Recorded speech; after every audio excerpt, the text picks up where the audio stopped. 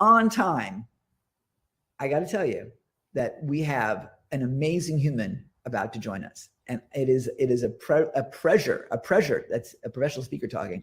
It is a pleasure to welcome the incredible, the amazing, the one, the only, the legend, Mr. Les, Amy Brown's little boy. Mr. Brown, how are you? I'm blessed to be in the presence of your greatness. How are you? I'm thrilled. And is that a rainbow behind you, Les? Yes, absolutely. Rainbows are good luck. I'd say so. Yeah. Well, we've been planning this for a while, and so what do you got to say for yourself? We're talking about opportunity and making a new beginning right now. What do you see going on right now in the world? It's the best of times and the worst of times, and we have a choice. A lot of people are filled with fear. When fear shows up, one or two things happen. The majority of people, they look at fear, they listen to all of the advertising and the promotion of fear, and they run. But there are few people like you and the people that listen to you who face fear and rise. And that's where we are. That's what we have to do, because in the midst of all that's going on, we're in new territory. But personally, all of us have been in new territory before. When you marry someone, you're in new territory. When a doctor look at you like a doctor did with me 27 years ago and said, you got maybe a few months, we'll provide for you palliative care. I was in new territory when they told me that I had cancer. And that's the most feared word in 7 different languages. And I had to find out how was I going to deal with that. So it's about focusing your mind. It's very important. The people that are listening to us now, and that what you espouse is that it's easier said than done. Don't focus on where you are. Focus on where you're going, and what is it you have to do, and who is it you have to be to become the person that you need to become in order to navigate the turf where we are right now. And things are changing rapidly in the midst of all the stuff that's going on. At the top, from our leaders, which is they're in a state of chaos, from the media, and we have to anchor ourselves. We can't look outside ourselves. We have to anchor ourselves and do things to train our minds, to develop a level of resolve, focus, and perseverance to get through this, because this has not come to stay, it has come to pass. That's well said. The challenge is like we're building houses on quicksand, is what it feels like. Absolutely. And the only constant is change. So we have to be adaptable. We have to be willing to accept. I mean, just putting this whole event together, same idea. And that adaptability is what keeps us sane. If the longer you try to the longer you try to control, it's sort of like what the beginning of Star Wars, when they said the longer you try to hold on to us, the more will slip through your fingers. And I'm saying that so badly, but that's the way I look at it. So Les, how do you cope? You cope by not allowing yourself to make the choice to be consumed. And I said it's a choice.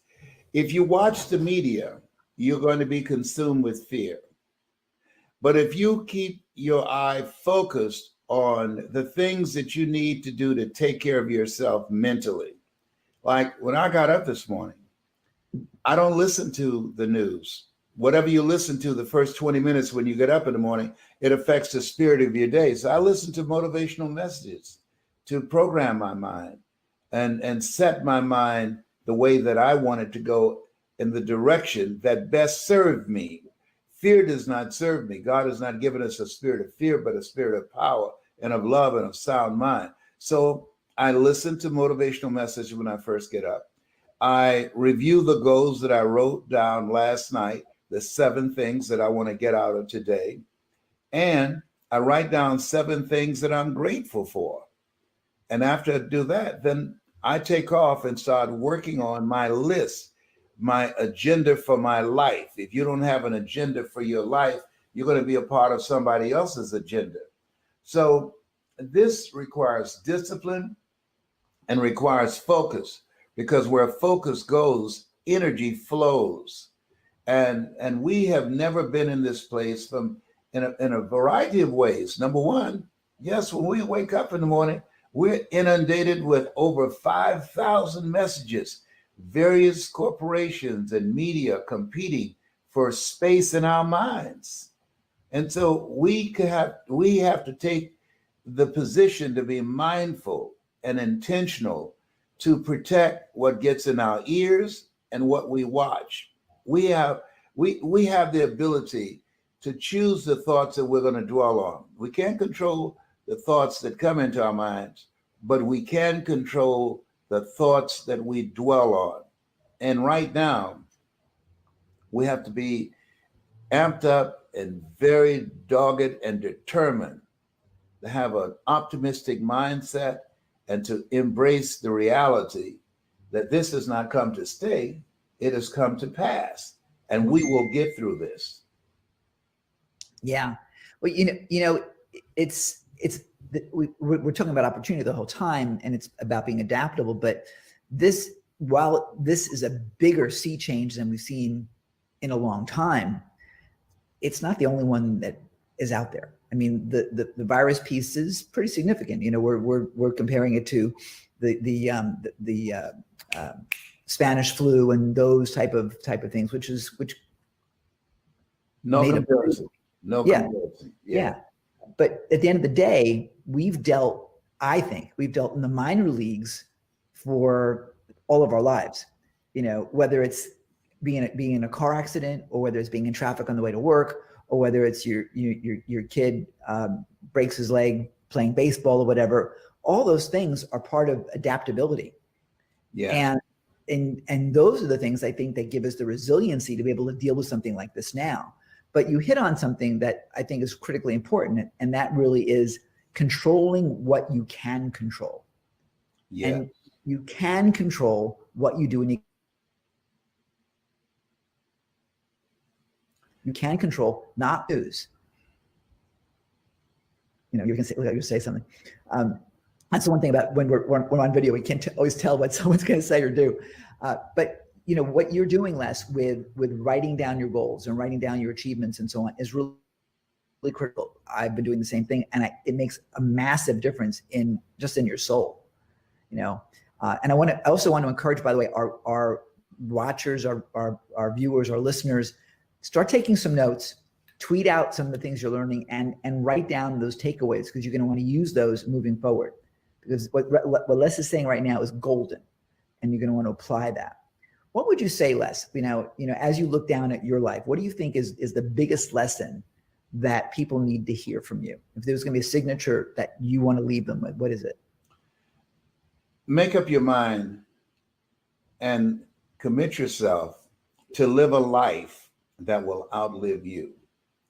I believe that Mark Twain said the two most important days in your life is the day that you're born and the day that you realize why you were born. And when we decide to live a life that will outlive us, we know it's this thing called life is not just about us. Horace Mann said it another way. He said we should be ashamed to die until we've made some major contribution to humankind. And Ken, you are that kind of person. The reality is that the program, your life, the things you've done, it reflects a person who has compassion and who has a vision of leaving the planet better than how you found it. And so when we make those type of ambitious commitments, we don't know how we're going to do it. We leave that up to God. We do the best that we can, and God will do that which we cannot. But they say, how do you eat an elephant? One bite at a time. And so we find some place where we take a stand and we take a bite. It's true. Are you bigger than it, or is it bigger than you? Right. Yes. And I read something today that's very real. Make your commitment greater than your excuses. That many people are living a life of mediocrity. because they have allowed their excuses to dominate them, to govern their behavior, to shrink their vision of themselves. Make your commitment more powerful than your excuses, because you can't fit a big dream into a small mindset full of excuses. Those of us that want to make a difference and to move forward and to grow through this experience rather than just go through it, we must be willing to commit ourselves to do the things today others won't do in order to have the things tomorrow others won't have. A lot of people are watching old boxing matches and old football games and baseball games and basketball games. My son, John Leslie, said, maximize your downtime. And he said, the reason they call it downtime, he said, that's when people engage in doing things that prevent them from going up. If we maximize our downtime, I've been working on my book for 22 years. I decided when coronavirus lockdown came about, I'm going to finish this book. And I got some help. I believe ask for help, not because you're weak, but because you want to remain strong, and ask for help and don't stop until you get it. So I completed it because that became my intention and my commitment, and I wouldn't allow anything to get in the place of that. The other thing is being consistent, that as we look at ourselves and look at where we are, we have to look beyond here and ask, where am I going? And who's going with me? The reason that most people never achieve their goals is because, for my belief, they have too many toxic, negative, energy draining people in their lives. And so you have to look at the people in your life and ask the question, who can I count on and who should I count out? There are a lot of people there when they need you, but when you need them, you can't find them. Mm-hmm. And so now you want to create and deepen your relationship with people that you know that you can count on, and create a mastermind or a team, if you will, of collaborative, achievement-driven, supportive relationships that can take you in the direction of where you're going. You can't do it today solo. Yeah, no, it's true, especially now. Especially now. We learn, I think, with this, that we're dependent on so many others, especially as we get of age. My mom is older than me. I'll leave it that way. She's watching. I can't disclose her age. And she's very self-sufficient, but at some point she may not be. At some point she may need people to help her. Once a man, twice a child. Yeah, yeah. At 75, I'm not the man that I was when I was 25 or 35. 75, you lose some things. Betty Davis said, old age is not for wimps. That is true. That is true. It's interesting though. I think that as we get older, I think we do have some extra wisdom, and I think we also learn that it's not as important to wonder what other people think about us anymore. If you're watching and you're stuck in the what will they think, at this point, who cares? I read a book, Ken, and I'm sure you read it. The young lady's name escapes me, but the title of it was, What You Think About Me Is None of My Spiritual Business. Right. Right. And so I had to learn that the hard way. I never forget a man who had a major impact in my life. And he was a mentor, and how people live their lives as a result, as you know, the story they believe about themselves. So when I was in the 5th grade, I was labeled educable mentally retarded and put back from the 5th grade to the 4th grade. I failed again when I was in the 8th grade. And so here I am in my junior year in high school, went in his room looking for a student. And he said, young man, go to the board and work this problem out for me. I said, sir, I can't do that. I'm not one of your students. He said, do it anyhow. And then the other students started laughing, saying, he's got a twin, Wesley. He's Leslie. His brother is smart. He's DT. And he asked, what's DT? And they said, he's the dumb twin. And they erupted in laughter. And I said, I am, sir. And he came from behind his desk and he pointed at me. He said, "Don't you ever say that again. Someone's opinion of you does not have to become your reality." In that moment, he interrupted and created a shift in my thinking. Mama said, "Sticks and stones can break your bones, but words can never hurt you." That's not true. Words can hurt, and very deeply. But on that day, he interrupted my vision of myself, my self-explanatory style. On that day, he opened my mind up beyond the words that have been spoken to me in the past, beyond my mental conditioning, and it gave me a new vision of myself. And I think that where we are is that adversity introduces a man to himself. Where we are right now, we have the opportunity to let this define us or to define ourselves. When the doctor looked at me 27 years ago and said that I had terminal cancer, had a choice. And what he did was, which was so shrewd, he said, "You have cancer. Your PSA is 2,400. 1 to 4 is normal. And it's metastasized to 7 areas of your body." And I smiled. He said, "Why are you smiling?" I said, "Hey, 7 is my lucky number." He said, well, it's gone to your spine. And he said that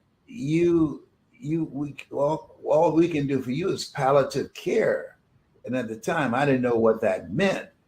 But what got me was, I asked him, "Can we get a second opinion?" He said, "Yes, and you're ugly too." I said, "You didn't just call me ugly, did you?" He said, "Yeah." I said, "Man, that's not nice. I can't believe you called me ugly." And then he interrupted our laughter. We both laughed, and he said, "And you got this. We determine the diagnosis. You and God determines the prognosis. You got this. You've got to make a radical change in your lifestyle, in your eating, your exercise, your mindset. You got this. You determine how long you're going to be here." And he gave me a watch with no hands on it. I said, "What am I going to do with this? I can't tell time." This says to you, when you look at it, you determine how long you're going to be here. You determine based upon your discipline, based upon your vision, based upon your commitment to a new lifestyle. And you talk about, it took less than 10 minutes and it changed the direction of my life. It changed me. And I'm still here 27 years later. And so we determine in the midst of Corona, not Corona, we determine how we're going to come out of this. We've got to be mindful. We've got to do the things that's necessary to keep us out of harm's way. I just came from a business meeting, my first business meeting. My kids got me out of the house because one of my kids didn't come for a meeting. And I called them. I said, "Look, I don't know how to meet anybody now. I'm not used to this. This is my first outing." And so Calvin said, "Dad," he said, "don't get too close to him. Just do an elbow bump." I said, "Okay." And he said, "Then walk back 6 feet." I said, "Okay." So here we are in the lobby of this hotel, the Renaissance Hotel, the huge hotel, only 6 occupants there. And we're seated 6 feet from each other. And we're talking about a business deal. Okay. I said, "You know what? I'm interested in being in business with you, but I'm not dying to be in business with you."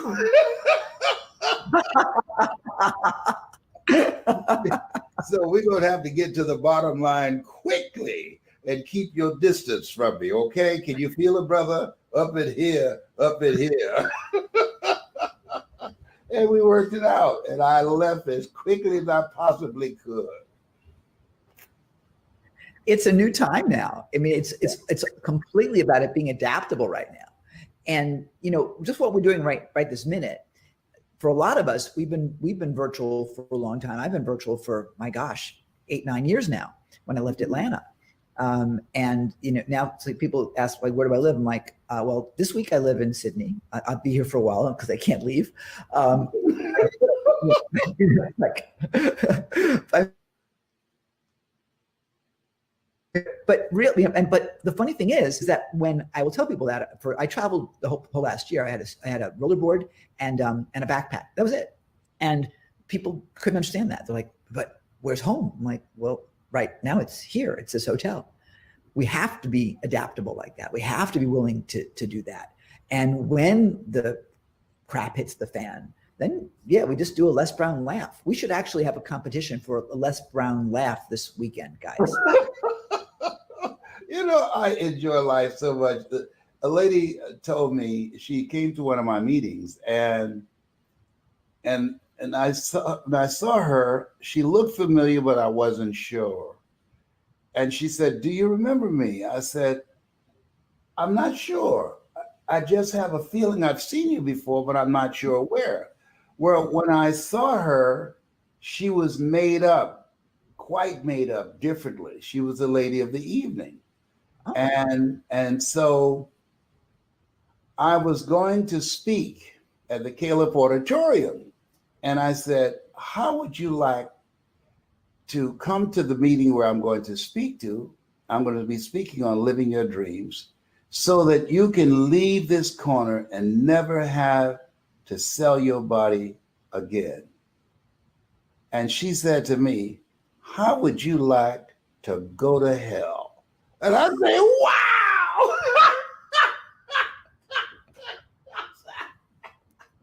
Oh my God! I laughed all the way across the street. I said, thank you for that. And she was laughing too. And she said to her friend, she said, boy, he's got a funny laugh. And so, unbeknownst to me, she came to my meeting. And she came to 4 of them. I was doing a series. She came to 4 straight weeks. And at the end, it was called 4 Steps to Greatness. And at the end of it, she came up to me. She said, I'm Patricia that you spoke to. You didn't know my name, but I was made up quite differently. And she showed me a picture. And she said, thank you to introducing me to my real self. And we both cried together. And so we all have, I believe, the opportunity to make impact in people's lives. I have hot flashes from the cancer medication that they have me on. And I used to tease my mother and my sister about hot flashes. I call them power surges. But when we look at this thing called life, Viktor Frankl calls it that it's unavoidable suffering. We want to always go through some stuff. We're going to always have to deal with some stuff. Think it not strange that you'll face the fiery furnaces of this world. You will, not you might, you will have tribulations. And so when I look at where I am at this point in my life, at 75, and I have more years behind me than I have before me, my goal is to live life just like you. And the way that you live your life, from my estimation, is like Helen Keller. She said, life is either a daring adventure or it's boring. And most people live boring lives. Most people are not flexible and adaptable and versatile and willing to find a way to make things work for them. And that's their choice. That's their choice. To me, he who has ear, let him hear. I remember reading a book called The Kabbalion, and there was a line in there that I remember said, the lips of the wise are sealed to the ears of the ignorant.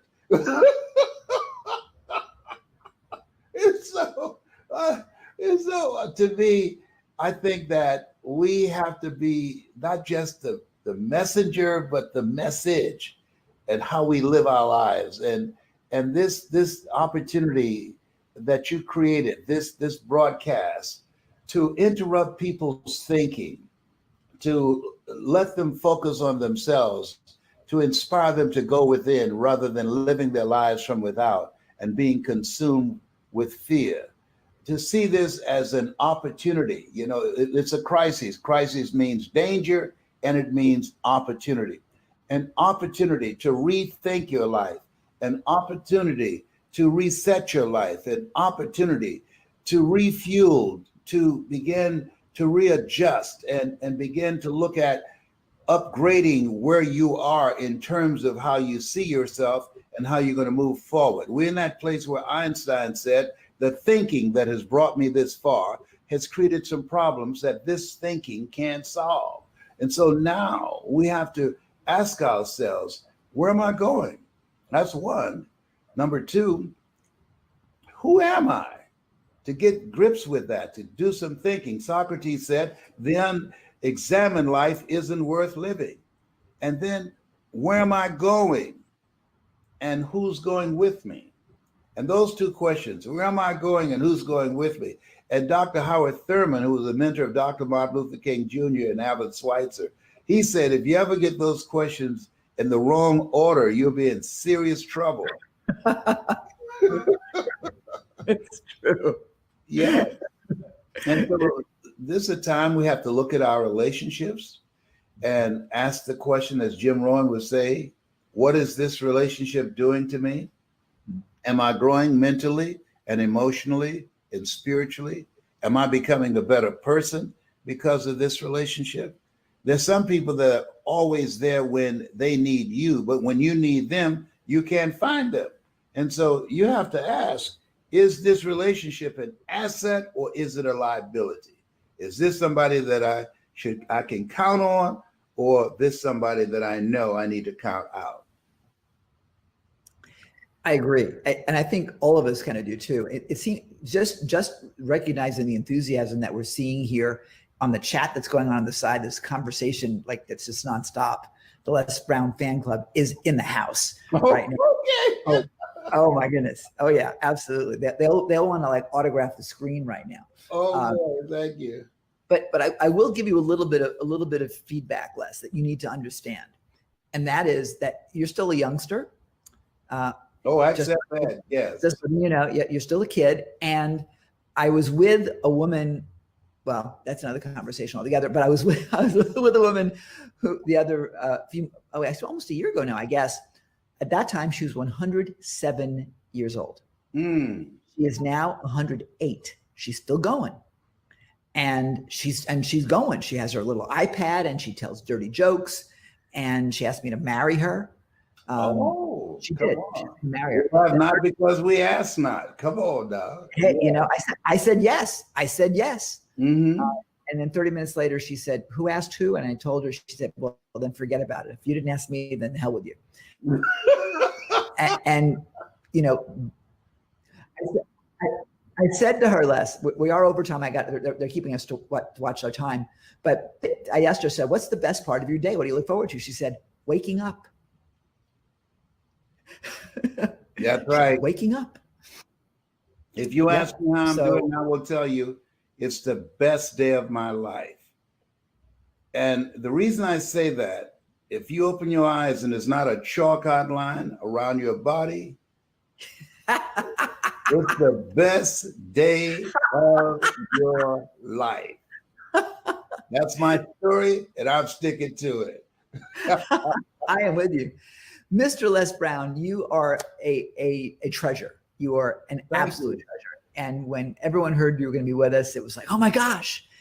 So I want to tell you how grateful I am to you for being here. You're a busy guy these days.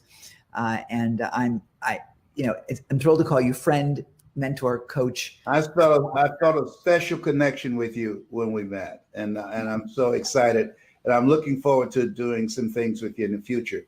I'd like to invite your viewers to get my book. Go to I Am Hungry Les Brown. My book is entitled You've Got to Be Hungry. That's it. That's what I was waiting for. Yeah. So get my book. Go to I Am Hungry Les Brown. And we have over $500 worth of motivational videos that we download through a QR code in the book. So it's going to make a difference in their lives. And we're going to do some ongoing coaching with people who get the book. But I want to thank you so much for who you are and for your making the commitment, as I have decided to do, to live a life that will outlive me. And I know your mother's proud of you. Thank you so much, and God bless you. And to you too, my friend. Everybody, let's see. Here we go. We are now recording officially as well. Life is good. Hey, everybody. Ken Krell here. Thrilled to have you with us. It is the middle of the night here in Sydney, Australia. I mean, exactly the middle of the night at 12 midnight. But it is earlier in the day in the other side of the world, in the great city, the city of lights, isn't it? The city of Paris. I'm so thrilled to have Helena with us. And Helena Hansen is originally from Sweden, but now a French resident. She has been editing and reading and become a literary coach for, gosh, over the past 15 years, 16 years now, from what I count on the information that I have here in my hand. And today she's going to share with you about how all that can go together and how you can put love into your writing and love into your communications. And I couldn't be more excited to have with us today, tonight, this morning, good evening, whatever time you are, Helena Hansen. Yeah, thank you. Thanks a lot. It's 2:00 in the afternoon here. Lucky you. Yeah, lucky me. And I'm thrilled to be here, and I hope you will understand my English, because normally I speak French all the days and Swedish, of course. Well, your English is great, and for me, it's a thrill to be having someone in France, because French is my second, next to English, is my second favorite language. So I'm absolutely thrilled. That's why I keep coming back to you, like, oui, merci, So we have to do this in English, but I hear you great. You're awesome. So I'll let you go right ahead. Yeah. So I'm here today to talk about my love for literature and how it can make you become an excellent writer. And you can say that I brought my love for literature into my own business. And as you said, I'm a writer's coach, I'm a publisher's reader, I'm an editor. Sometimes I work as a ghost writer, and then it's a little bit more like a secret. It's not my name on the cover of the book, but it's me who has written it. And but I feel every day when I go to my office, or well, my home office, I have an office at home, and I feel this great love for what I'm doing. And I think if you love what you do, and if you're doing what you love, you get more successful and you get more love into your life. And I hope I bring a lot of love to my customers, the writers I'm working with, because I'm working with not only established writers, I'm working with aspiring writers. And I have some advice for you how to become an excellent writer. And my first advice is to just do it, because everybody can write. Even if you have doubts, I think you can do it, and you can learn how to write. And the more you write, the better you get. And that is the clue to do it. They say that in Sweden, every third person wants to write a book. And I think, I don't know how the figures are in other countries, but I think it might be the same. Lots of people, they want to write a book. And I say, it's possible. Maybe you want to write a collection of short stories. That's a good beginning. Or maybe you want to write your novel, or why not a non-fiction book? Because that can be your personal business card. If you write about a topic that you're specialized in, that is great. You bring more love into your business, you get to love what you do, and the customers will love to read your book. So that's my advice, to write. And you can learn how to write in many ways. You can go to, for example, you can take classes in creative writing. Sometimes I organize actually workshops in Paris in creative writing. And as you said in the beginning, I don't know if the other heard that, but I live in Paris, the city of love, or the city of lights, but I usually call it the city of love because especially if you love literature, it's an amazing city. You can go to all those cafes where, for example, Hemingway, Scott Fitzgerald, the Beat Generation, where they sat and created their work, and you feel the ambience of love, the love of literature, and that's just amazing. And so I brought this love into my business, and I also taken a Master of Arts in creative writing from Lund University. It's in the south of Sweden. But the most difficult thing I've done is to learn French, because when I moved to France, I couldn't speak much French. Of course, I've studied French in college, but you know, when you come to France, it's not the same way people do speak. And so I took a lot of classes and courses in the French language, and then I can enter the master program in literature. And it was, well, it was a challenge, but I made it, and I made it with good grades. And I think that's thanks to my love of literature.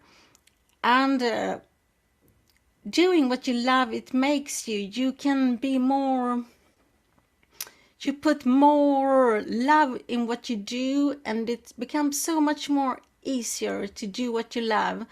And so don't give up. It's the same thing with writing. Don't give up. Some people, they say it's 10% inspiration and 90% transpiration. And I think that might be right, because some days maybe you sit in front of your computer and you feel you don't get nothing written, but at the same time you think about your texts, and you work it, you develop your text inside your head. And some days maybe you write a lot of pages. So my advice is to just do it, sit in front of the computer and write.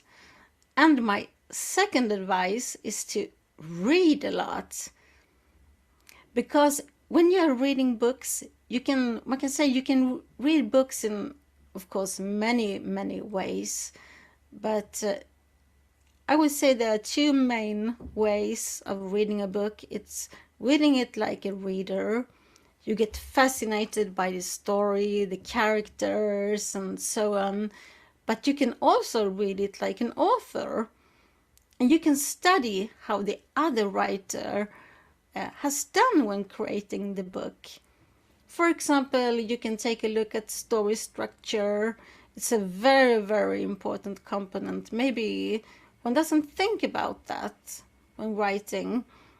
And you can take a look about how the characters are developed, how they are created, because a character, there needs to be a development. A character should not be the same in the beginning of the story as in the end. And you can also take a look at the setting, the detail, the style, and that can make you find your own literary voice. And I think it's amazing reading books. So the next time when you read a book, I recommend you to read it like a writer, and read your favorite book again and see how the writer has done. And And maybe you say, oh, it's so hard to write a book. It takes so long time, but you can write a book in many ways. And for example, like Stephen King, he says at least that he's a organical kind of writer. That means he doesn't plan anything. He's just writing his stories. But he's also, he has a lot of experience too, so that comes into the picture. But you have, for example, Larry Brooks, who has written the excellent book Story Engineering. And there you can learn from handbooks in writing, and he is focusing on structure, on characters, and everything you need. So you have to feel for yourself which is the best way for you to write, because there are so many ways, but don't forget to read. And my third advice is to letting other people read what you've written, because it can be lonely. It can be lonely sitting at your home office or at a cafe writing, and you feel this, you're a bit alone. And I think you will feel the text gets also more alive.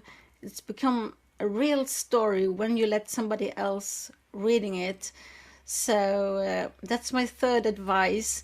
And it's very good to let's say, friends or family read your text, but you can also contact a writer's coach. And maybe you wonder, what is a writer's coach doing? And me, when I'm working with customers or clients or writers or people who want to become writers, we set up deadlines, they send in text.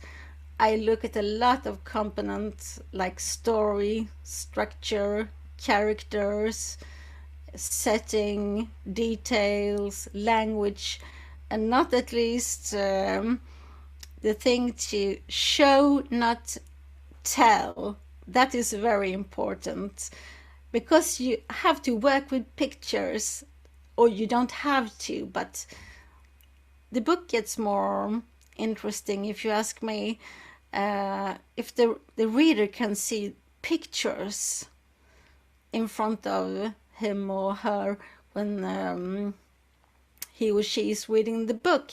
And that's something that is very, very important. And I'm reading text mostly in Swedish, but also in English and in French, of course. And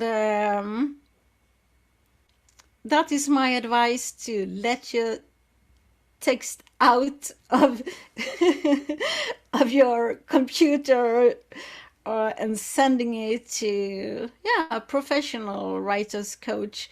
And I don't know if I should talk about my gift to you who are listening, because I'm offering you, because I'm so happy to be here. I'm thrilled to be here talking, and I think it's great, and I want to encourage everybody to write their story, because I think everybody has a story inside of them that needs to get out, to be read.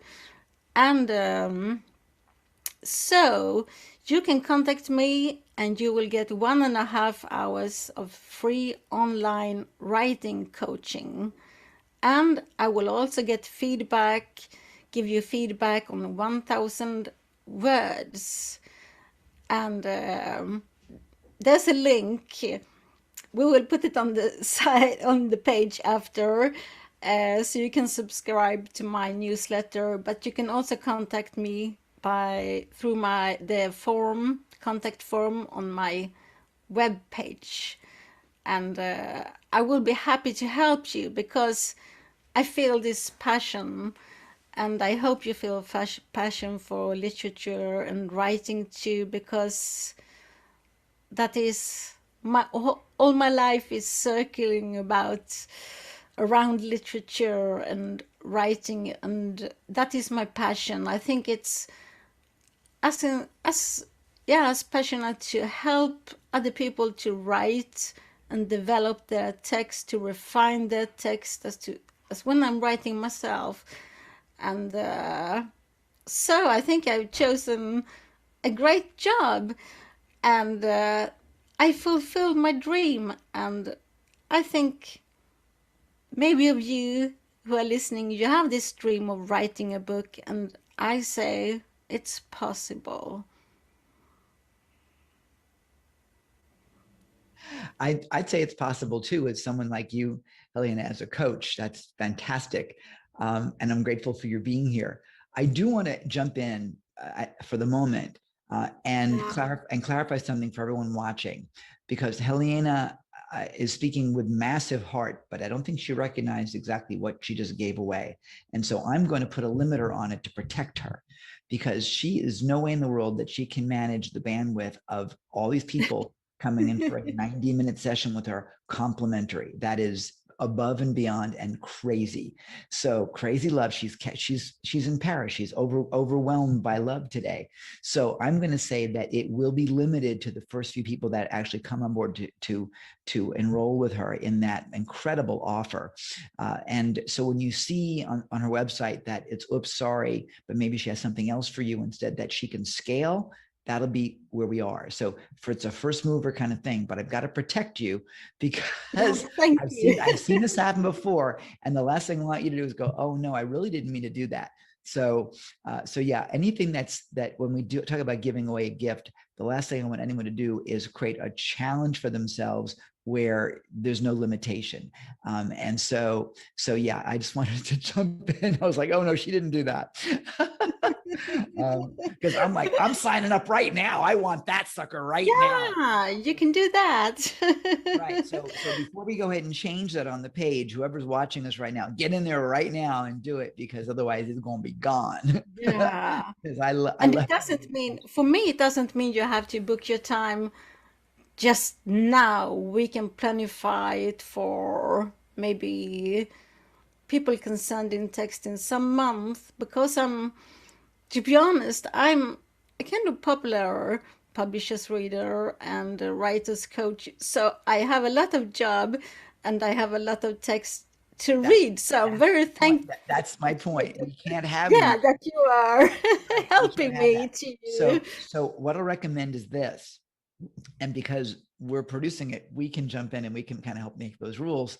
So I'm going to encourage Helena to, when we finish the interview today and we finish her session, she'll scale it to the point where, and this is a lesson for everybody. I teach this in our Pride program, which stands for Produce Ridiculously Irresistible Digital Events. It's to make sure that what you do offer, you don't get yourself in trouble for. So No. I say in trouble is like, oh much, I promised too much, because we want to give. I mean, that's the whole idea. It's really sharing your love. Yeah. But if we overshare it, then we create a nightmare for ourselves. And by the way, this event is a perfect example, because what was right, Zor? It's a totally perfect example of oversharing and overhelping. I did not really intend to do a 24/7, oh my gosh, 300 speaker kind of an event. And so it came from here, from wanting to help Zor help his folks in his family and his village in South Sudan.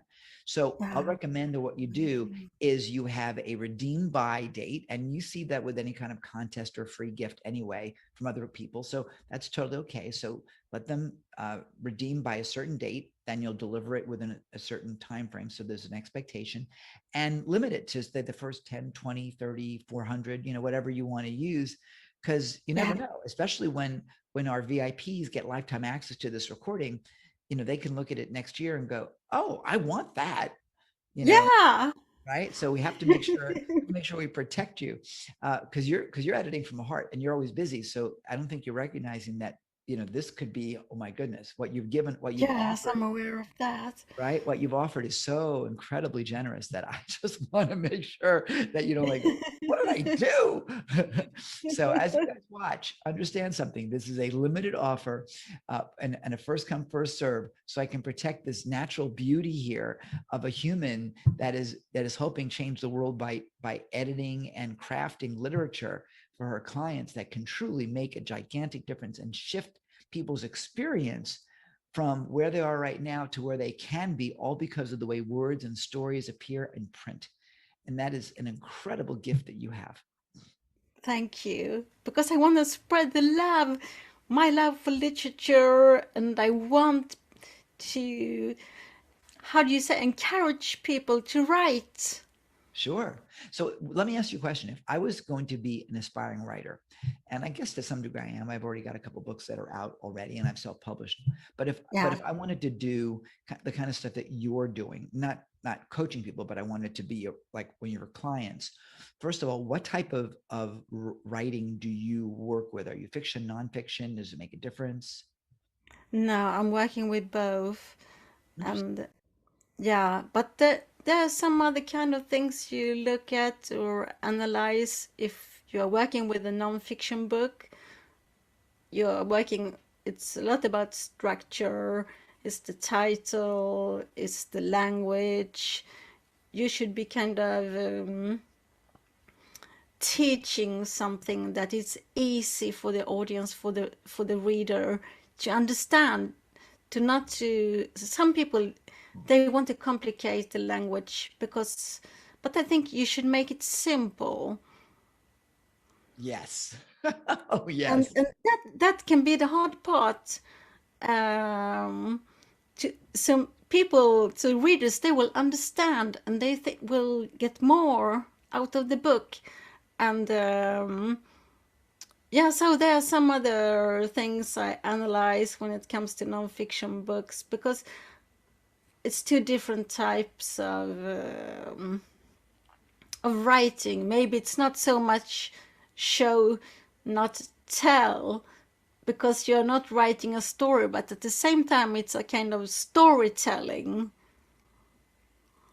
So, but there are two different kind of approaches, you can say.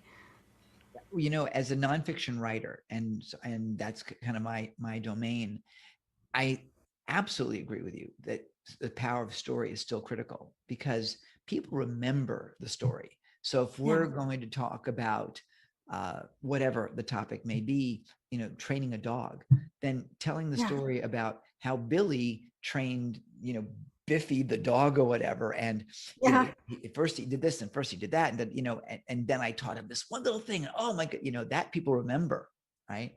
So it's really important to do that. And then, as you said, very important distinction for every one of us is to remember, number one, who your audience is. If it's a scientific journal, right? If it's a scientific journal, you can talk in that very high language. But if you're talking to common people like us, then talk in natural language. Don't try to impress us with big words because that you lose the audience there. And it's funny, as a writer, I'm a writer, but I'm more of a copywriter. And when you write copy to convert, to get people to take action, you got to write it at like the 4th, 5th, 6th grade level so people can read it. Using big words that say you're a genius doesn't get you the audience. So, right. And that is, I would say it's very important too in non-fiction or in fictional books to know who your audience is. Because if you're writing a fantasy book, it's not the same people who wants to read a thriller or a romance story. You need to limit your audience because that's a common mistake. You think, oh, I'm writing for everybody. But it's so hard to englobe all people in an audience. You have to know who your audience, who you want to write to or write for, and adapt your language, of course, after your audience. Even in fictional books. It's funny, so funny that you're mentioning that, because as a marketing guy, we talk about the right fit audience and knowing who your customer avatar is and eliminating those, it's like Michelangelo and that slab of marble. How did he find David? He took out what wasn't, right? And you're talking about writing to the correct audience, or choosing your audience and writing to them. It's interesting. I don't think people connect that writing is the same thing.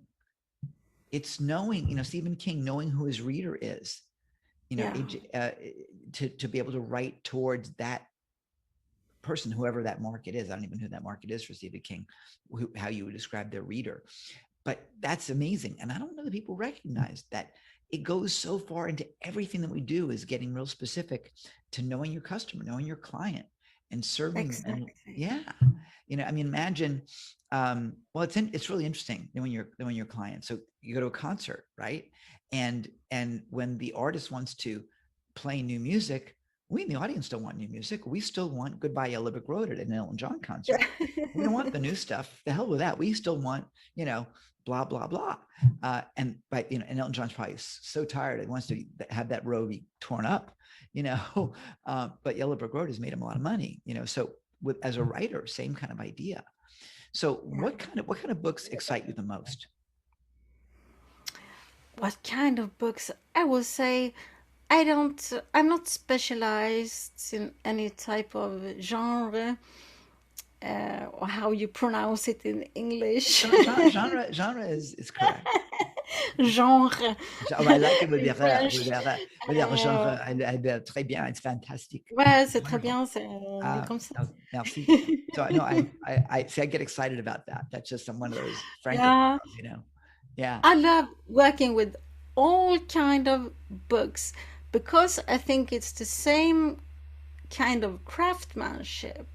Because I think what's important to think about too is that you can learn how to write, because some people think it's only inspirational, it's only genius who can write a book, but this is something you can learn how to do. And of course, if you read a feel-good book, there's certain expectations from the reader. There should, for example, always be a happy ending.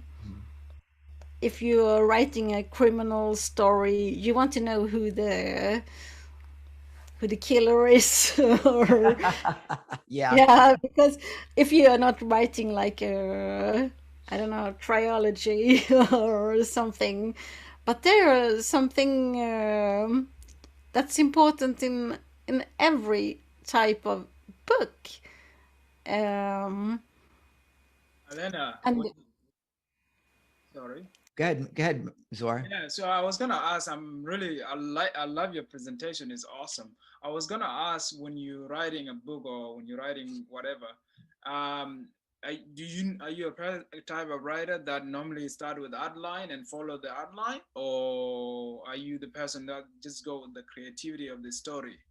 And as you answer that, understand we have less than 30 seconds left. So before we have to go to our next guest. So yeah, I would make a quick answer. I'm planifying because mostly I'm writing for other people, so it's what they want to write that I'm focalizing on. So they need to know what I should write as a ghostwriter, for example. But you can do both. It's when you're writing a book yourself, you do what feels the best for you, because there is no right or wrong in writing a book, I think, or the way you write a book, but there are components you need to think about. Awesome. Thanks, guys. So unfortunately we've got to end our stream right over here. We have another stream coming up in just another second here, actually right now. So Yeah. Helena Hansen, thank you so much for being with us today. I love you. You're awesome. Yeah, lots of love, bisous from Paris, and to you all. And thank you for letting me speaking here today. It's been an honor to have you. It's been an honor to have you. Merci beaucoup. Merci beaucoup. Au revoir. I stand for love. Do you? Hey, this is Captain Lou, and I stand for love, baby. Do you? Do you? Yes. Do you? Do you? Do you?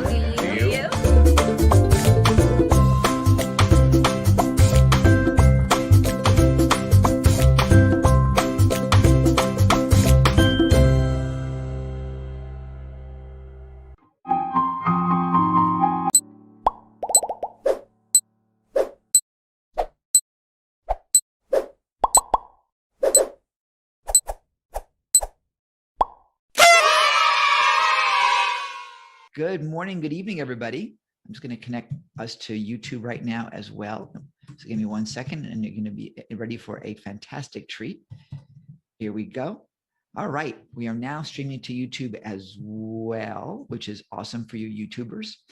Today, you are in for a fantastic treat. Now, by the way, when I say today, it could be this morning, this afternoon, good evening, because at the moment it is 5 o'clock in the morning here in Australia. It is 1 o'clock in the afternoon Eastern time. Janet, where are you? Where are you? I'm on the West Coast, Pacific time. So it's early, it's morning for you on Valentine's Day. Happy Valentine's Day.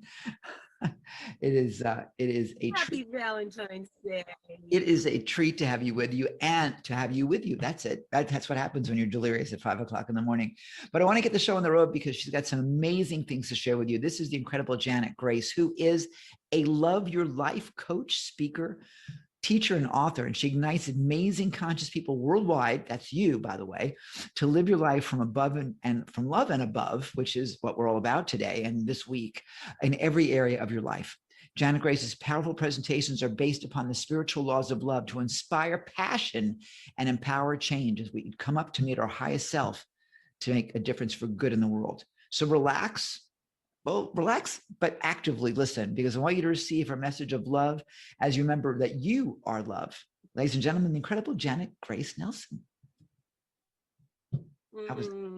Thank you so much. It is an honor and a pleasure to be with you here on Love Day, and you choose it's just, you know, love just is the spark that ignites every single one of us to live just more anonymously and really give from that place of love and above.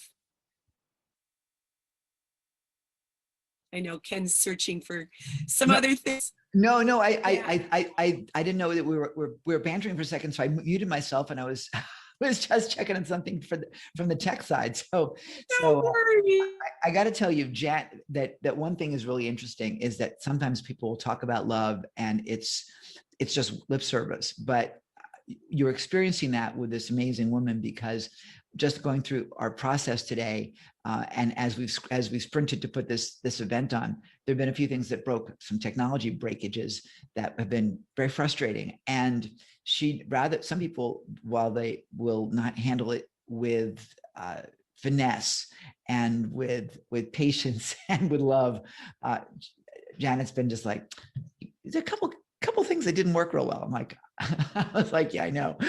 So it's been really wonderful. So let's just, as Janet says, relax and love into what's coming next. I'm really excited to hear what you got. I'm very excited to hear what we're for, especially when we get up at this time of the morning. This to me is the perfect time to be able to get into self.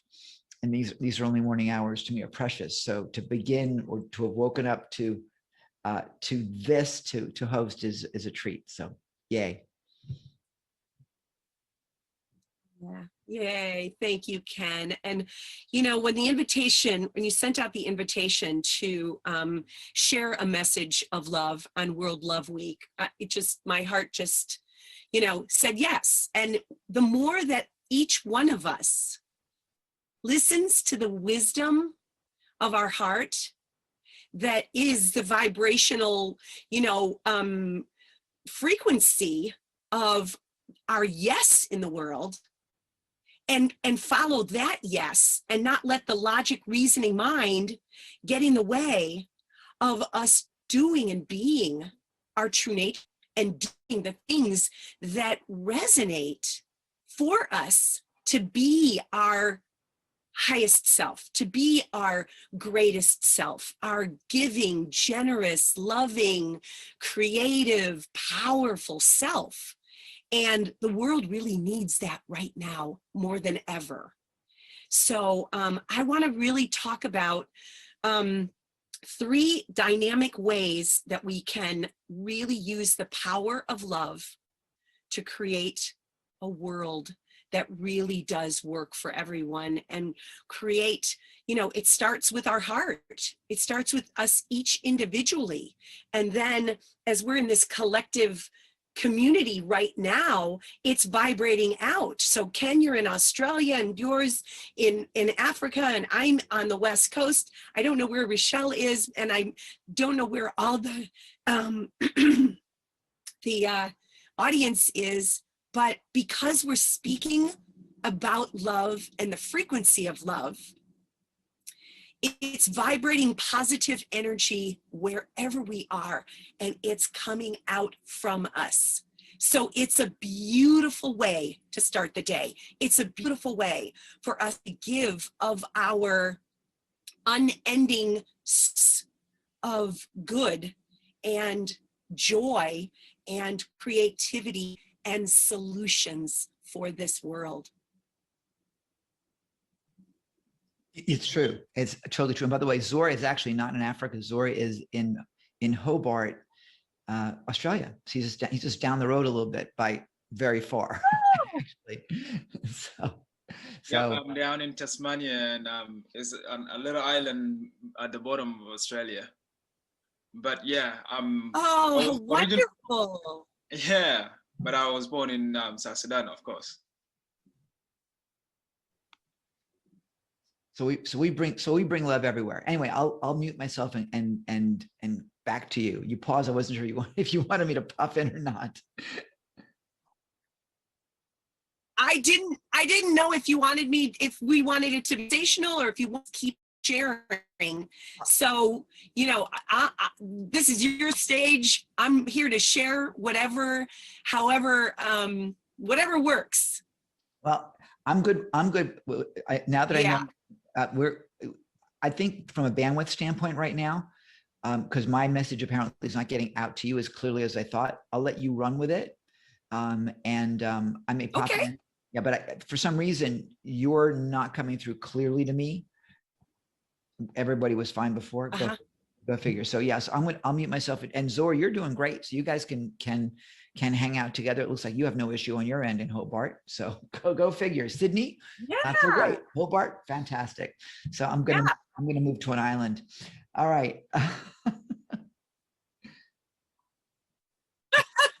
Move to an island where you get great reception. It's funny. Yeah. It's funny. Absolutely. Because sometimes absolutely cities have. Yeah. So, well, I'll just keep going with my message. Yeah. No, go ahead. I just muted myself because I'm delayed. So I'm just gonna make this thing worse if I talk. So I'm gonna be quiet for a bit and let you guys run with it. We'll hope that things ease in a little bit. This is really weird that our bandwidth got wacky all of a sudden. Yeah.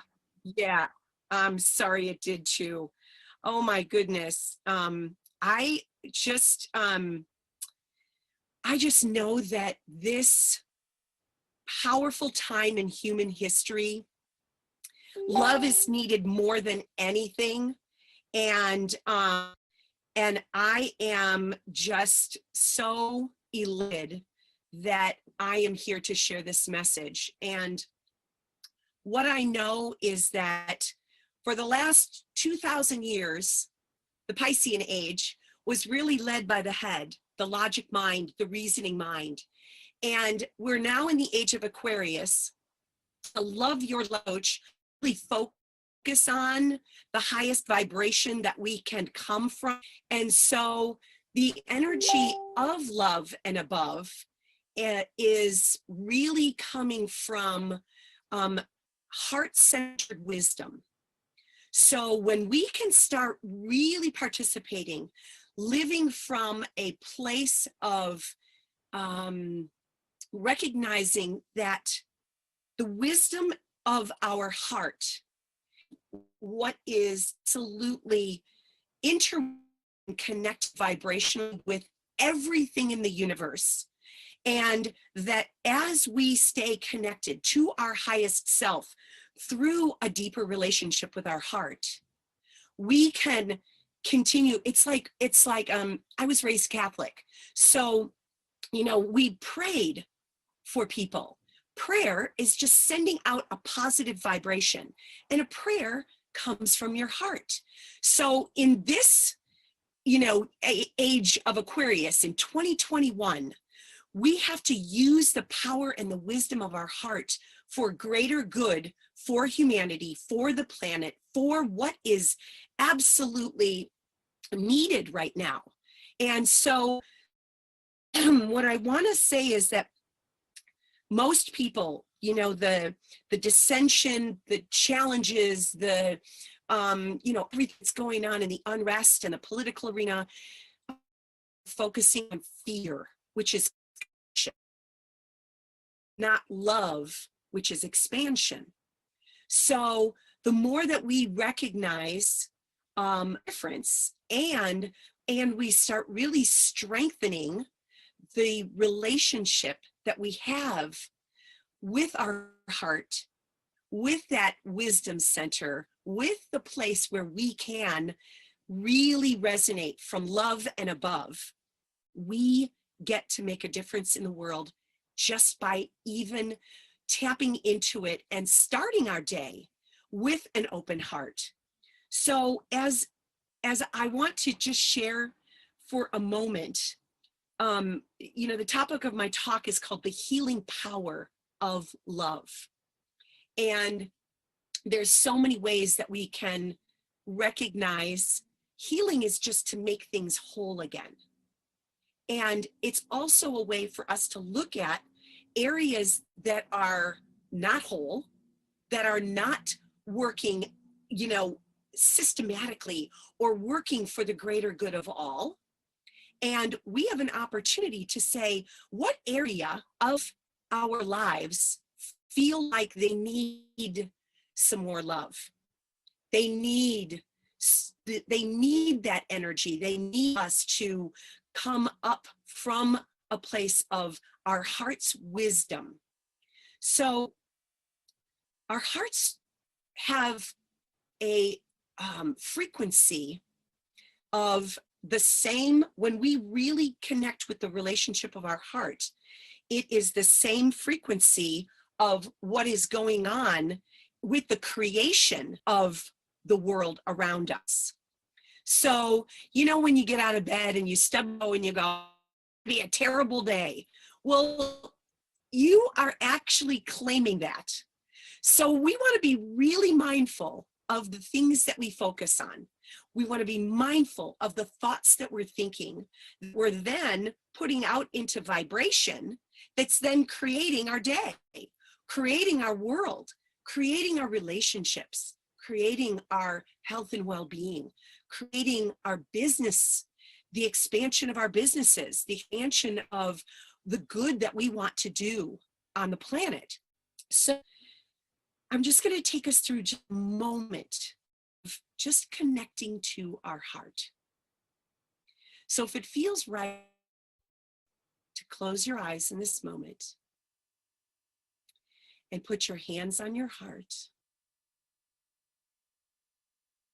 and take a deep, beautiful, loving breath from the center, the core, the essence, the spark of the divine in the center of your heart. Take a deep breath together right in that place. And as we do, and we're holding this space, we're fueling that spark, and we're allowing the spark of that place of our own divinity to spread out throughout our entire bloodstream and our organs and our tendons and our muscles, and even allowing a smile come on your face. And as you exhale, give forth that love. Like a gift of your own essence that you're sharing with anyone and anything around you in this moment. So I'm just going to in this moment, just, Ken, did you feel that? Yeah. Yeah. And none of us, I did. none of us really, oh, that's good. I just, because what happens is when we can really connect with our heart and really take that deep, beautiful breath of love in, first and foremost for ourselves, because it starts with you. And then as you exhale and give that forth, you're blessing everything around you, everyone around you. And there is no border when it comes to energy. There is no box that any of us live in. And we are all connected here on this Zoom call, on this Facebook, in this YouTube frequency right now. And we're literally sharing each other's energies. And when I'm doing this in person and not in a virtual space, I'll say, breath is so intimate that we're literally massaging each other's organs. So if you think about the intimacy of breathing, exhaling and inhaling, and opening up your heart to be of loving service to the other souls that you're sharing this journey with, it really truly is a loving journey and a loving way that we can feel intimate, feel connected, know that there is so much that we can do just by opening up our hearts and setting the intention to actually share that love and feel the wholeness, feel the healing power that we can actually send to others. So that's the first of the dynamic ways that I wanted to share today. And the second one is for us to recognize that love truly is the most powerful healing force in existence. And that was actually a quote by Martin Luther King Jr. And lifelong student, very, very active. I've read hundreds and hundreds and hundreds of books on the subject of love. It is truly my favorite subject. And so when we get to recognize what love is, and I love acronyms. So love for me is an opportunity for us, our vibration eternally. So when you are being love and you are sharing love and you are expressing love and you are experiencing love, you're literally raising the vibration of the planet. You're raising the vibration of humanity.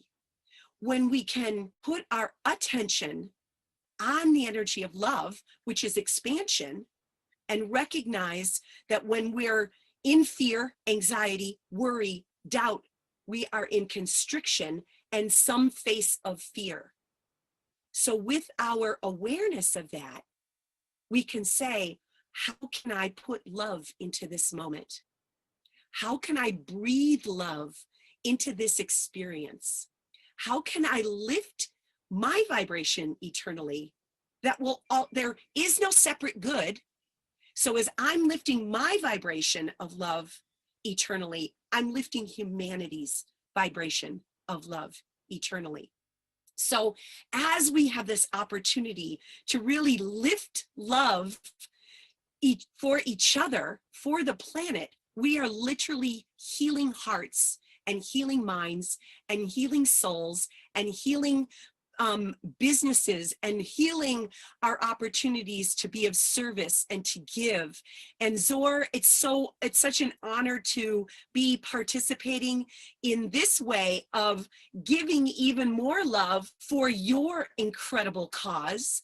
And I also have a nonprofit, so I recognize that, the more that we give this generous energy of love that continues to ripple out and keep giving of itself, this is when we get to actually be our true nature. And the truth of the matter is, we are love in the flesh. We have, each one of us, been loved into existence by love itself, or God, or source, or creator, whatever label you want to put on it. But we have to realize that every act of love is us being our true nature. And that is truly how we heal, with the power of love. And we will heal this planet, we'll heal ourselves from past sufferings, from past pain, from past abuses, from, all kinds. We can even pour love into those experiences so that we can stand even stronger and taller as love in this moment, and then move forward from that place of love. That's how we're going to heal this world. And I know that I know you all stand for love, as I do, and I'm just so honored and grateful to be sharing this message today of love. And on Love Day, it's just such an honor and a pleasure. And so the third thing that I just want to share really quick is, as you're staying connected to the energy of love, continue to ask yourself, what is my heart's deepest desire? To be of loving service to humanity. What area of humanity can I be of greatest service that really sparks the divine of my heart, that wants to be of service, that wants to be generous, that wants to give, so that we can all live in a higher frequency and really live on earth, because I truly believe that it's possible. So Ken, back to you for now. I love you. That sort of was redundant, I guess. But let me ask you, we have a few minutes, so we can play for a little bit, and Zora, you can pop in as well. Especially if my bandwidth is being wacky, because I felt like we were playing walkie-talkie delay earlier. I love it when that happens. So if we're going to take the essence of what we're discussing in terms of love and sharing that, and apply it into a business scenario where you don't sound airy-fairy, where you have an audience that isn't necessarily on the same conscious wavelength as we are, because there's so many that are just into head and haven't, they've missed their connection. How do you add that piece into environments where people don't necessarily equate it? Whether it's a scientific community where they're all quantitative versus essence-y. I thought maybe let's address that where folks don't yet have that connection and don't know how to play with it. It's such a great question, Ken. And, as a spiritual life coach, I help conscious people build businesses every day. And so love is literally the energy of expansion. Fear is the energy of constriction. So quite simply, and I've done a lot of work with the HeartMath Institute, it is scientifically proven that as you work with the energy of love, what would you love for your business to expand in? What area? Greater customer service, greater ability to build a better product, serve your clients on a greater level. All of those are where it is that you tapping into a greater, higher vision for your business to expand. It really isn't a lot. It's not really different from even where you want to expand, even in your personal life, deepening your relationships, having greater, more vibrant health. But it's really, how does that feel? Does it feel, because we have the greatest internal barometer built right in, it's called our nervous system. So if you're working on building or growing your company and you're saying, we want to expand in our we could do this. We could get better at emailing. We could get better at, social media. We could build a bigger program. If it feels like it's aligned with your vision and it feels expansive and aligned with serving more of your customer base and then you're and you're moving in the right direction. When it feels constricting and it feels like, we're just like, not really feeling it. If it's not a really feeling it, that's a not it. Yeah. So yes, that's true. there's, and then you can quantitate. Yeah. There's that old saying, and we're having delays, so it's just unfortunate. But unless it's a hell yes, it's a no. It's got to be that whole connection there. Yeah. Yeah, exactly right. Tell me, we only have a few minutes left. Tell me, how do you work with clients? What do you bring to the equation for someone that wants to work with you? It's a great question too. I'm on Facebook, I'm on Instagram, I have a website, janetgrace.love. I love that. I also have a free gift there too for all of your listeners today. Yes, janetgrace.love. Is that awesome? It's fabulous. Brand new. We're just rebuilding my brand. It just fit elegantly, and it was a hell yes. Yeah. It was a hell yes. So, but on my Facebook page, you can have a one-on-one call with me. I call my Purposeful Life Call, because if you're on purpose, you're living in the energy of love.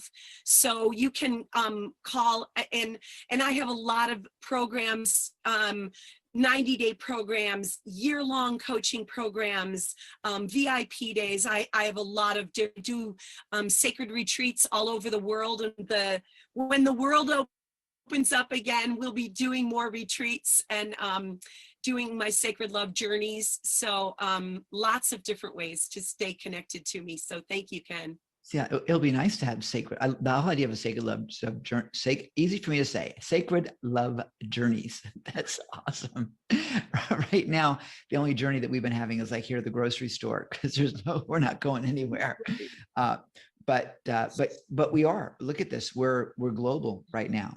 So we have Australia, we have the Philippines, we have the US, we have a lot of people coming in from Canada as well, and that's just here in this Zoom room, then on Facebook. So it's really miraculous that we're able to actually, the baby just came into the room. See, now I know now I know we're complete. I've had some people say to me, "Oh no, forgive the cat." I'm like, what do you mean forgive the cat? I love it when pets and children and and stuff come in the room, because it just allows you to connect with your heart. It's pretty exciting. So, Janet, I am thrilled to pieces to have you with us. And I wish we had more time, but I tell you, we've got a full plate. Hang out with us if you like, whether either here in our little broadcast area or in Facebook. And by the way, everything that all the goodies that Janet has available for us, they're on the dashboard. So you'll be able to access it that way as well. And VIPs, you'll get anything that she's got after the event's over as well. Go ahead.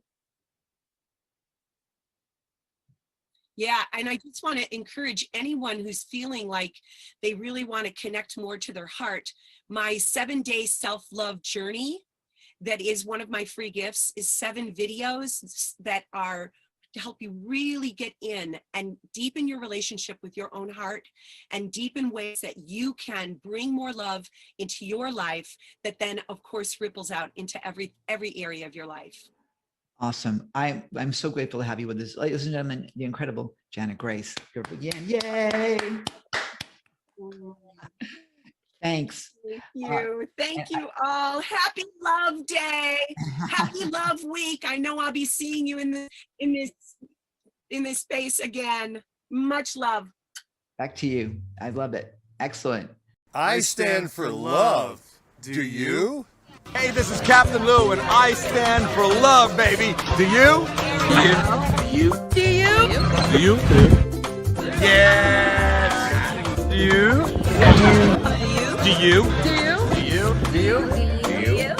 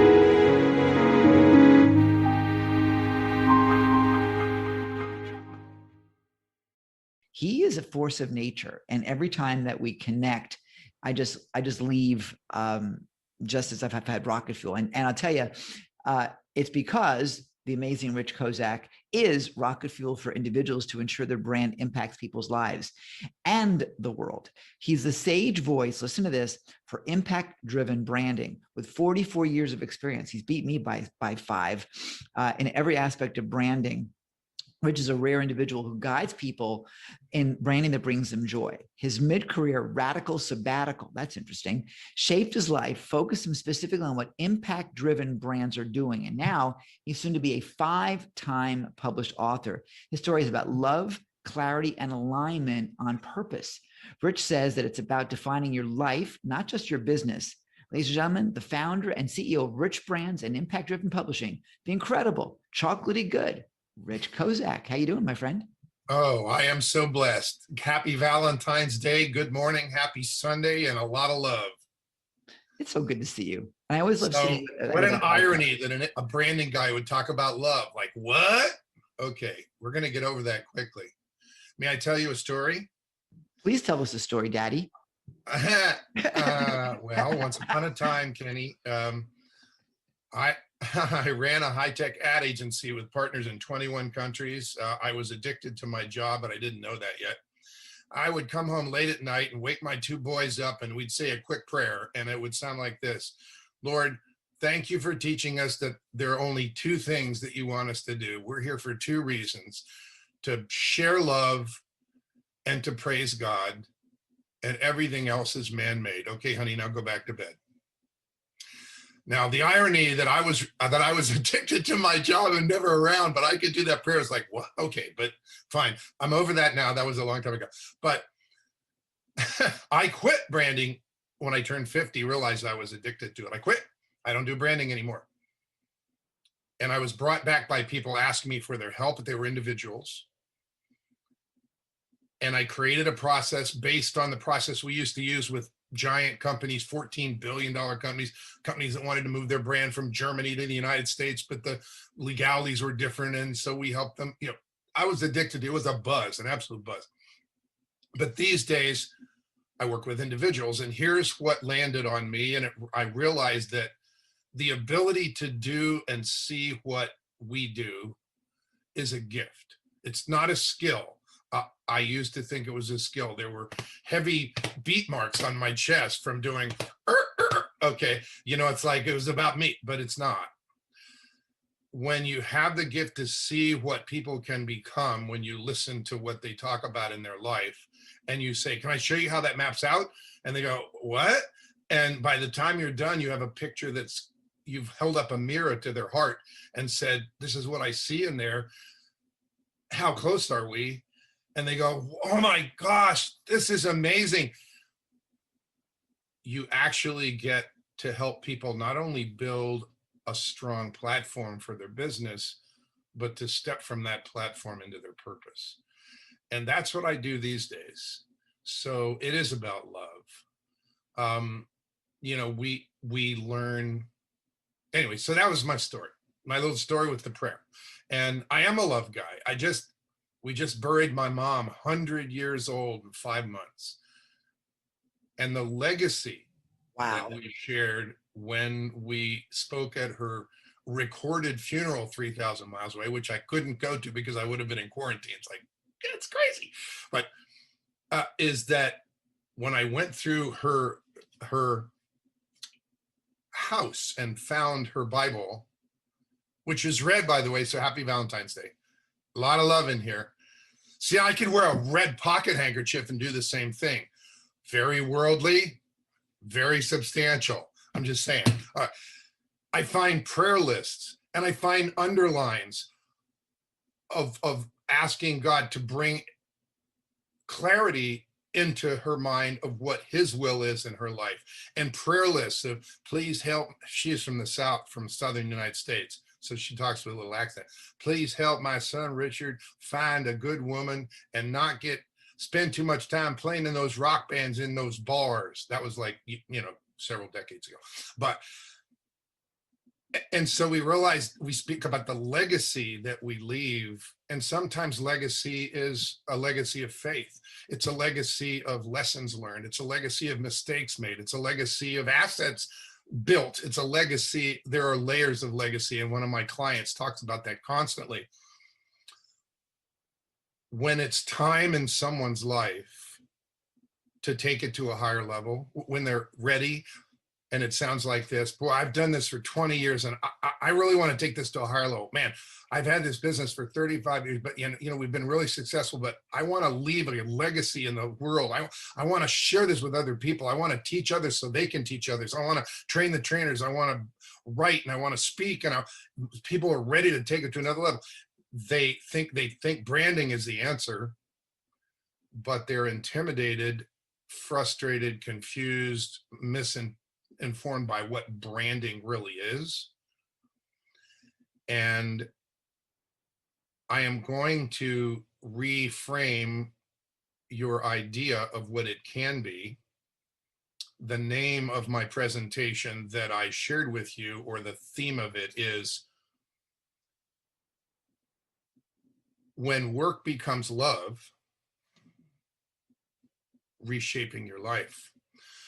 When work becomes love. So what the heck does branding have to do with love? And what the heck does branding have to do with God's purpose that he puts in each one of us when he makes us? Because we're all here for a reason, unless there's nothing to this life. And you can be one of those people, but I'm not going to spend a lot of time with you.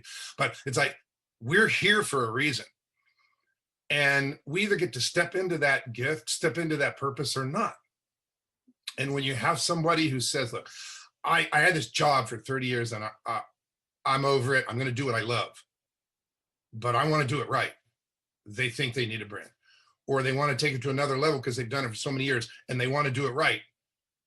And they know branding is an answer, but they don't understand it. Or they've just created something like an expertise or a method or a product, and they know it'll touch people's lives and make the world a better place, but they're not a branding person. And they know all of those people are ready to take it to another level. Here's what can happen. This is what impact-driven branding is. You envision the brand, whatever you are, speaker, trainer, scientist, coach, whatever your business is, be it a manufacturer, it doesn't matter. I have clients of all types. You imagine that thriving. You think about it. What does it look like? What are you doing? Are you serving 200 clients in your backyard for the rest of your life?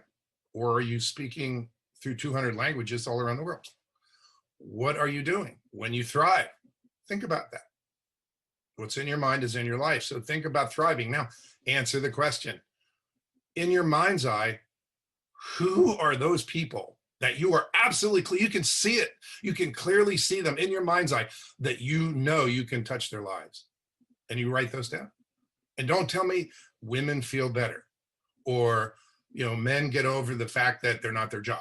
Okay, I want to hear a woman 40 to 50 years old with a special needs child with autism finds a way to make herself abundant and leave a legacy for the child when she's gone.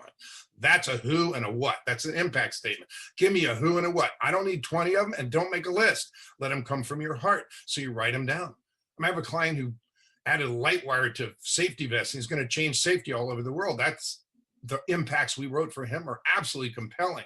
The way he changes individuals' lives and the world. So you write them down, who and what. Maybe you have 3, maybe you have 7, maybe you have 12, it doesn't matter. The moment you write those down and build clarity and specificity into those impact statements, here it is, wait for it.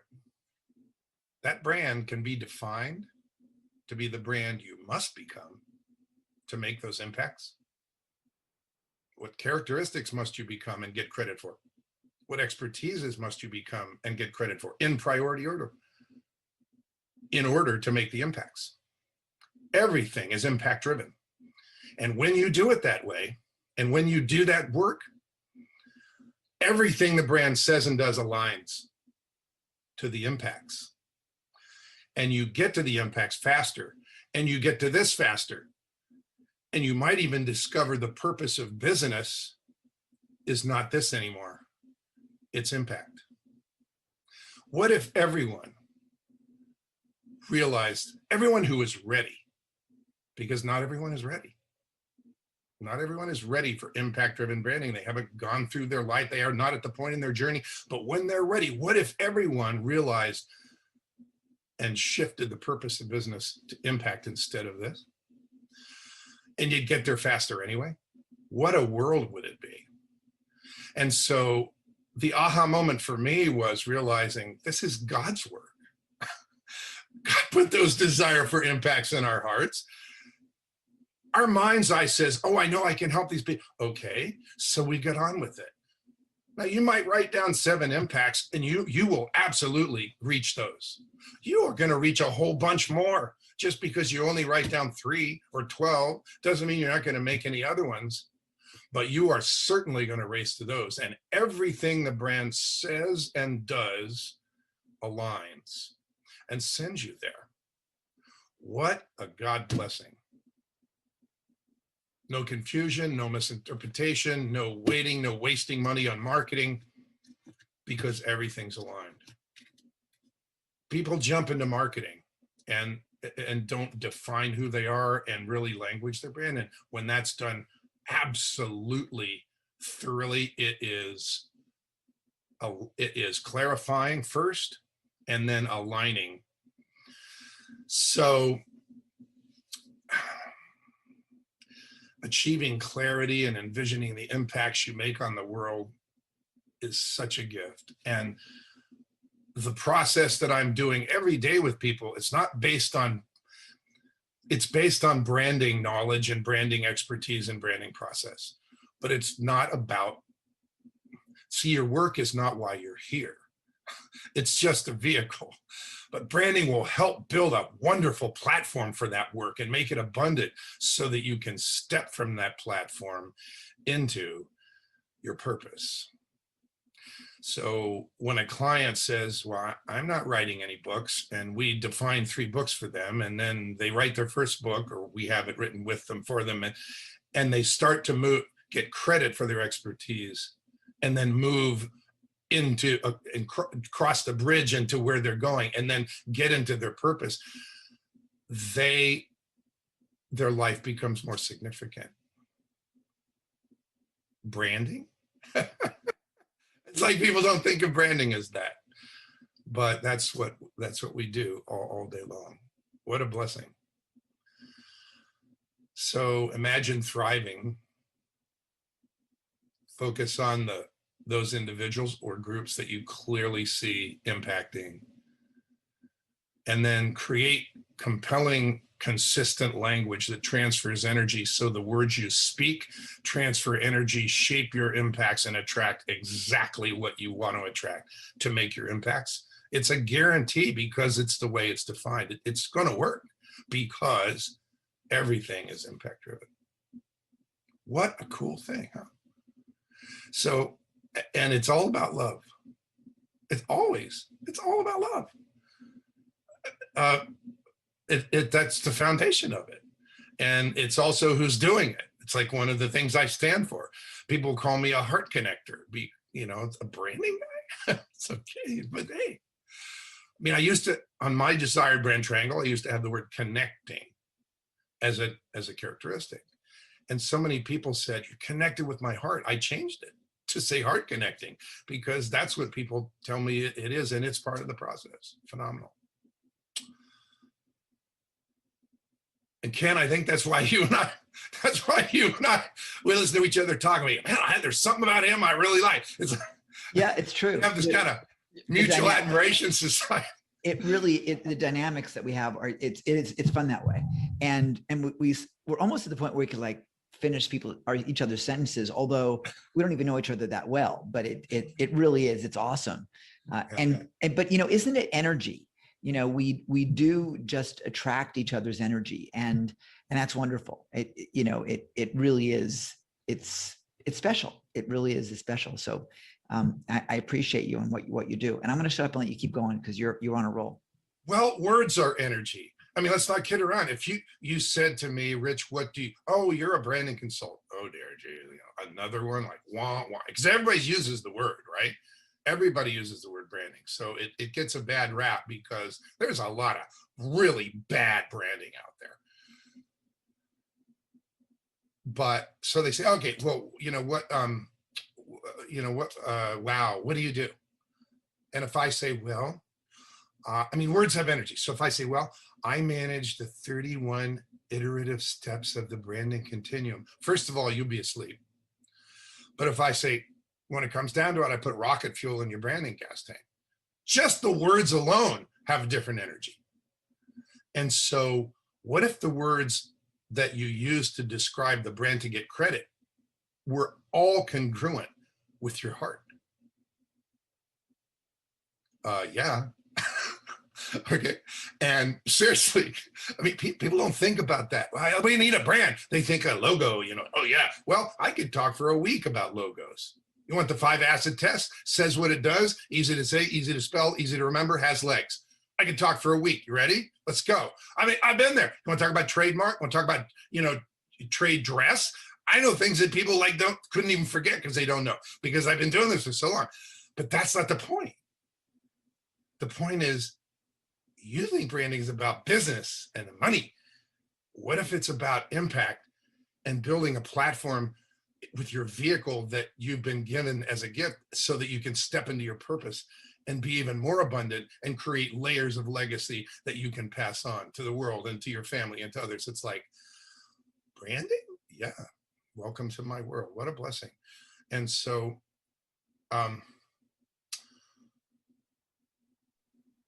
how do people get a feeling for that? Ken, do you mind if I mention the free website with the little 1, 2, 3 minute branding question videos? Love it. And Okay, by the way, so and let me also Yeah. mention that those links are also going to be in the resource area on our dashboard. So if you go to worldloveweek.com/dashboard, we have it there as well. Or if it's not there the second, it will be. So we have it there for you also.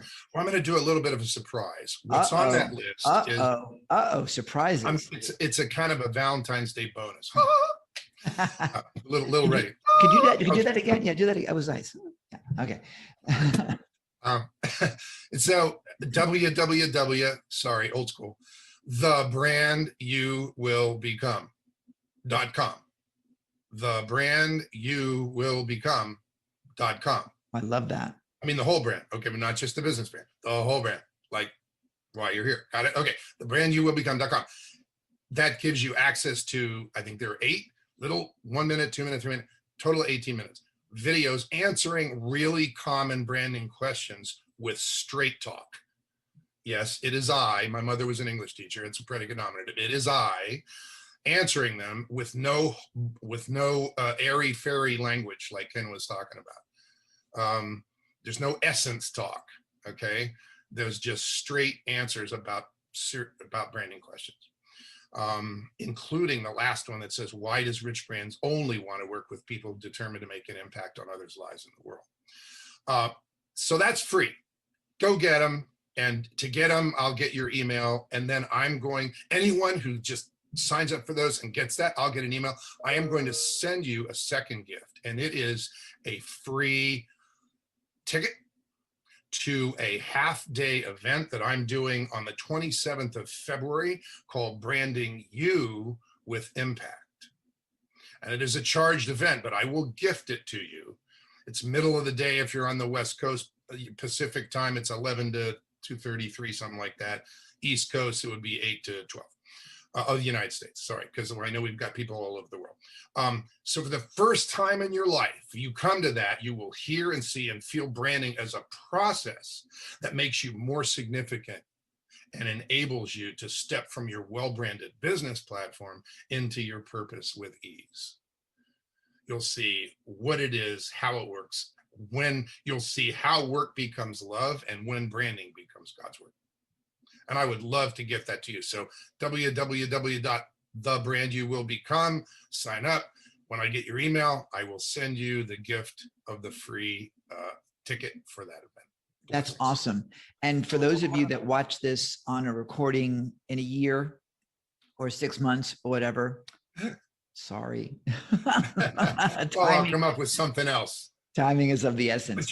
you'll start with the videos, and you'll watch those, and you'll either go, I love this guy Straight Talk, or you'll go, I want some essence. Where's the essence? And you're not my guy. It's okay. It's okay. Maybe you're not ready. The whole But if piece you're of, on this event, you're probably ready. So it's like, let's not kid around. that's true. Here's the thing. I like to be pragmatic about what we do. And I teach that way when I do my Pride event, for example, which I know you've been at. Great event. I thank you. It's great because of the people that show up, and the brand that comes with it is also the brand of transparency.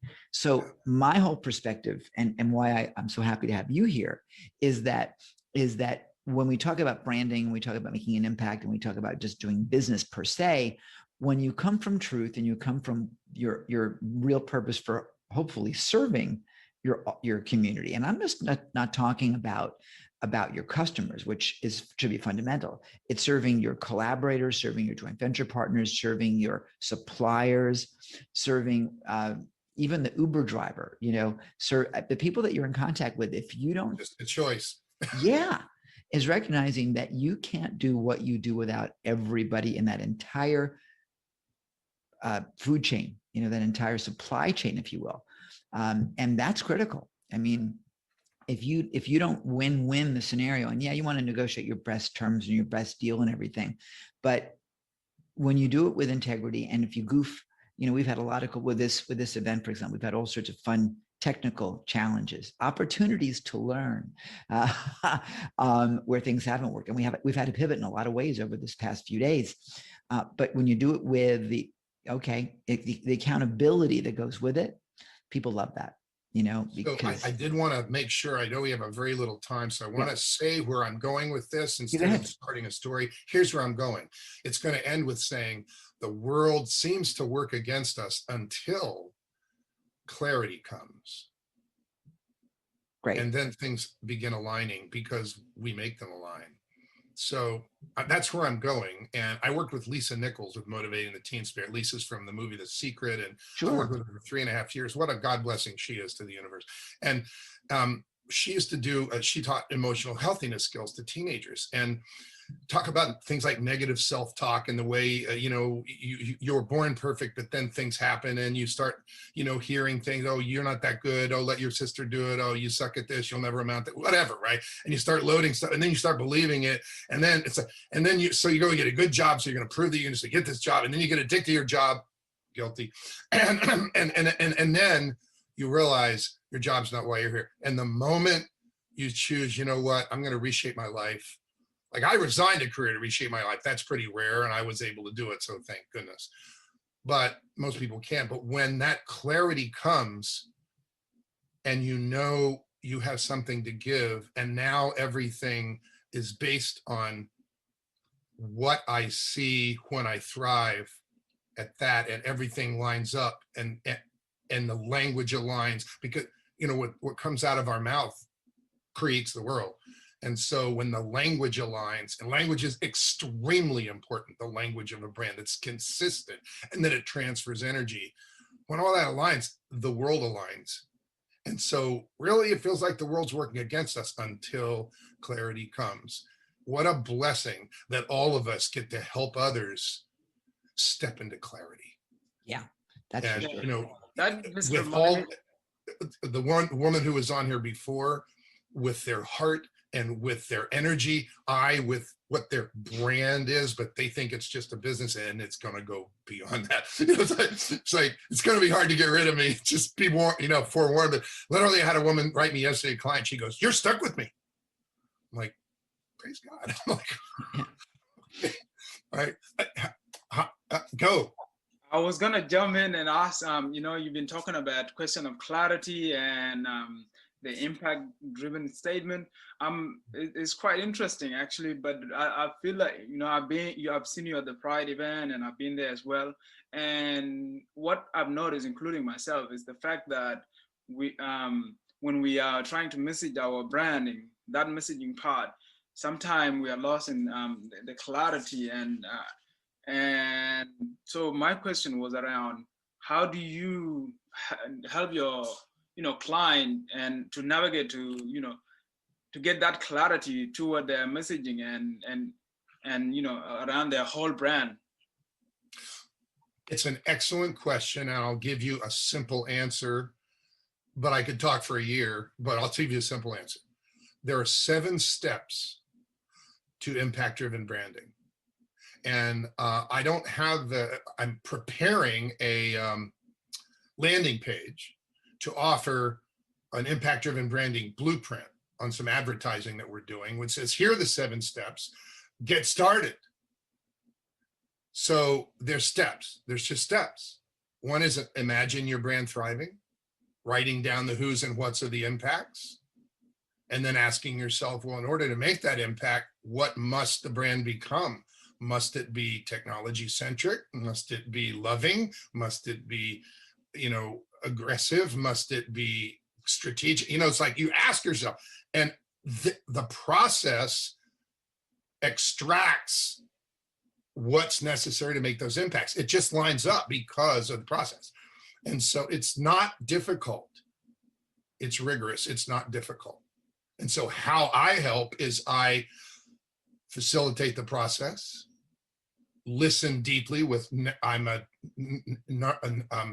certified trainer of neurolinguistics programming. So I listen with those ears. If they say this is a problem, I usually say, I think to myself, well, that's the presenting problem. Let's get to the real problem. But so I facilitate it. I even do it in groups and then we'll break out and people will help each other speed through the process. It becomes something that you can do. So I'm writing a book, which I can't hold up. It's called Impact Driven Branding, 7 Steps to Ensure Your Brand Impacts People's Lives and the World. It's steps. And there's a workbook. It's like, so the event that I'm going to give people to is kind of the what and why. The how event is a workshop in March on the 18th.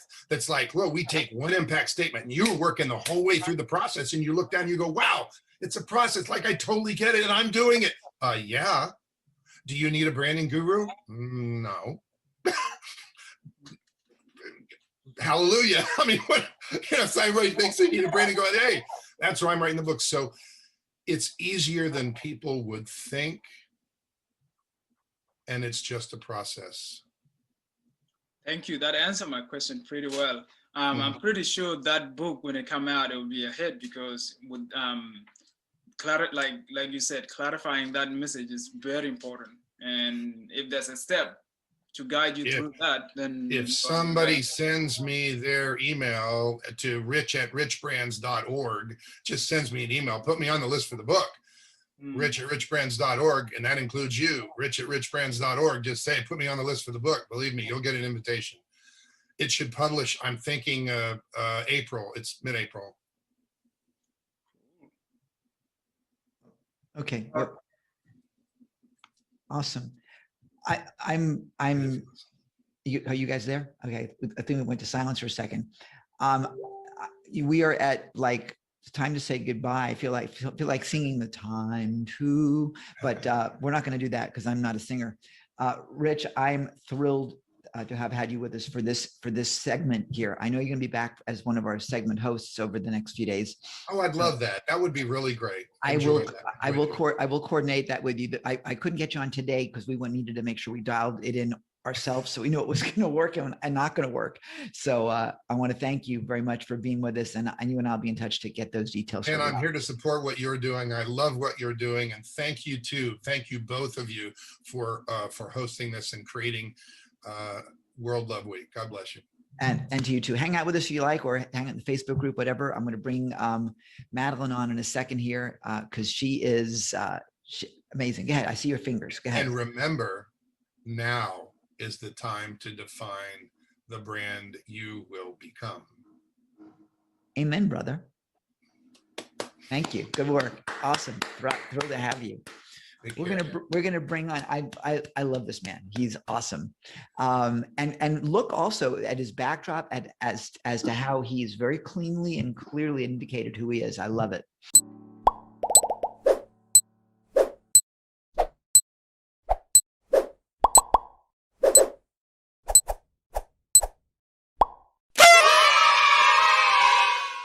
Okay, we're going to head not to Brookline, Massachusetts, but we're going to head now to the city of brotherly love, Philadelphia. Is that where we are, Madeline, today? Yeah, Awesome. it's Look, 0 degrees centigrade, freezing. what is it? Is it 0 degrees centigrade? Yeah, which means it's 32 degrees. That Which is true. has been warm. It is warm actually compared to what it has been. Well, it's cold for me given that I'm in Sydney and it's summertime, but although it is cool. But let me do the intro for you so everyone knows who you are, and then we can kind of dive in a little bit. Because I've known Madeline now for, I don't know, quite a few months, it feels like. She's a psychologist with years of experience working with teens from inner city schools and outlying rural areas, as well as white suburban areas. In all these settings, I've never heard it quite called that. In all these settings, her clients showed the same basic needs, listen carefully, for honest communication and respect for their autonomy. She's now written 2 books that address them directly, since they are the experts on themselves. Her book, I Want to Be Me, But I Don't Know Who I Am. I love that title. It sounds just like the story of my life. And her soon to be published, I Want to Be Me workbook.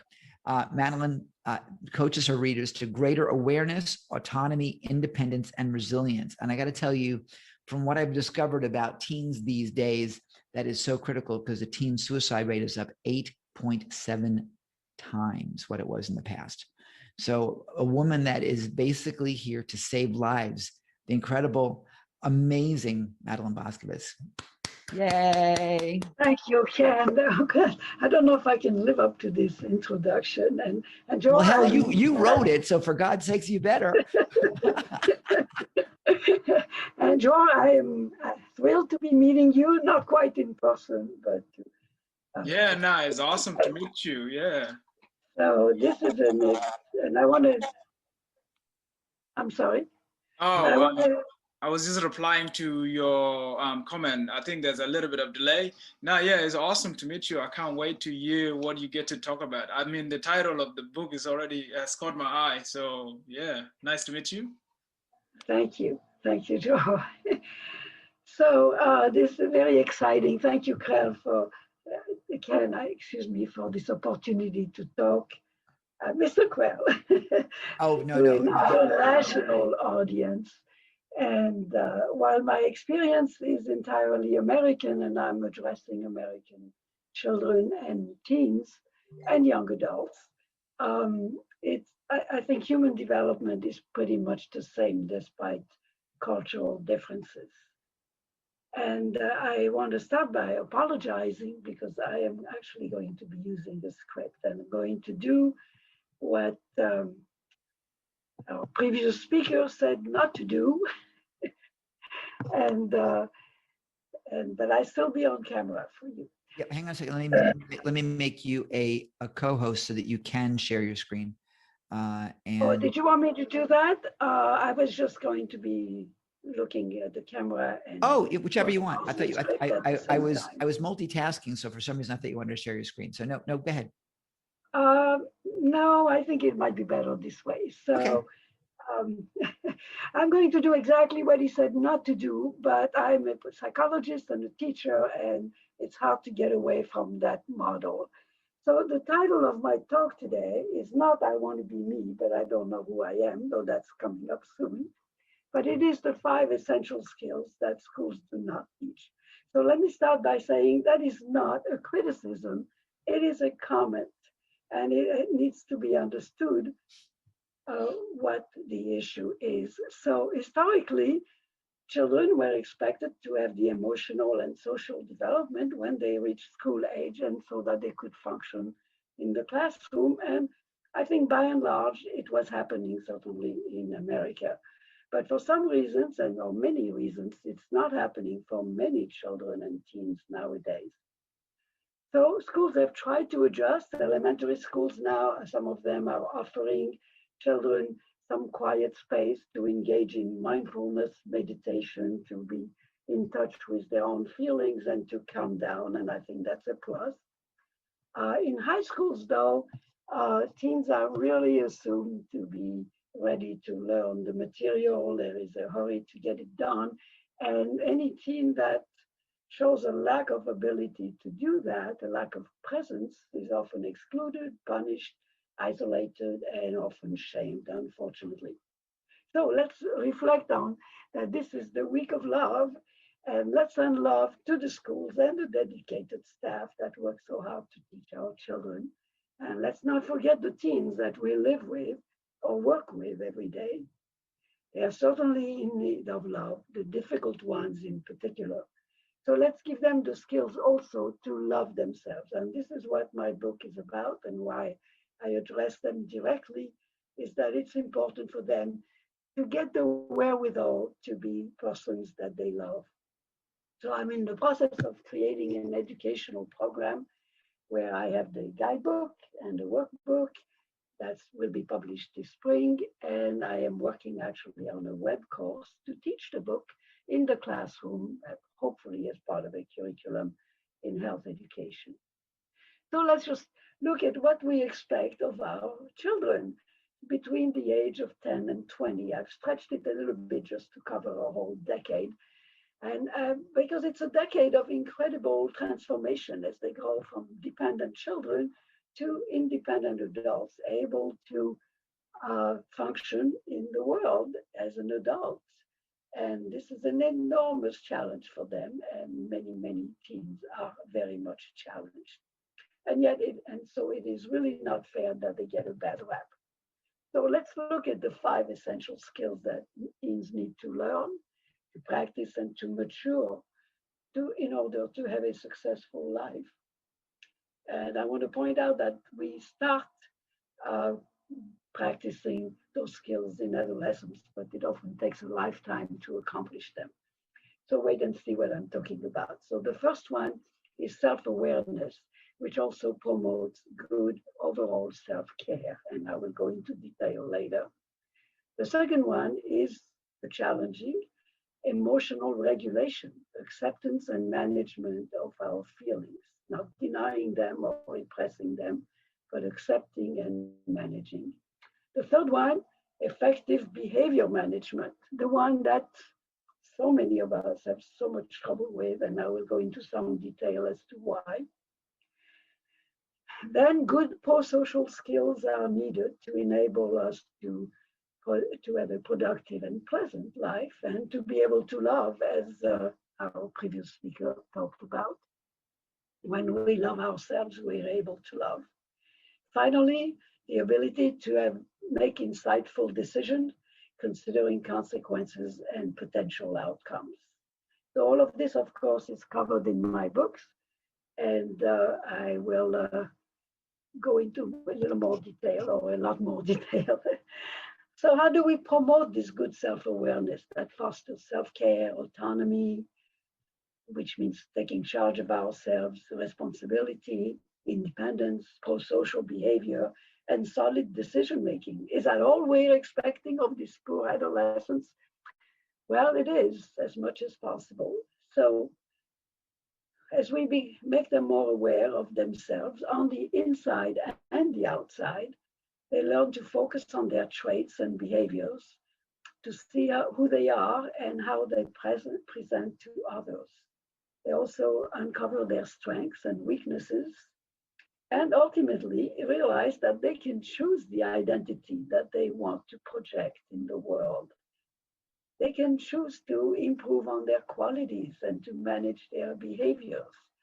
So this is extremely empowering, and it empowers them ultimately to acknowledge their dreams, which they have often been hiding from themselves, as they don't quite believe in themselves. So this awareness also encourages them to trust their own gut feelings, their inner voice.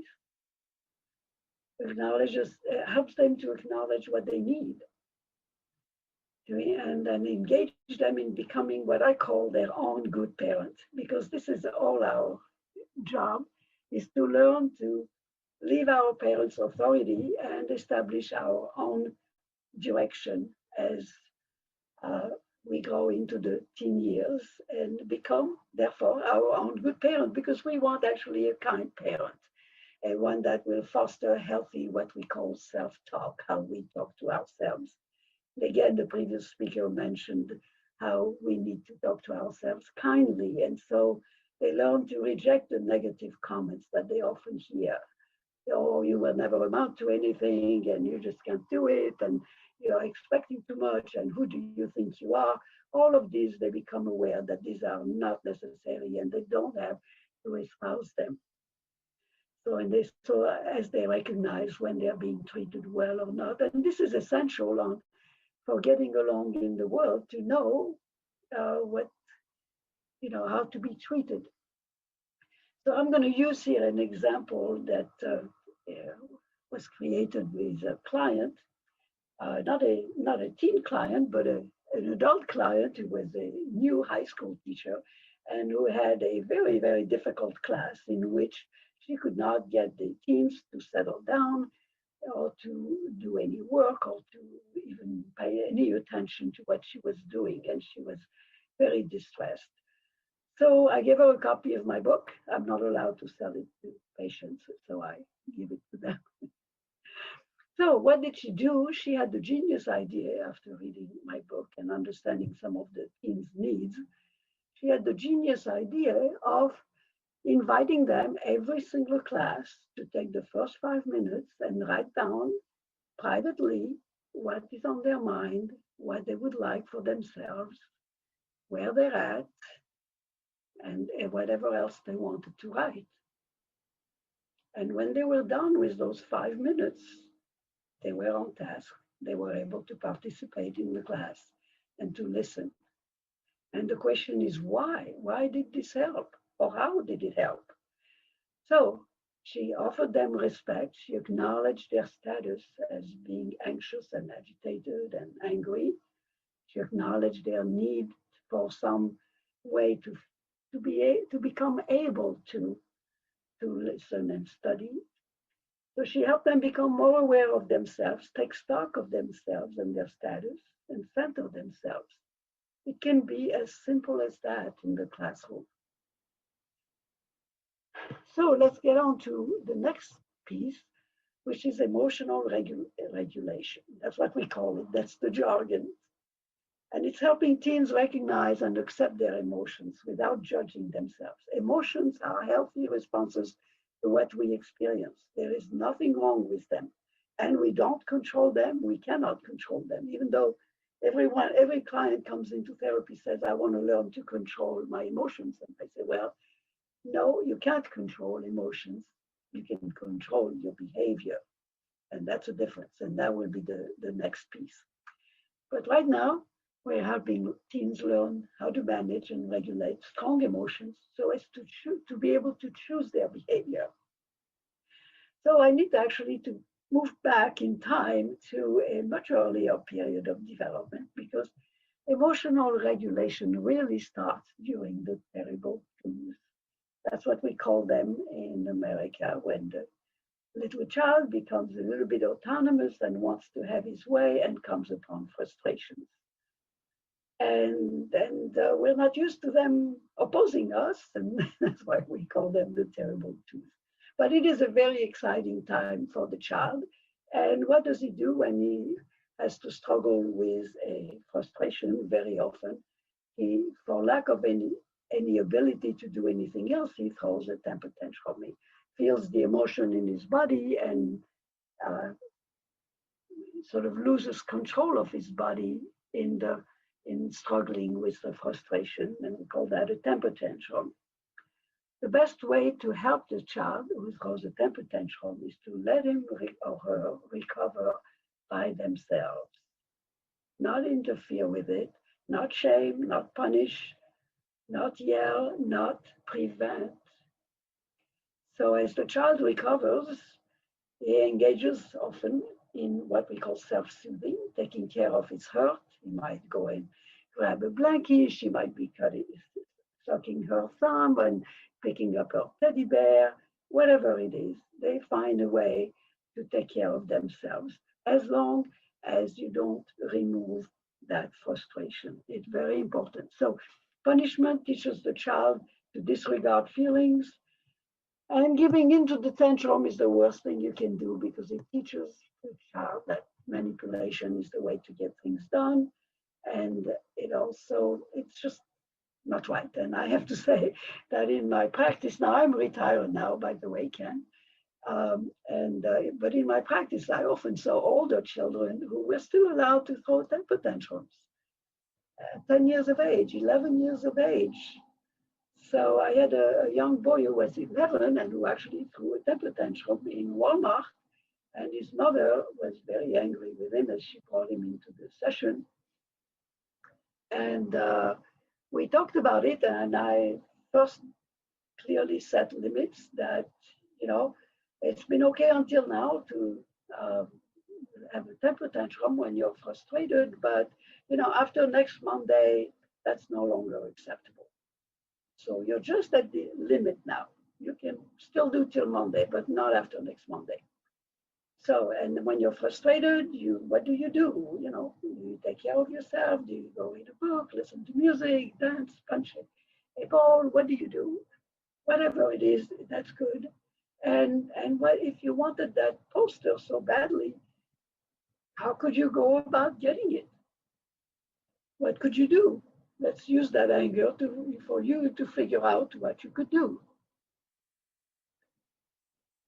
So we talked that maybe he could offer to do some work to earn the money. Maybe he could go talk to neighbors and help them out to earn money. Whatever it was, he could then come up with the money and autonomy, because he would then be on his own to purchase that poster, in the sense that it would have been his own doing, his own autonomy, rather than depending on his mother. So let's move on to the really tough one, and that's the middle one of the 5 pieces, and that's behavior management. So this is about helping teens to use the energy from their emotion, exactly, to choose to resist an impulsive reaction, like throwing a temper tantrum, in favor of choosing a response that takes into account their goals, small and large, considers their needs and the path they really want to take. So this boy really wanted that poster, but he didn't have any resources on how to get it besides throwing a temper tantrum. So it was, of course, high time for him to learn that he did indeed have resources and that he could take advantage of them. So it's also important to acknowledge that for all of us, this is the biggest challenge, but also the biggest boon when we master it. But it takes a lifetime. People who are successful are those who keep their cool and choose their behavior. Think about our current vice president, who was described as unflappable, a great compliment to her when she was a senator.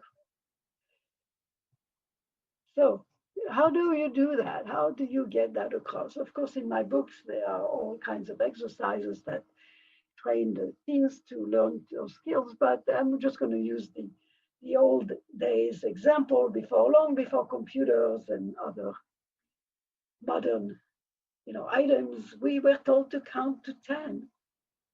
Why? Well, take a moment to regroup. It's still the best advice that allows a person to listen to their gut and consider choices and personal goals. And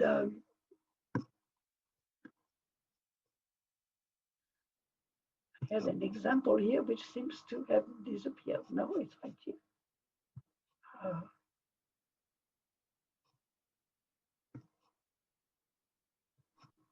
I forgot about counting to 10. Sorry. I totally forgot about counting to 10. And in fact, I was told, I have a friend of mine who I've been working with for years as a coach, and I had to make an agreement that I wouldn't do anything impulsive business-wise, not till I counted to 10, but for 5 days. And I had a 5-day cooling off period. And if the idea was still good after 5 days, we would do it. Yeah, and I haven't exactly followed that, but it's a really good idea. 5 days is good. I have a, I had a 3 day example that I may go in if we have more time later, where I took 3 days to cool off and then get the situation straightened Well, out. So, it's funny you're bringing me back to a memory when I was in my first relationship, way back when I was 23 years old, I think it was. And I said, like, so here's the deal. It's gonna be like a rental agreement. You have to give 30 days notice.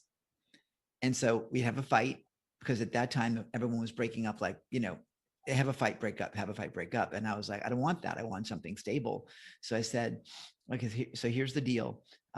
We have a fight. You want out, you give me 30 days notice. And so every now and then we would give each other 30 days notice. And of course, the next morning it was like we retracted it. But at least we had that ability that, okay, we were able to say it and then get through it. So you make a really good point about that cooling off period. so that is a wonderful example. And if I may use it sometime in the future. You can even do it with that attribution. It's fine. Oh, well, no. Okay, thank you. But I would certainly refer to you as my teacher. So I'm going to use an example here of a young man that I named Jason and who appears in the book as an example. And I was going to read it, but time is of the essence, and so I'm not going to read it. But it was going to give you an example of the way I write, very down to earth and directly with the youth, because these books are addressed to them directly. Nice. And we have about 6 minutes, if that, or 6 or 7 minutes. So if that works for you, then feel free. I thought I had about 8 minutes. You do, but I was just trying to pad it. Thank you. So Jason, this was in a shelter for teenagers who had either run away from home or been brought in by their parents, and they were all under the ages of the Children's Protective Services, where I was volunteering as a counselor. And so Jason was 17 years old, and he came in very angry and agitated, and I invited him, not told him, not asked him, but invited him to sit down with me and maybe be able to let me know what was going on. His girlfriend was so I found out his girlfriend was in the hospital, but they wouldn't let him talk to her. He had called twice and they said no, that wasn't possible. And he had been so furious that he slammed the phone down and was crying, and he didn't know how to deal with it. And so I let him, take his time to settle down and narrate it. And I said, well, maybe there is a way that you still could get to talk to her, since you clearly care so much about her. And how could you go about it instead of being kind of rude and informal? Maybe you could sound, more quiet, use a quiet voice and introduce yourself and make the request using her full name and sound, almost like an adult. I didn't say that, of course, but maybe that would really help. So he actually sat with me, a total stranger, and was willing to talk to me about this and then rehearse it with me. We did phone call, and in the days when we put our phone to the ear. Anyway, and he went and called on one of the available phones and in the shelter and succeeded. First time around, he succeeded. So we talked about the value of the energy from the anger, and also, not with him, but with the readers, I talk about the value of anger. So emotions give us a lot of energy, but we can use it to make good choices. We can use it to reach our goals rather than just express our frustration. And this is something that a school counselor could certainly engage a distressed student as well, and I suspect that they do. So the next important thing are the pro-social, what I call pro-social skills, and this sort of come automatically as teens become more self-aware and empowered to be taking charge of themselves. They learn to respect themselves and others, to provide and demand sincere connection, to avoid, to demand respect, avoid manipulation or intimidation, peer pressure, or even bullying. And at the same time, they learn to refrain from doing the same. So they learn to attend to their own needs, to stay on track, and avoid being distracted from the goal. So this is what Jason was learning, to practice those skills, to keep the goal in mind and to work on the skills necessary to achieve that goal, to being polite and patient. And optimally, eventually to treat himself with respect, because he was entitled to talk to his girlfriend. He just needed to believe that he was.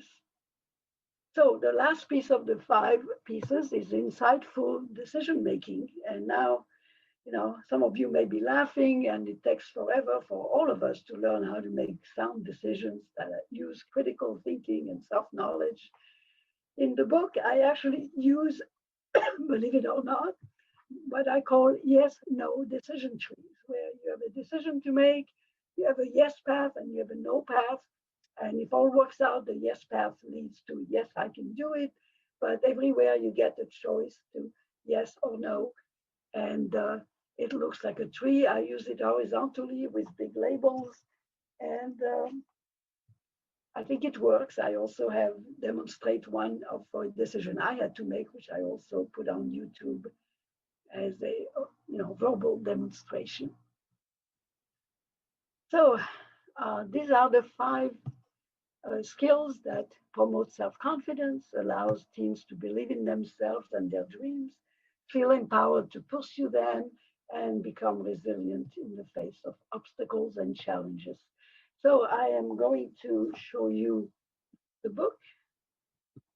I'm coming back here. I am going to show you not only the title. By the way, this is what one of my young patients said. I want to be me, but I don't know who I am. And she gave me permission to use the title. I think she forgot. Her eyes are amazing. Her eyes are amazing. Wow. So this is not the student, of course. This is a stock photo. My artist is my son, Mark Sawaya. He gets credit at the end of the book and on the back cover. And so that's a guidebook, which is already out on Amazon. This is a prototype of the workbook, where the same girl is in the middle, but now she's got a whole bunch of friends that she's working with. And it's I Want to Be Me workbook. And to give you guys a taste of what this is like, what the books are like, my free gift to you is an I Want to Be Me introduction to the guidebook. And let's see if I can show that, to the guidebook and workbook. It's free if you go to my website, well, not my website, the book's website. And it's got about 80 pages. It has a lot of the instruments, introductory material. It's got the code to get more instruments online, to have access to more instruments online. And it has a sample chapter from each book, so you can see how I go about doing this teaching. And it has very detailed tables of contents so that you can see just what I cover very methodically. Is it okay, Ken, if I give the website? Well, what we can, but I'll make it easy for everybody. We should have a link on the dashboard so people can just go right to our World Love Week dashboard. They can download it immediately. Because typically you can feel free and deliver it now if you like, but just so all of you know, the link for that will be on the dashboard, so you don't have to worry about it. Go ahead. Yes, I saw it actually. It looked very good. So if you look at what I put after my name, I put I Want to Be Me. So it's I Want to Be Me without an exclamation point. I Want to Be Me .org.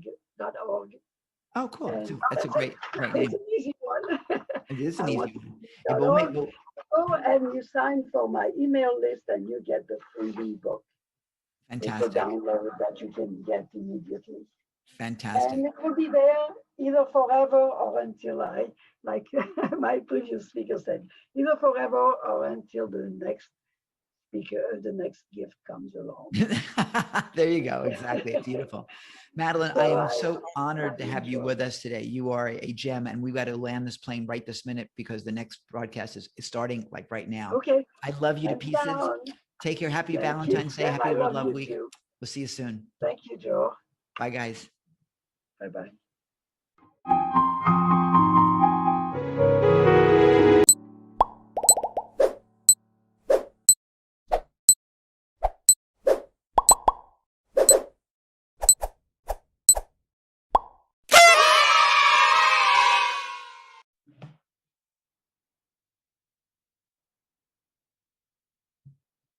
Recording. And we're just waiting for everything to load.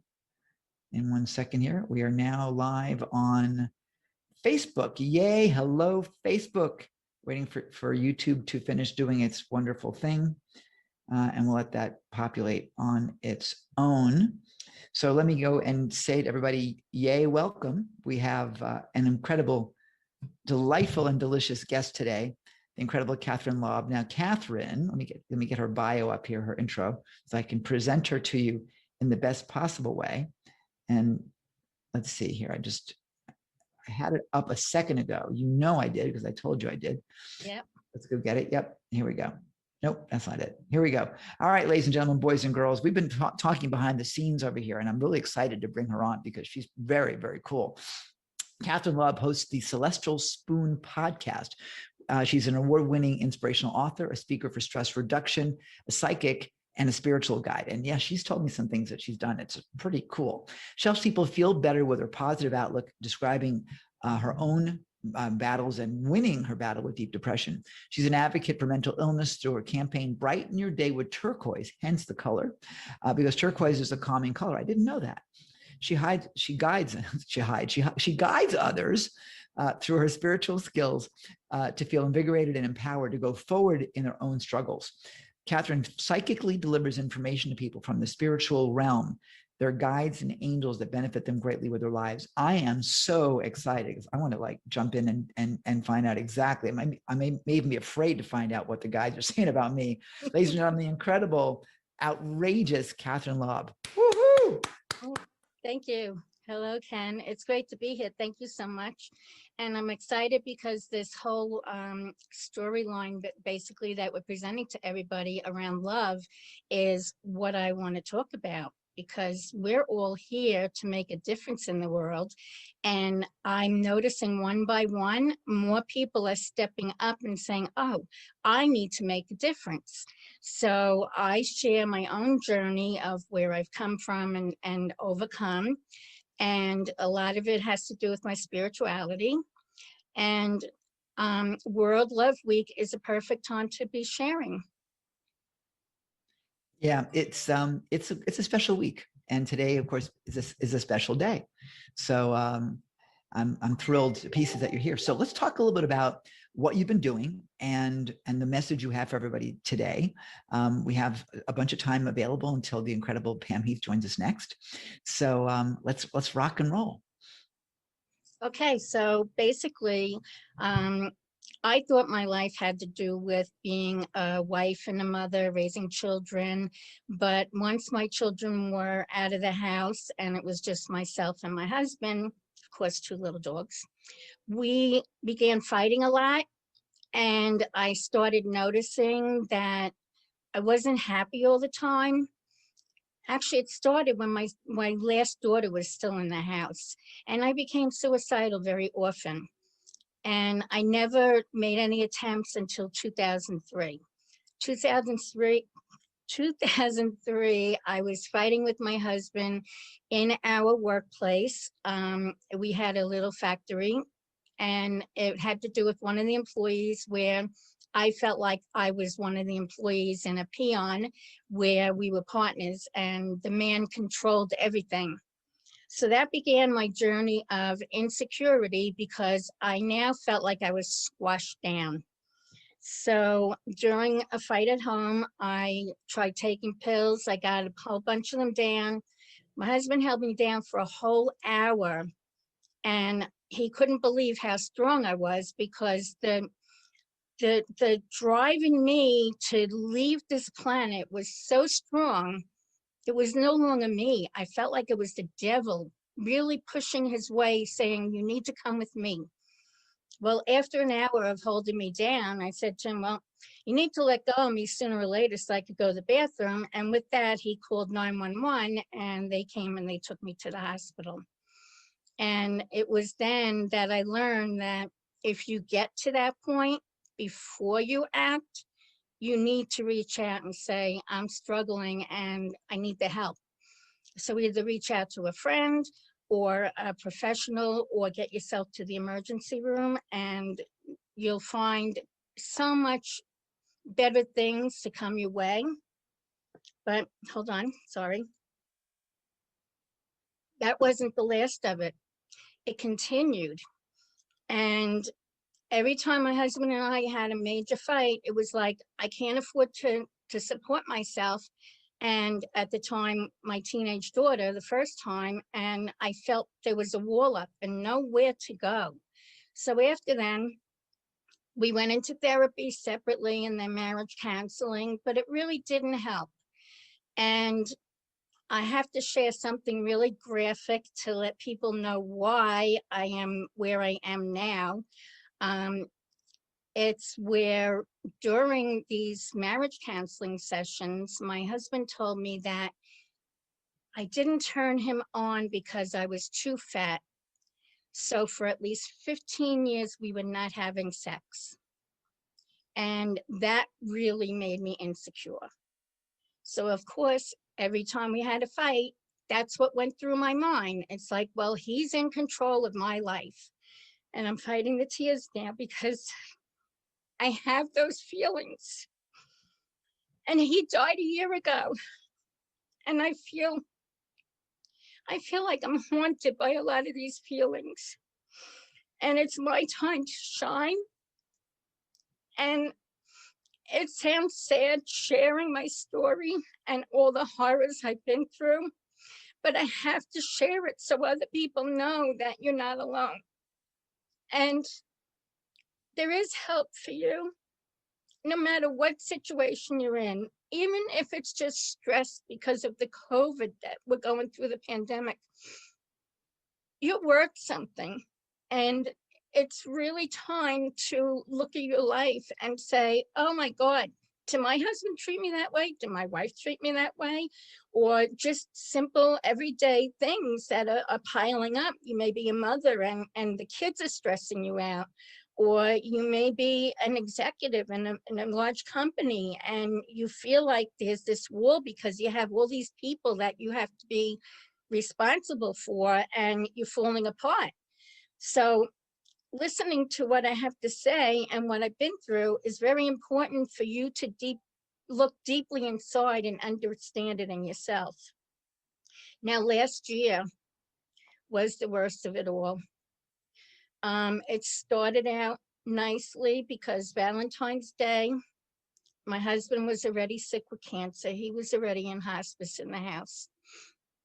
2 days before Valentine's Day, he gave me an iPad because my relaxation time is on the phone doing jigsaw puzzles.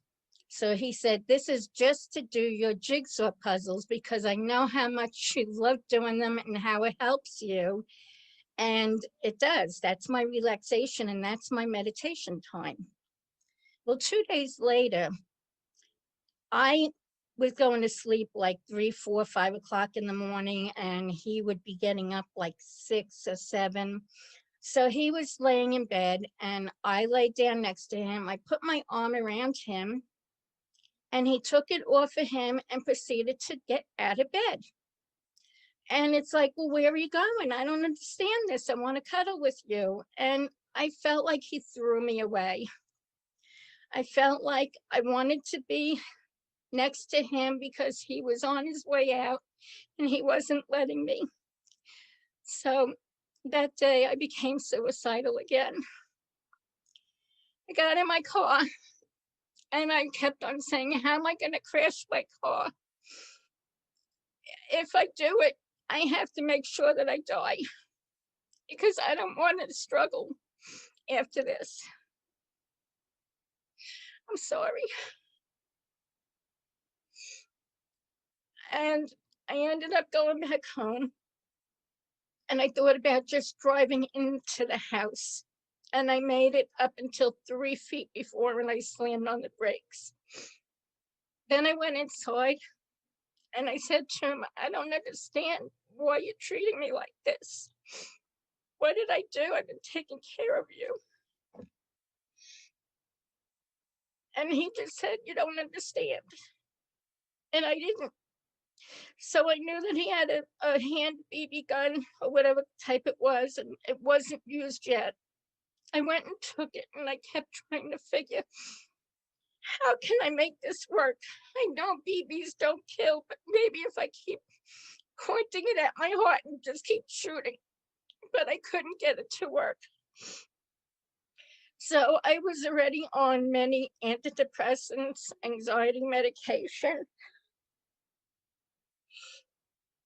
and a lot of medications for a lot of different mental illnesses.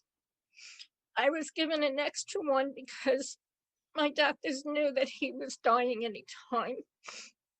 And I took it, not thinking anything of it. And I kept on taking it. That same night, I passed out, and my daughter found me on the floor, half naked, coming out of the bathroom. And I said, I don't know what happened. She got me to bed, and I don't remember the rest of that day. The next night, I passed out again, and I got stuck in the bathroom, and I couldn't get myself up. My stepdaughter was there at the time. She's a nurse, and she was helping care for Tony. And I kept screaming, help me, help me. And then finally, after hours, she opened the door. She couldn't unstick me, so she had to call the fire department. Fire department came, they got me out, and I said to them, I'm very suicidal and I need to go to the hospital. And that's what I tell everybody. You need to reach out. You need to go when you're feeling like that. I'm so sorry, but it feels like it was just yesterday. I was in the hospital for 3 days, which I had been in the same one 3 times before. And I begged them on the 3rd day, I said, I have to go home. My husband's going to die tonight. I know it. I'm being a psychic. I already said 2 years before he died, I said, Tony's going to die next year. I just knew it. Just like I knew the day my mother was going to die and my father was going to die which year. So they communicated with my son, who was the contact person, and he promised that if I went home that he would watch over me and take care of me. So I don't even remember all of those days. And I was told that I was nasty. I kept passing out. I was delusional. I was just totally out of it. The only thing that I do remember is on the 24th of February, I got to kneel down next to Tony. He was in a recliner chair, and he said to me, Kathy, there's something wrong. I said, I know, it's time. But then there was a policeman at the house because I was out of hand, which I don't remember. And the policeman took me away from Tony. That's the last time I saw him. He died the next morning in hospice. One ambulance took him to hospice, and another one took me to the emergency room because I said to my son, I need to find out what's wrong with me. Why is this happening? Why can't I remember? I'm hallucinating. In the morning, a social worker was with me, and I felt a hand on my shoulder. And I turned, it was my daughter and my other 2 kids. I said, is he alive? And they said, no, he's gone. and I couldn't be with him because of what was going on. A few days later, I felt better. And then my son and I were analyzing it. We realized it was the medication. The anxiety medication combined with everything else caused me to be a crazy woman, is what I was told. But that's not the reason I share my story. I share my story for you. Anyone out there that has anything going on. I mean, just something as simple as grief. It's not really simple, but it's an everyday thing. Sometimes you can't get through it. A lot of these days with the COVID, people are being locked up. Some are going stir crazy and they don't know what to do. And there's so many statistics showing that last year, there was so many people reporting depression than the year before, and they were blaming it on COVID. But depression and anxiety are up at the top of the list of ailments that really affect people's lives. And you can overcome, just like I've overcome. I've realized in the last few weeks that my husband caused me to be suicidal. I'm not like that anymore. I'm not depressed anymore. My medications are being decreased because I feel fine. So it could be somebody in your life that you're reacting to. And what happened is, because I'm an empath, and anyone that doesn't know what that is, it's considered in spirituality where you absorb other people's energies. And unfortunately, it's me, it's the negative energies that I absorb. So I didn't realize for many years Tony was depressed, but I found information on his computer, little diaries that indicated he was. So the fights, every time we fought, it was his depression coming out stronger and bringing mine up stronger. And I want to read a quote because this represents me 100%. I've fallen, cried, been angry and afraid. But even when I was hurting, I always found a way to keep going. A strong woman never gives up. And that's my story. I just keep on going. And my spirituality is what gets me through everything, because I have the angels by my side. They point me in the direction I need to go. And many years ago, they told me, they kept on telling me about turquoise. And that's like, well, what do you mean about turquoise? And then I heard in different words, but brighten your day with turquoise. And as Ken said earlier, turquoise is a calming color and it helps you think clearly and focus better. So I always wear turquoise and have turquoise around me. You could carry notes on turquoise paper, but there's many ways to incorporate it into your life. And that's my campaign, Brighten Your Day with Turquoise, because I want you all to feel better if you're struggling. And I feel nowadays like 7 out of 10 people that I talk to are really struggling and stressed and depressed. So reach out if you need help. The main thing that I help with is the spiritual direction, because my psychic skills, my abilities to connect with the beyond are what helps people get through, because I share information that they never thought that they would hear, or I guide them in a direction that my angels are saying this is good for them. So that is the best way that I've gotten through. Of course, there is the medication end of it. There's the therapist, the doctors, and you need to have a team of people around you that works with you. So that's the main thing. I want to spread love and make the world a better place, one person at a time. And we can do it. I know we can. No, I completely agree with you. And I want to thank you for sharing. That was pretty amazing. An amazing journey.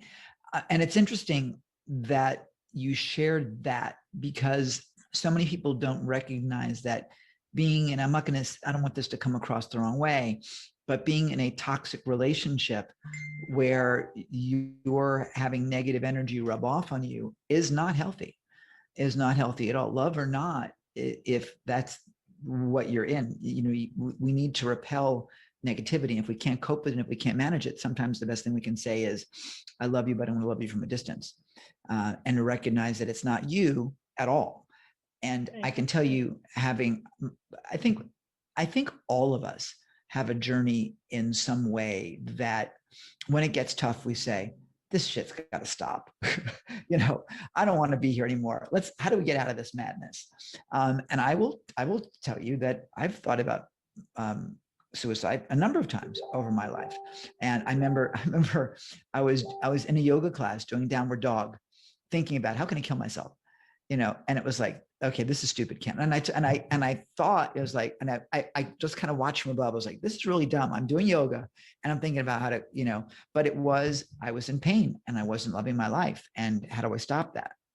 But at the end of the day, for me, it was I have far more to do. But let's face it, life is tough, or can be tough. Let's say it that way. I don't want to say life is tough because that's the wrong affirmation. But we had Madeline on earlier, and we have some other guests coming on later on this week, where what I discovered with one of my Safari members is that teen suicide is up 8.7 times what it used to be. That's insane. That's just insane. And the basic reasoning is they don't feel they have hope. They don't see a way that there's a way out, that there's a future, which is really sad and really shameful. So what I want us to recognize is that there is the beautiful thing that you give people is a look inside, not just look inside of you, but a look inside of them with what you do on a spiritual basis and on a reading basis. And I want that out in the world. People need to have that. And frankly, I'm like, what's she going to figure out about me? Which we'll talk about after this session is over. But the magic that's there is wonderful. And to celebrate that is wonderful. And to let people recognize that there is, I don't want to say that there's hope, because that sort of seems sort of, there's hope. But you're not alone. Everybody has pain one way or the other. We all have our demons. And I remember years ago, I was doing a personal growth weekend with some people, and they were all saying to me, a couple of them were like, how would you know about us? You got your shit together. And I was like, you have no idea. You have no idea.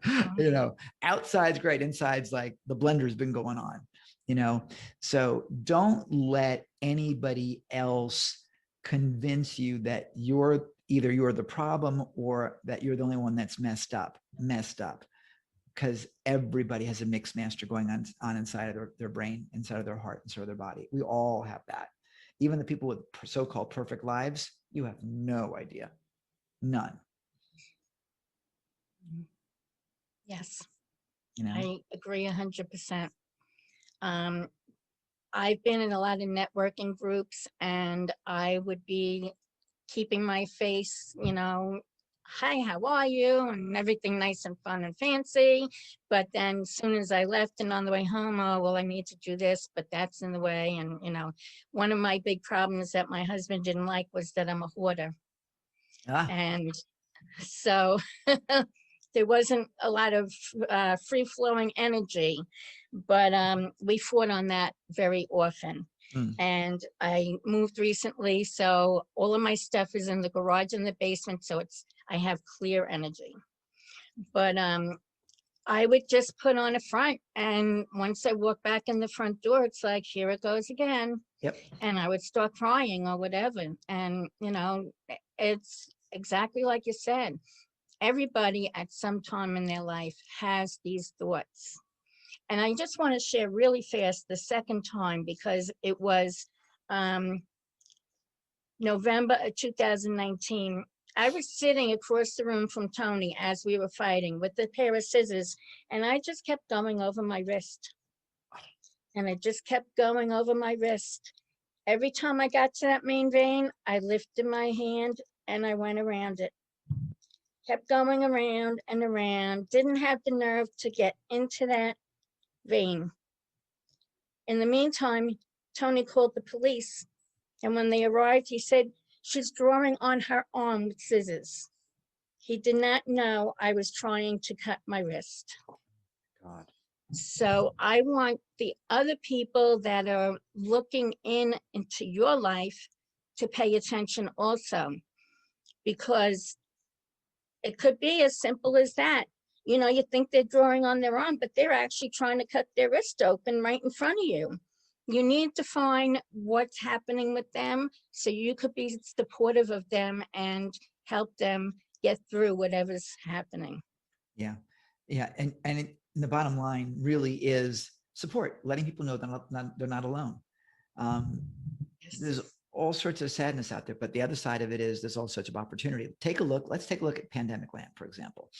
What we've been doing when we haven't been live, like just before you came on, we've been replaying recordings of Opportunitython, which we ran last year. And the whole idea about Opportunitython was to say, okay, we have a pandemic, people are dying, the world's going to hell. Got it.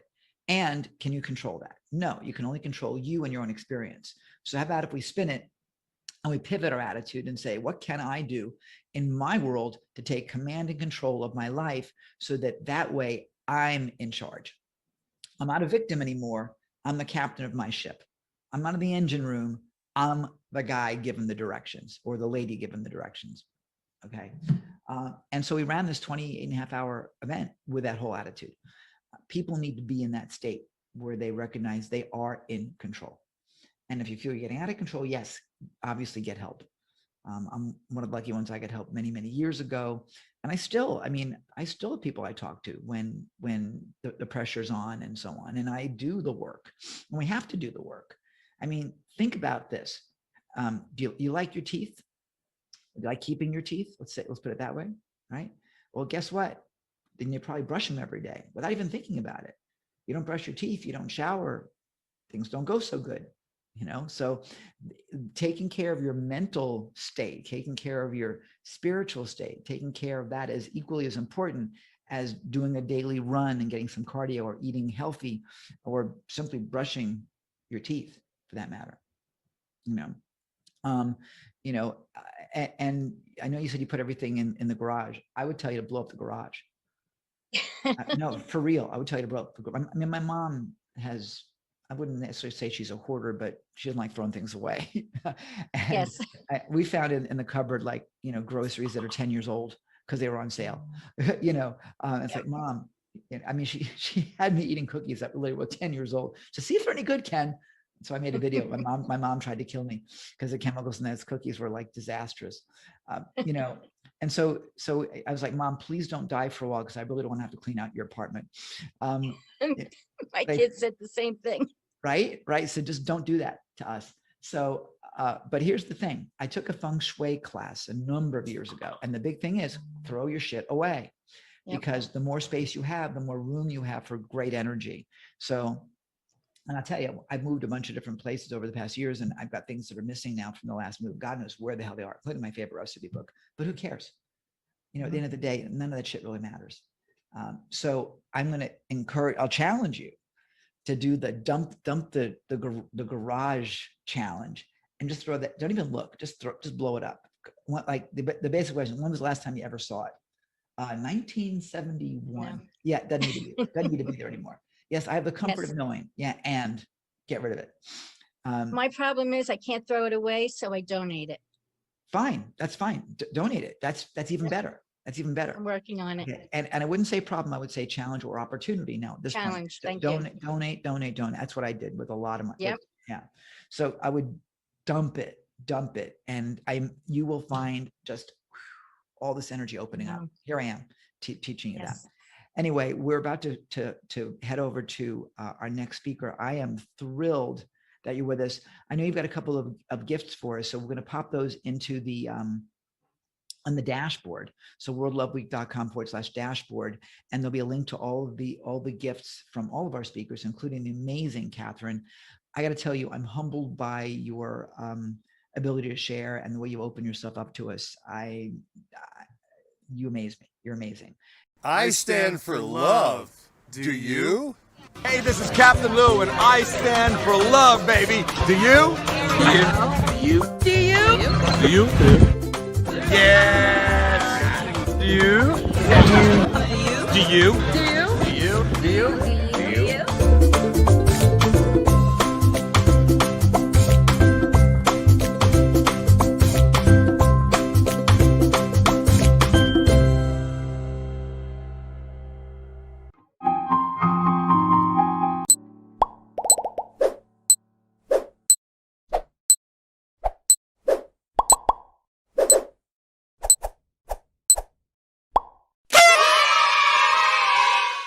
Ladies and gentlemen, welcome to World Love Week. Once again, thrilled to have you guys with us today. And this is, by the way, I can say good morning, good afternoon, good evening, wherever you are in the world, because it is morning in Southern California where Bridget is. It is the middle of the night here in Australia, 3 a.m. But today, this morning, and this morning actually technically here as well, you're going to be treated to the excitement of Bridget Callahan.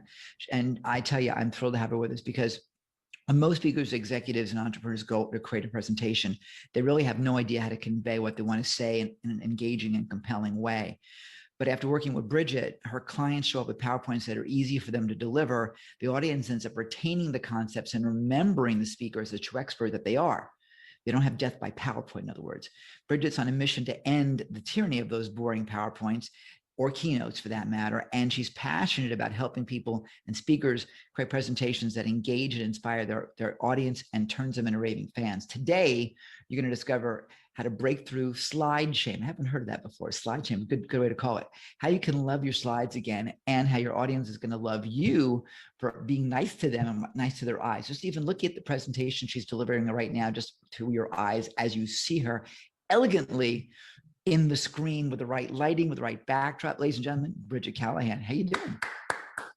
Good. Thank you. It's great to be here. A World Love Day or World Love Week. It's just, love it. It's many World Love Days combined. Thrilled to have you with. Yeah, I mean, I'm ready to share some great before and after slides and really give people a chance to see what does a good slide look like. And learn to love your slides again. Yay. That's a great slogan. Learn to love your slides again. I love that. I love that. Well, I'll let you run because I know you got some stuff prepared, and I can't wait to see this because we're graphics people. We talked a bit before we went live, and so when Bridget was like, "Here's what we do," I'm like, "Oh, I got to hear this. I got to see this." And I love the before and afters. It's sort of like watching a train wreck and how it got rested. So I will let you take it away, and I'll be here with you as needed. Okay, great. Let me get set up here. I did make you a co-host, I think, didn't I? There we go. Okay, so are you seeing my slides okay? I love it. Yes, that's beautiful. It's great. So we want to break through slide shame, and we want to see how we can love our slides again. So what would it be like for you to love your slides again? If you've ever loved your slides, or maybe you haven't, what does that mean, right? And for some, how many people might have a presentation coming up so that tension is coming up that I need to get this going here. So in 20 minutes, I'm going to show you how you can up-level your presentation slides to match your expertise and to convey your message so your audience is thrilled they listened and glad they came. And we're going to look at how the brain works and retains information from a visual sense, and how your talk can convey 100 or 1,000 more words per slide than what you say alone. We always heard that a picture is worth 1,000 words. Well, I'm going to tell you why, okay? And your audience will appreciate your efforts and they'll want to work with you. Again, my name's Bridget Callahan and I'm your presentation experience strategist. I've worked many live events, taking changes from speaker slides just before they hit the stage and providing that calm effect for them so they can be their best. I've worked many large shows and small, and I've got to witness the results of these speakers and how their audience reacts. And unfortunately, I've seen many of them wondering if their time was well spent. I realize the impact the event can have on the audience, and I've seen all too often how speakers can make or break their experience based on their presentation and delivery. It amazes me how much money is invested in an event with travel, hotels, meals, venue rental, and yet they don't spend much mind share to the content and delivery of their message. To give you a little more background about me, I've worked with many Fortune 500 companies, including medical, pharmaceutical, banks, and auto. And I've had many stories of working backstage and witnessing performances that were both good and maybe not so good. And I know how important it is for the audience to have a great experience. I'm actually here today as an advocate for your audience. And I'm being their voice and letting you know what they need to see in order for them to consume and understand the information you're providing, and maybe even generate a higher conversion rate due to their increased connection with you. I'm all about, committed to abolishing the boring slide and create a win-win experience for you and your audience. In this short talk, I promise I'm going to convey to you how to keep it simple, how to avoid those pesky bullets, and how to tell a story. So let's get started. We want to keep it simple. And what I mean by that, like the underlying thing, is no white backgrounds. And I say that because our eyes, when we're looking at projected light, which is light coming from a monitor or a projector, it has us want to look at the light, right? So think of yourself in a movie theater, and you've got your popcorn, you've seen all the trailers, the movie's about to start, and then the movie starts playing, the music wells up, and it's like, oh, exciting, the movie's starting, but they didn't turn the lights down. And you're like, hey, turn the lights down, the movie started. It's like that. Putting a slide on a white background is like you're shining a flashlight in their light, in their eyes. And so give you an example, look at this slide and notice how it's kind of jarring. And then when you try to read the text, our brain is actually looking at, we're trying to conjugate the dark on the light.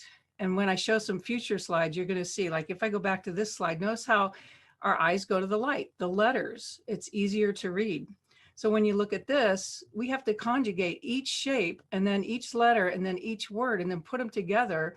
And then we form a word and then a sentence and then a paragraph. You're talking about a lot of brain power. And if you want to put your audience to sleep, put all your slides on a white background. They'll be dead in 10 minutes. They're just gonna, their brain will be dead. They just can't listen anymore. And so in the industry, we have a name for this. We call this the eye chart, when they put so much text on a slide and you can't even see it. Like the back of the room, it's just a bunch of little pixels. So why do we do that? So I'm going to show you some before and after slides. This first slide is the actual slide I found. They grabbed a graphic from probably the website or, you know, some browser, and they slapped it on a white background. And it's like, it doesn't really even make sense what they're doing. So I said, what would it look like if I redesigned this? So I like the graphic. I think it's nice and colorful and simple and clean. It's like, make that graphic big and fill the screen. And then I took the left side, fill it with a dark background, and then light text that matches the color of the background of the graphic. And it's a nice cohesive graphic. Notice how simple this is. So again, before, that bright flashlight in your eye, and after, it's compelling. It's got that wow factor. It's pleasing. It's engaging. This next slide is a client of mine. This was his sample funnel. And I'm like, that's not a sample funnel. Let me show you a sample funnel. You know, it's got a graphic interpretation of what a funnel is, and it points to the words. It's easy to read the words. They're big enough that you can read it. It's just more fun. Okay. And then this was another slide of his. He called it his hot seat. And I'm looking at it, I'm going, that's not a hot seat. This is a hot seat. And when I showed this to him, he just loved it. And to me, I look at that, and that looks like a really comfy chair. I could sit in that and be cool. But then you're surrounded in this desolate background, and the clouds look like it's going to rain. It's a little scary, but that's what a hot seat is. You know, it's comfortable, but it's a little bit unnerving. So this worked really well for him. And, you know, I say avoid bullets. And why do I want to avoid bullets? Because you want just some clean, text, you don't want to have to keep listing things. We get bored of the listing things. So I'm going to show you how to avoid those bullets. And I say under no circumstances, don't use bullets, because we know bullets kill. We've heard death by PowerPoint. How can we avoid those pesky bullets? So here's an example of a slide I got from a client, and she listed her title and then her bullets. And to me, it's just slapped together. It's not laid out well, but I like the picture and what she's talking about, you know, how the body ages and stuff, and how things can increase age quickly, and how you can take care of yourself. It's like, wow, I just want that picture full frame. So I said, make it full frame. You could tell them your bullets. You don't have to list them. And, you know, you can have your title in the footer area. Here's another slide that was used to be a bulleted slide. It's basically just a nice graphic that conveys what you're going to learn today. And then here's a cool bullet. This is taking Post-it notes and turning them into bullets, or they were bullets, turning them into Post-it notes. That's and what I loved cool. about that's so cool. I'm sorry I jumped in. That is so cool. I like that a lot. it's different, isn't it? Yeah.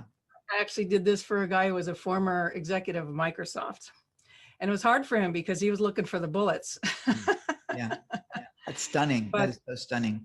Yeah, and what's cool about this is you're going to be talking in detail about those bullets later in the slides. And again, we're going to show a nice picture that's really speaks 1,000 words.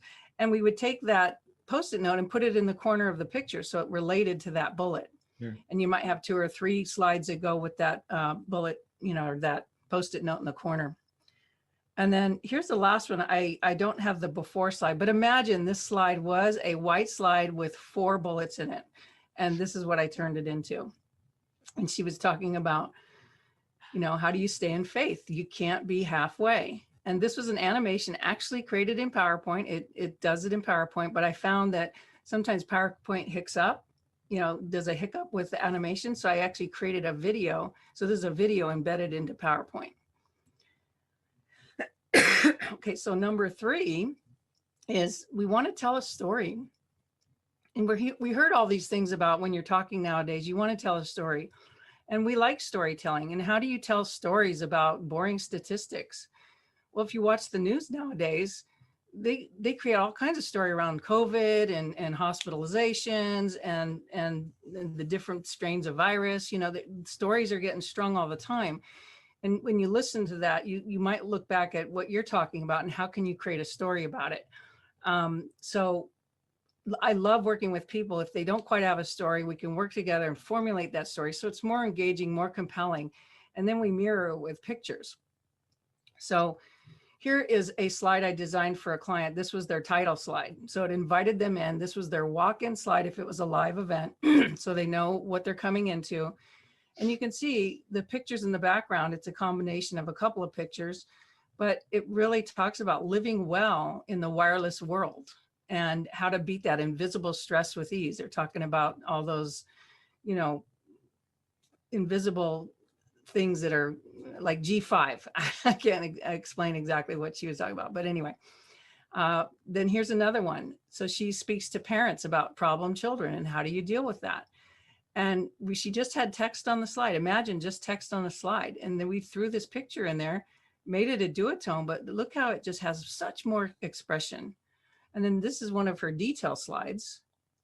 Like you look at that picture and you could tell the stress she's in, and the child is just not fazed at all. She's going to continue talking. I love it. And then here's another slide. Again, a picture is worth 1,000 words, the missing link.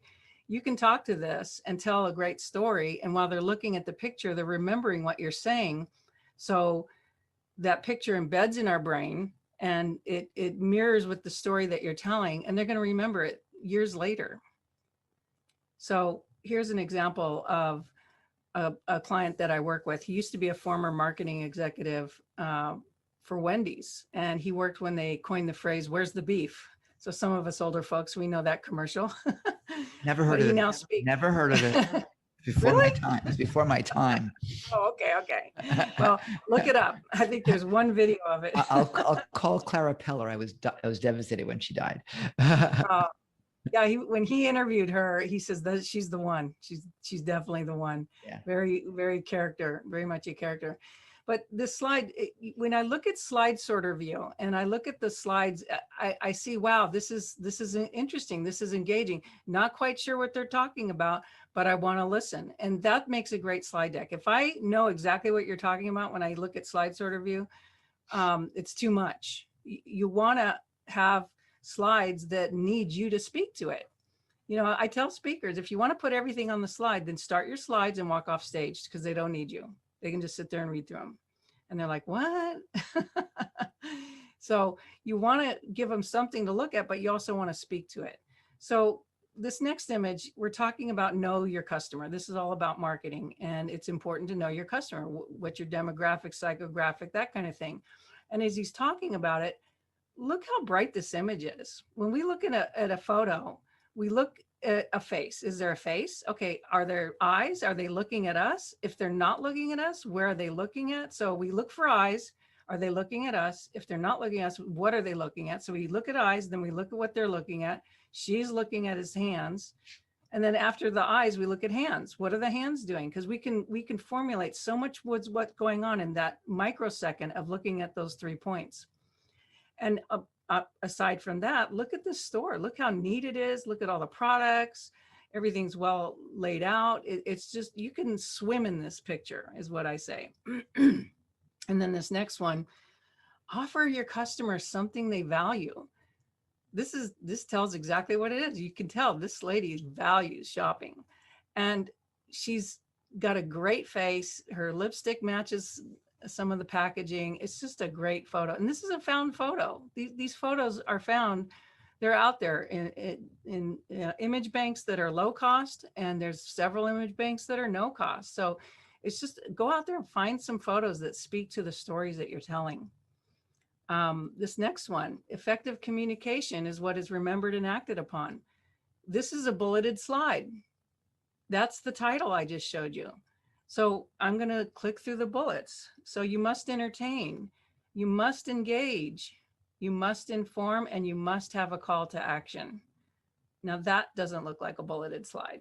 It's fun. Again, where do our eyes go when we first look at this? It goes to the boy on the left because he's looking at us, right? And then we go to the right, we look at this other boy and he's looking back at the left, and then we see their hands and what they're doing and their expressions. There's just so much going on, and it just makes me smile when I see this photo. And then this last one I have, speak the language of the customer. Now this is a white background, and I'm okay with some white backgrounds. It kind of wakes you up and whatever. You just don't want to overburden them with too much white, okay? But look at her eyes, the bright brown eyes, her hair. We took the text and matched the color of her hair, and her teeth. She's got perfect teeth. I love this picture. So that gives you a sense of some of the things that you can do with slides. Very simply, these are very simple slides. Yeah, and yes, I'm a graphic designer, I've been doing this forever, and it's easy for me to do it, but I'm trying to teach people that you can do it too and have fun with it. Or you can hire someone like me to do it for you. So I'm going to recap. So first we talked about keeping it simple. Really, it's just keep it simple. Find a nice image, put a little text on there if you need it, and tell a story to it. And then number 2, as we said, avoid the bullets. How can we avoid those bullets? Get creative. 1 bullet per slide, maybe. There's nothing wrong with that. Okay. I know everyone says, well, I want to list everything out there. And it's like, okay, but then don't sit on it for 5 minutes, go through in detail and talk about them. And then the last one is tell a story. A picture's worth 1,000 words. If you find a picture and you're telling a story to it, or you have several pictures, like I'm clicking through these slides, I'm speaking for 20 minutes and I've already gone through 50 slides. So it's practice and timing and that kind of thing, but that's the strategy of really connecting the images. I call it, we're creating the wow factor, but I call it the Hollywood effect, because when we look at slides, when someone pulls out the projector and puts up slides, we're thinking, oh, movies, like Hollywood. And then we see the slides and we get all disappointed and glum. I was like, how can we make this better? So that's my 3 quick tips. to show you how that works. So what would it be like to have that kind of transformation for your next talk? Think about it. If you could have fun with your presentation, engage them, and connect them better to who you are and what you're about, that would make a huge difference. So I hope you learned some valuable things today. Presentations will look different to you now, I promise you. People tell me they never look at slides the same again, and they'll see slides and they'll tell me, oh my God. I had 2 students that were interns with me for a summer, and they were in 11th grade. And after I taught them how to distinguish a good slide, all they could do is call me and tell me and complain about their teacher's slides. And I mean, horrible stuff. So hopefully from this, you might be able to up-level your presentations. So imagine sitting in front of your computer and you're about to work on your slides, and you have a solution that can make it much easier. Well, designing impactful slides so that they can captivate and convert will help you to sell your products and services or ideas better. We want to love our slides, right? That's what it's all about. That's awesome. So what That's results will That's you great. produce beyond what's done before now, and that will have you show up as an expert? So what I want to share with you is my free gift on how to access, how to create great slides. I created this 60-minute series of videos on how you can create better slides. And it goes through colors, fonts, graphics, how to create a statistic. How do you create a statistic slide? Very important. And then statistics sell. You know, if you can pull statistics out, that has a big impact on people. This normally sells for $197, but I'm giving it to you free. So you just have to go to createslidesthatconvert.com/love. That's And you're awesome. going to love your slides again. And we'll have it on the dashboard too, you guys, as well. So it'll be on Bridget's page. So not to worry about that. You can either go to the URL, or again, it's on the dashboard to make it easy for you. These are gorgeous, just stunning. Thank you. Keep going. I'm sorry. I'll just go ahead. Oh no, I'm done. That's it. That's pretty much it.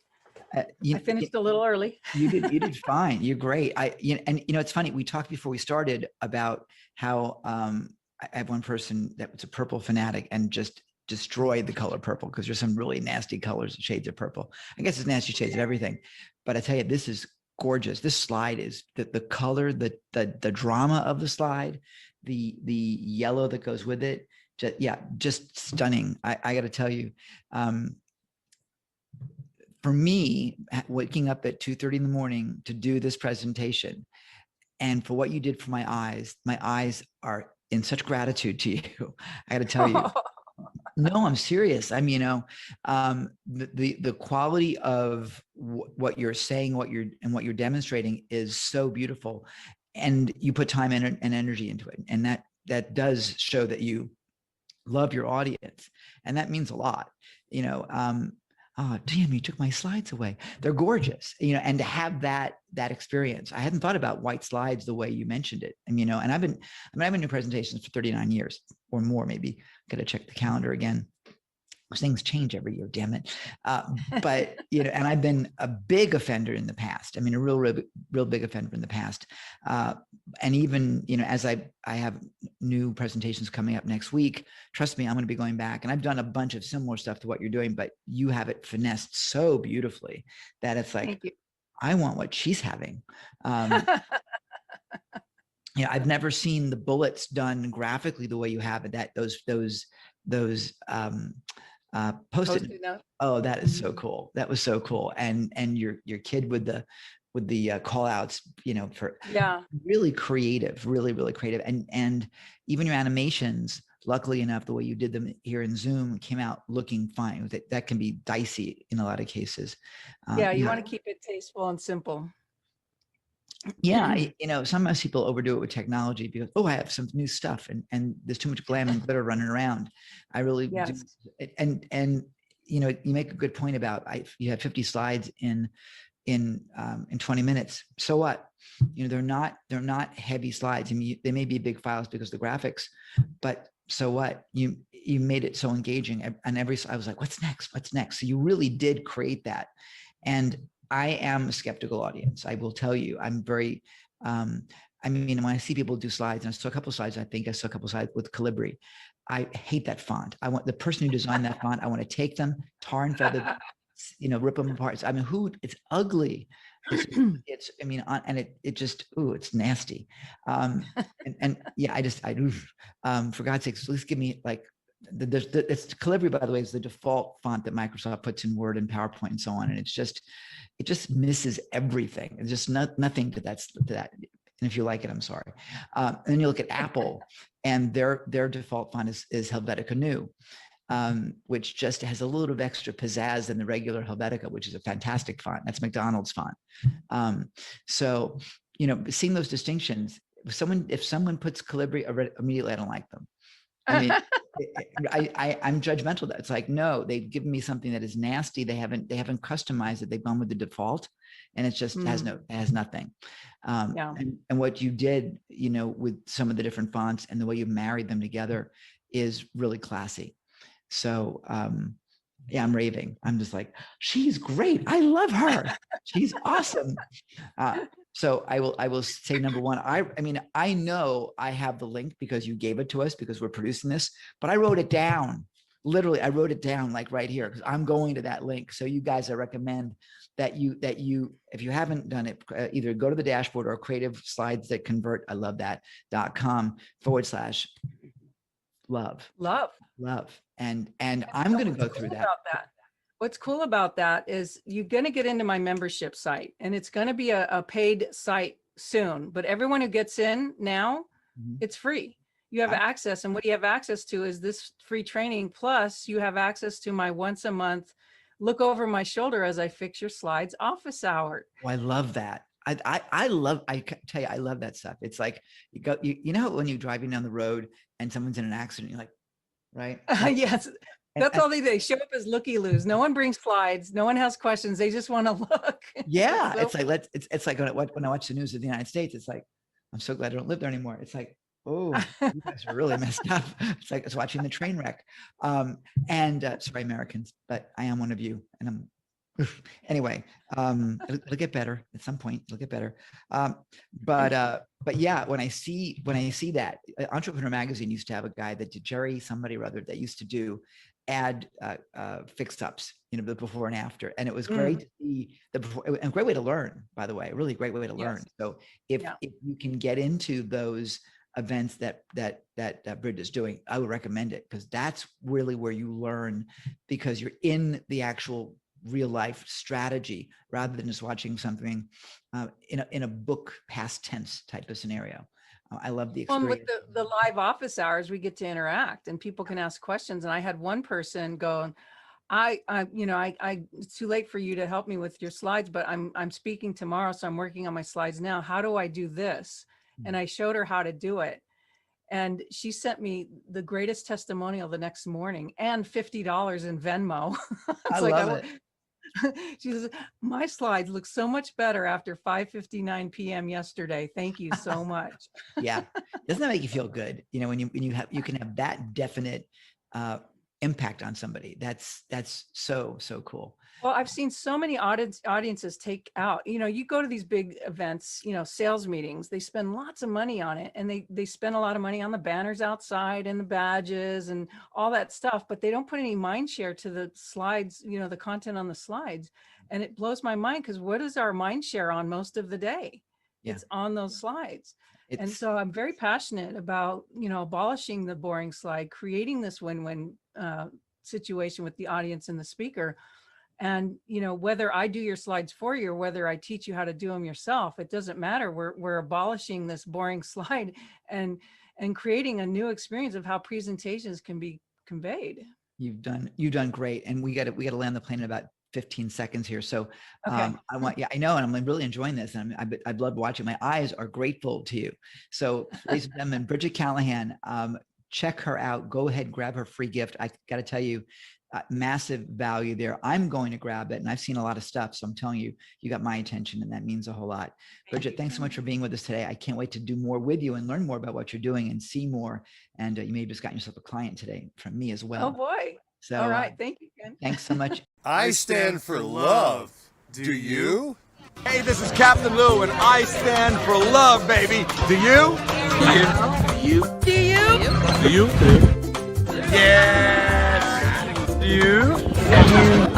Do you? Do you? Do you? Do you?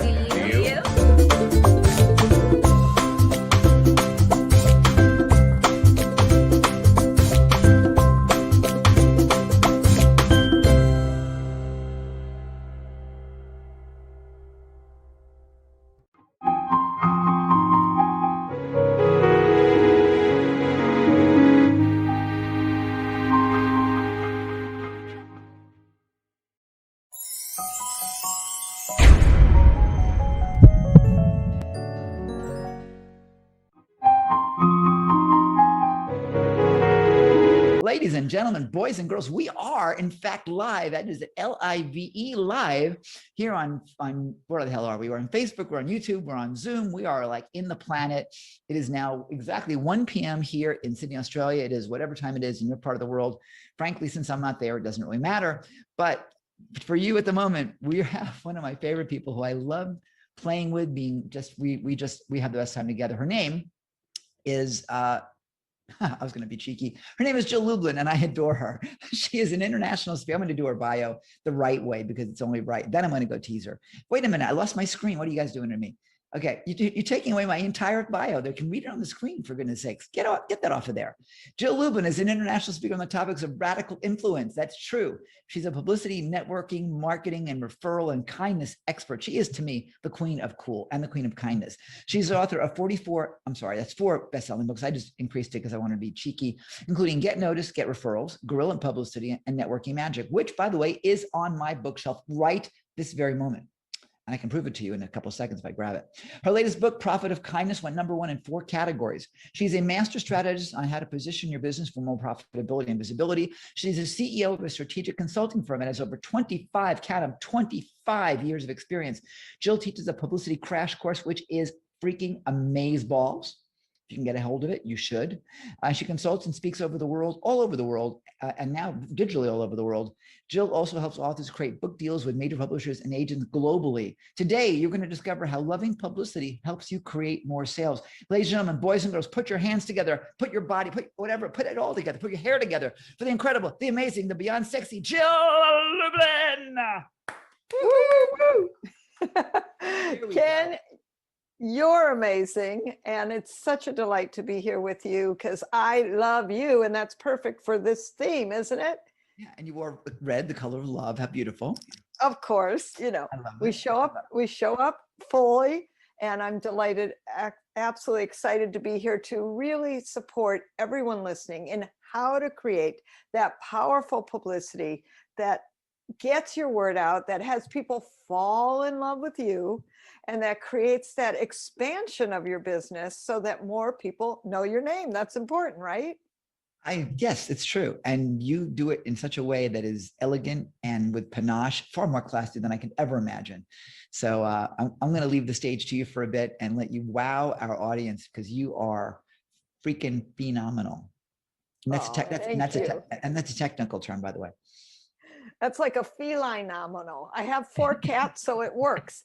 That's why I like you. I had my maximum was 3, so good for you. All right. So thank you for having me. And I want to support all of you on creating that powerful attraction strategy known as publicity, because if you want more leads, more connections, you want more prospects, you want to get your name out there, my friends, I'm your girl. Publicity is the name of the game. And so what I want to share with you is the power of what publicity does in very simple and wonderful ways to get your name out there, increase your visibility, and get your powerful message out there. In fact, my friend P.T. Barnum said it best, and that is a terrible thing happens without publicity. Nothing.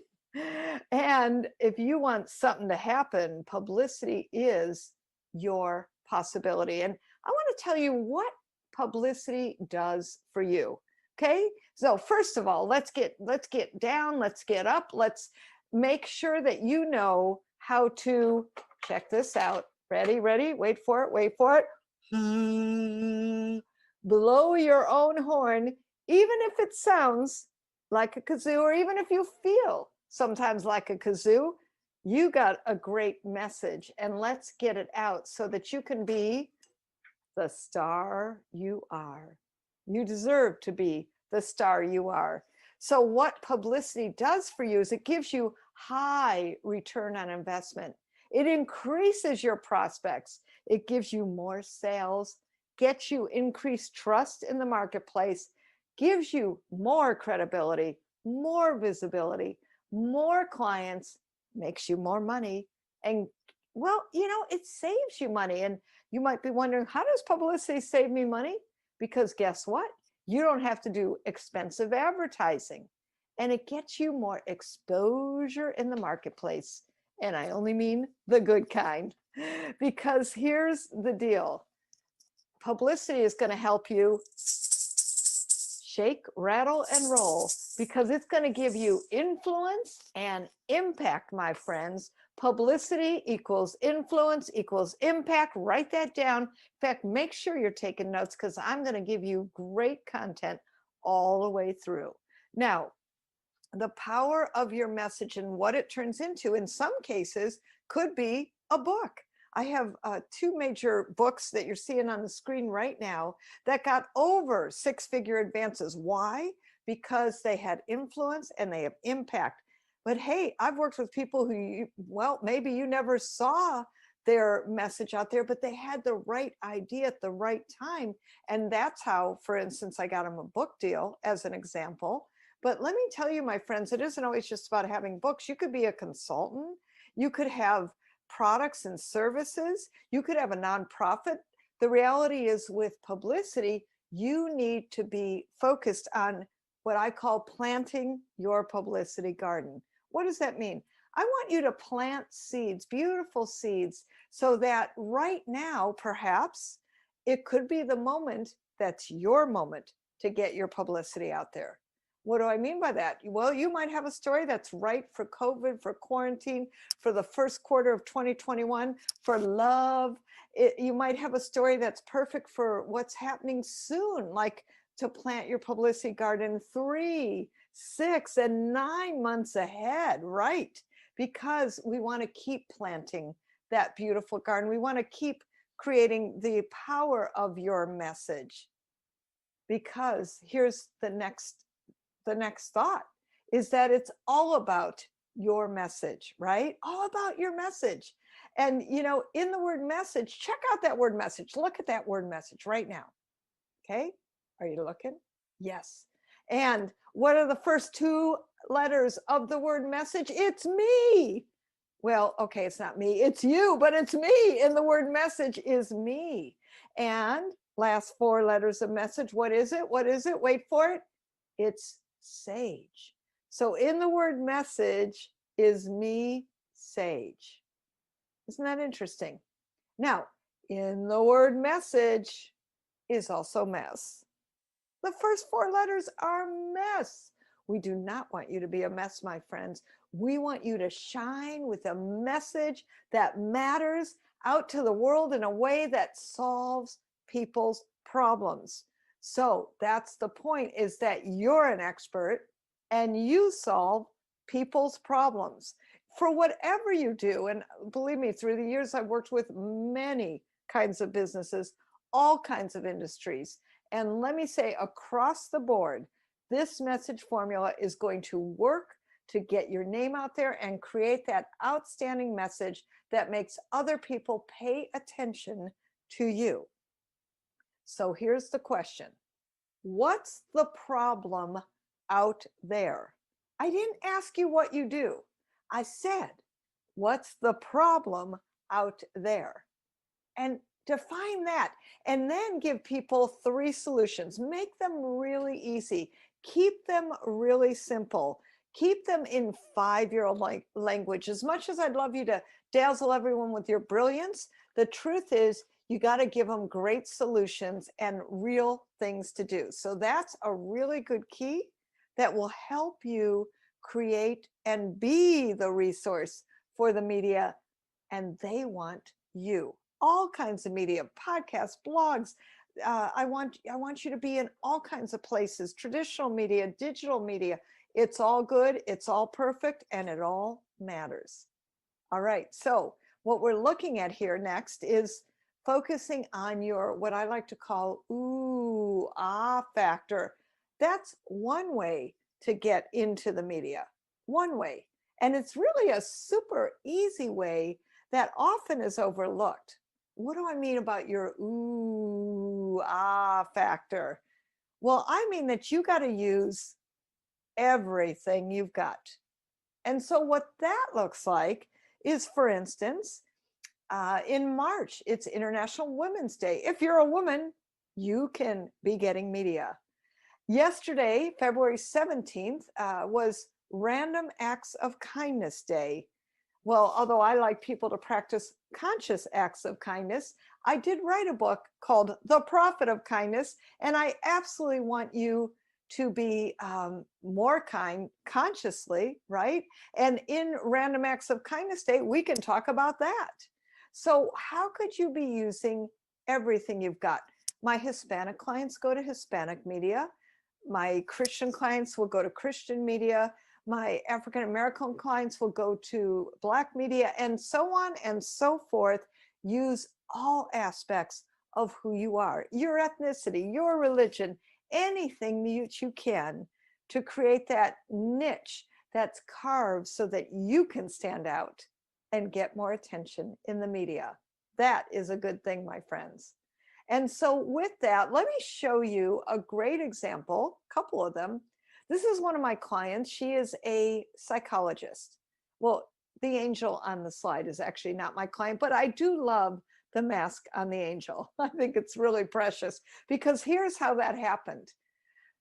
My client, the psychologist, actually, we were working together and coming up with some great coping strategies, how to be successful with less stress. And then COVID happened. Well, as a psychologist, of course, she's prepared and able to comment. And we created her into the quarantine Cupid, because I don't know about you, but you know, we all need a little relationship help in these troubling times. And especially if you live with people in your families, and how do you communicate better? Well, as a psychologist, she knows the answers to that. And so by creating her into the quarantine Cupid, we were able to get her on a major 50,000 watt radio station in Chicago, Illinois, in the USA, and many, many other media outlets all through the world by being the quarantine Cupid and helping people with their relationship. Now, let me show you another example of that. An interior designer helped to design beautiful homes. We did great stories about how to make your home more beautiful. And then remember, I said there are some seeds you're planting now because, well, with the quarantine, with COVID, people's homes have become their offices, their daycares, we got kids in multiple rooms having to study. We've got multiple partners perhaps having to have offices and create visibility and well, their own sanctuary to do their work in, right? And now we could do a home with how to create a home that helps, that works in today's times. And that's the story that got her into all kinds of media, all kinds of blogs, multiple podcasts, and featured her story all throughout the world. How do you create a home that works in COVID times? Great story, and it's for now. And so if you're listening to this, watching and wondering, well, how do I fit in? We've created some categories for you to think about, to fit into, so that your mindset can be focused on how you can fit in to the times right now. So health, mindset, transformation, weight loss, goals, activism like Black Lives Matter movement, alternative healers, consultants, and money, honey. If you're in any of these categories, you can be fitting in, well, to these categories. So take a look, see where your story can be, shall we say, transformed to fit into the moment right now. All right, so as we're looking at that, here's what I want you to think about. And not only think about, but I have given you, let's see, 1, 2, 3, 4, 5, 6, 7, at least 7 wonderful ways to create what I like to call VBAs, visibility building activities. These are activities that are going to get you out in the media, get your name out into the world, and create my favorite kind of syndrome called the I've heard of you somewhere syndrome. Now, the first thing to do is network in your community and follow reporters on social media, those that are talking about what you're doing, right? So if you're a business owner, if you're in real estate, if you're a chiropractor, if you're a coach, if you're a consultant, I mean, take a look at who's talking about what you're doing. I want you also to sign up for Google Alerts and go to nationaldaycalendar.com and take a look. What are the holidays that are celebrating what you're talking about? Podcasts, I want you to go to iTunes and again, put in the SEO words that focus in on what you create, what you expand, and what you offer. That'll make a huge difference for you. And Blog Talk Radio, again, a great resource for finding the shows that are connected to what you do. Helpareporter.com is a great and free source for connecting in and really zooming into only what you talk about. They've got great leads that are alerting you right away to reporters who are working on stories that you need to be seen in. So those are some great VBAs for you. And next, what I want to talk to you about is, well, showing you one of my clients, and he is an instructional designer consultant. I have to tell you, I did not know what an instructional designer was. And he, however, was smart enough to know that he needs publicity to grow his business. Because the truth is, he was starting a new business since, well, here's the sad story. He got laid off and fired from his corporate job. He had a wife at that time who was pregnant with their third child on the way. And he had just bought a new house, which means a big mortgage payment. Did I mention no job? And a pregnant wife? This isn't exactly what I call a formula for success. I'm like, Ryan, what did you do? He said, well, Jill, I did what every person in a bind does. And I just did the next thing I could. So he started his own company, and literally online, he had 7 employees virtually doing instructional design. I said, Ryan, I now understand what you do, but frankly, that's not the story. The story is using everything he's got, and I made him into what I called a virtual office warrior. Well, the acronym for Virtual Office Warrior is VOW. Now check out the slide, because the San Francisco Business Times front page, picture this, you in your local business journal front page. Actually, if you look at the headline, they used my term, which is, when fired, you too can vow not to work in an office again. Well, that story, my friends, got him into not only the San Francisco Business Times, but major media, national magazines, radio, newspapers, including Entrepreneur Magazine. Picture this, you in Entrepreneur Magazine, you in Home Office Computing, Mac Home Journal, your local media. His business revenues, let me tell you how powerful publicity is. His business revenues increased over 40% using publicity and marketing strategies. And on top of that, remember the part about using everything you've got. Ryan is Asian American. And although he doesn't speak a word of Chinese, do you know what happened? We translated his articles, put it into the Chinese Times, and do you know that one article resulted in over $7,000 worth of income from one article?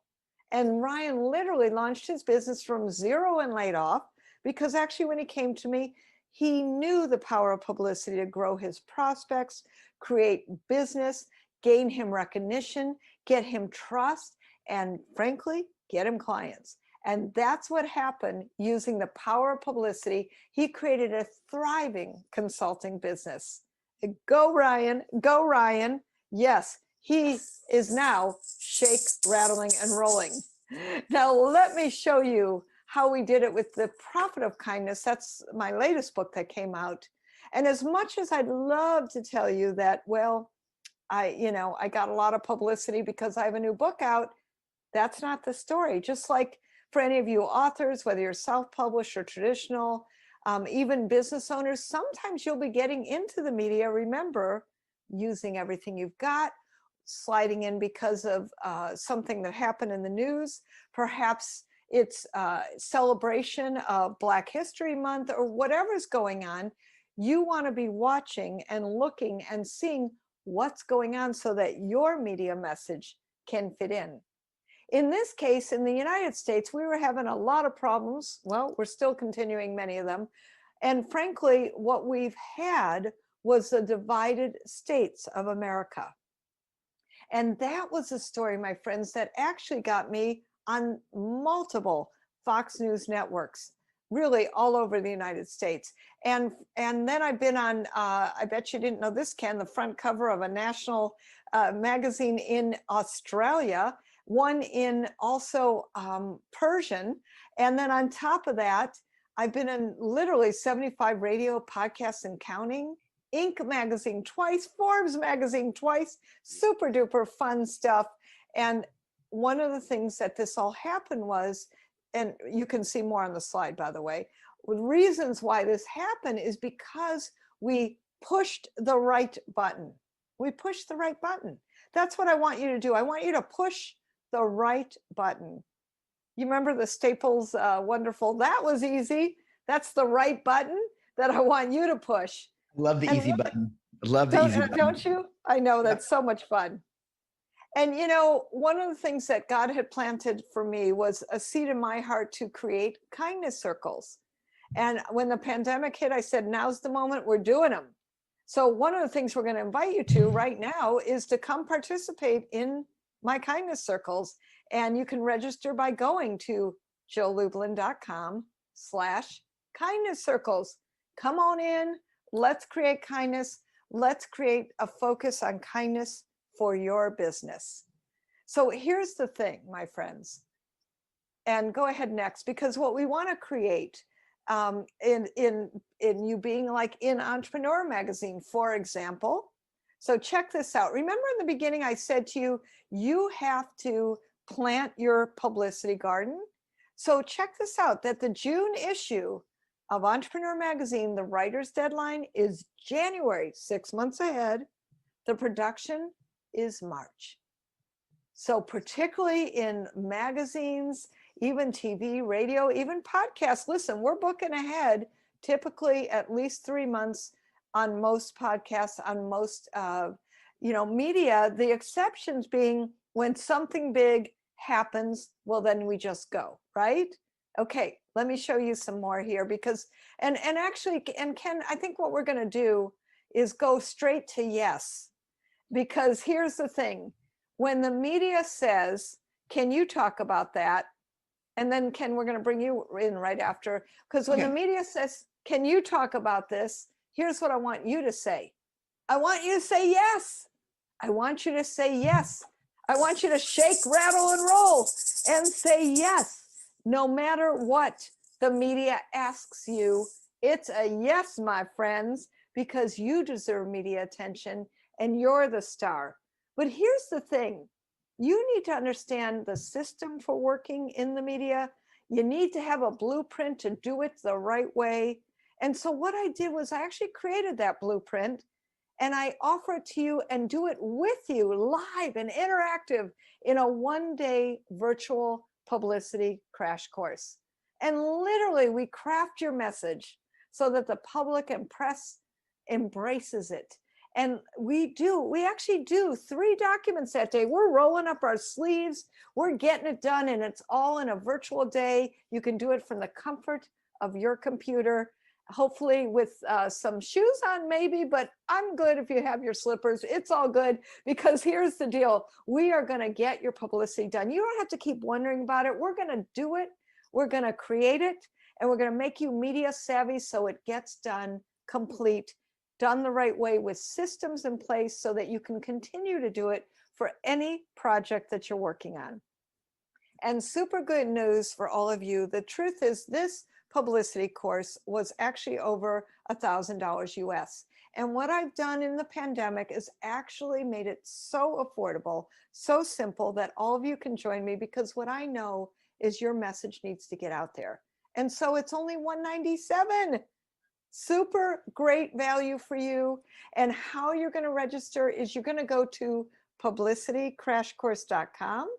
You're going to enter the promo code Stay Visible, all lowercase. Go do that right now. And then you pick a date, whatever date works for you. And we've got lots of them coming up. It'd be great to serve you. Most importantly, it's really important to get your message out, to create that visibility factor, and to get your message out, because you know why? Your message matters. Your message matters. I'm looking forward to working with you. And Ken, I'd love to come back and see if you have any comments, questions, thoughts, and how we might support them even more. Well, I do. I have just one word for you, girl. Well, yes. Yes. Give me a Y. Give me an E. Give me an F. Yeah. Okay, I got to get me one of those. No kidding. Also, just to be sure that we're totally clear, I was not BSing you. Ta-da! Woo, woo, woo. So yes, I am a reader. I have drunk and drinking, if that's a word, the Kool-Aid, as a matter of fact. Jill Lublin, I love you. I adore you. If you have not yet gone through Publicity Crash Course, you should, you will. It is an important thing that you do. And to be given this opportunity to join at a fraction of what the tuition is truly a gift beyond words. So you should do that. By the way, to make it easy for you, go to worldloveweek.com/dashboard. You don't have to worry about anything. It'll take you right there. So it will be there for you to grab. Just make sure you add the coupon code of Stay Visible so that you stay visible for less money, which would be helpful to do. If not, that's okay. Jill gets to make more money, and Steve will really like that. So that'll be kind of nice. Steve's her boyfriend, husband, love of her life, and I love to tease the two of them about each other, so it's all good. So if you want to give Jill more money, don't put the coupon code in. Don't stay visible. Just pay full price. Otherwise, type in Stay Visible, all one word, all lowercase. I love you, Jill Lublin. I love you, Ken Krell, and thank you for having me. Well, it's anytime there's an opportunity to have you on board, I am thrilled. Now, by the way, you do that sounded weird the way I said it. You do present the Visibility Crash Course. I am tongue-tied right now, more times a year than what you indicated. So when people see this thing later on in time, number one, bear in mind, you guys, that $197 price is subject to change to be gone. Anything that Jill does that we do here, especially for VIP people, where you can access this for life, Jill's not committing to this tuition, the special deal, for more than maybe a couple of days. So it can go away at any time. And that's no kidding, because when you put something online as this is, it's evergreen. So I'm telling you right now, just to be clear, this offer is good only until Jill decides it's no longer available. And she will still do the training, I'm sure, because it's her signature program. But that doesn't mean that you're going to get it for $97. Expect to do at least $1,000 moving forward. So grab it now. The dates that she gave you, if you are seeing this after April of 2021, the dates will of course be different. So don't call John, just get that, it'll be customized for you. But by all means, whatever we have, we'll be updating the dashboards and so on and so forth. So just want to make sure that there's no confusion there for those that watch you in the future. Yes, we all have dates ongoing. You pick one that's convenient for you. No problem. No worries. And you and I will talk, because my Safari folks, I can't say anything about that. Never mind, it's a secret. But we'll talk. You and I will talk about scheduling that. Are we going on a safari? Did somebody say safari? We are. When the borders change, we are going to Africa. So just bear that in mind, and you're invited to come. So anyway, Jill, I love you. Any parting words? My parting words, besides the fact that I love you too, and I'm always grateful and honored to be in your presence, and is that for everyone listening, here's the deal. You ready? Your message matters. Your message matters. Let's get it out there. Let's help you to be the star that you are. Oh, Jill Lubin, you Ooh. rock. Ooh, hang on. Might have one more answer for that one. Well, yes. There you go. I love you, Jill. Thanks for being with us. You're amazing. I stand for love. Do you? Hey, this is Captain Lou, and I stand for love, baby. Do you?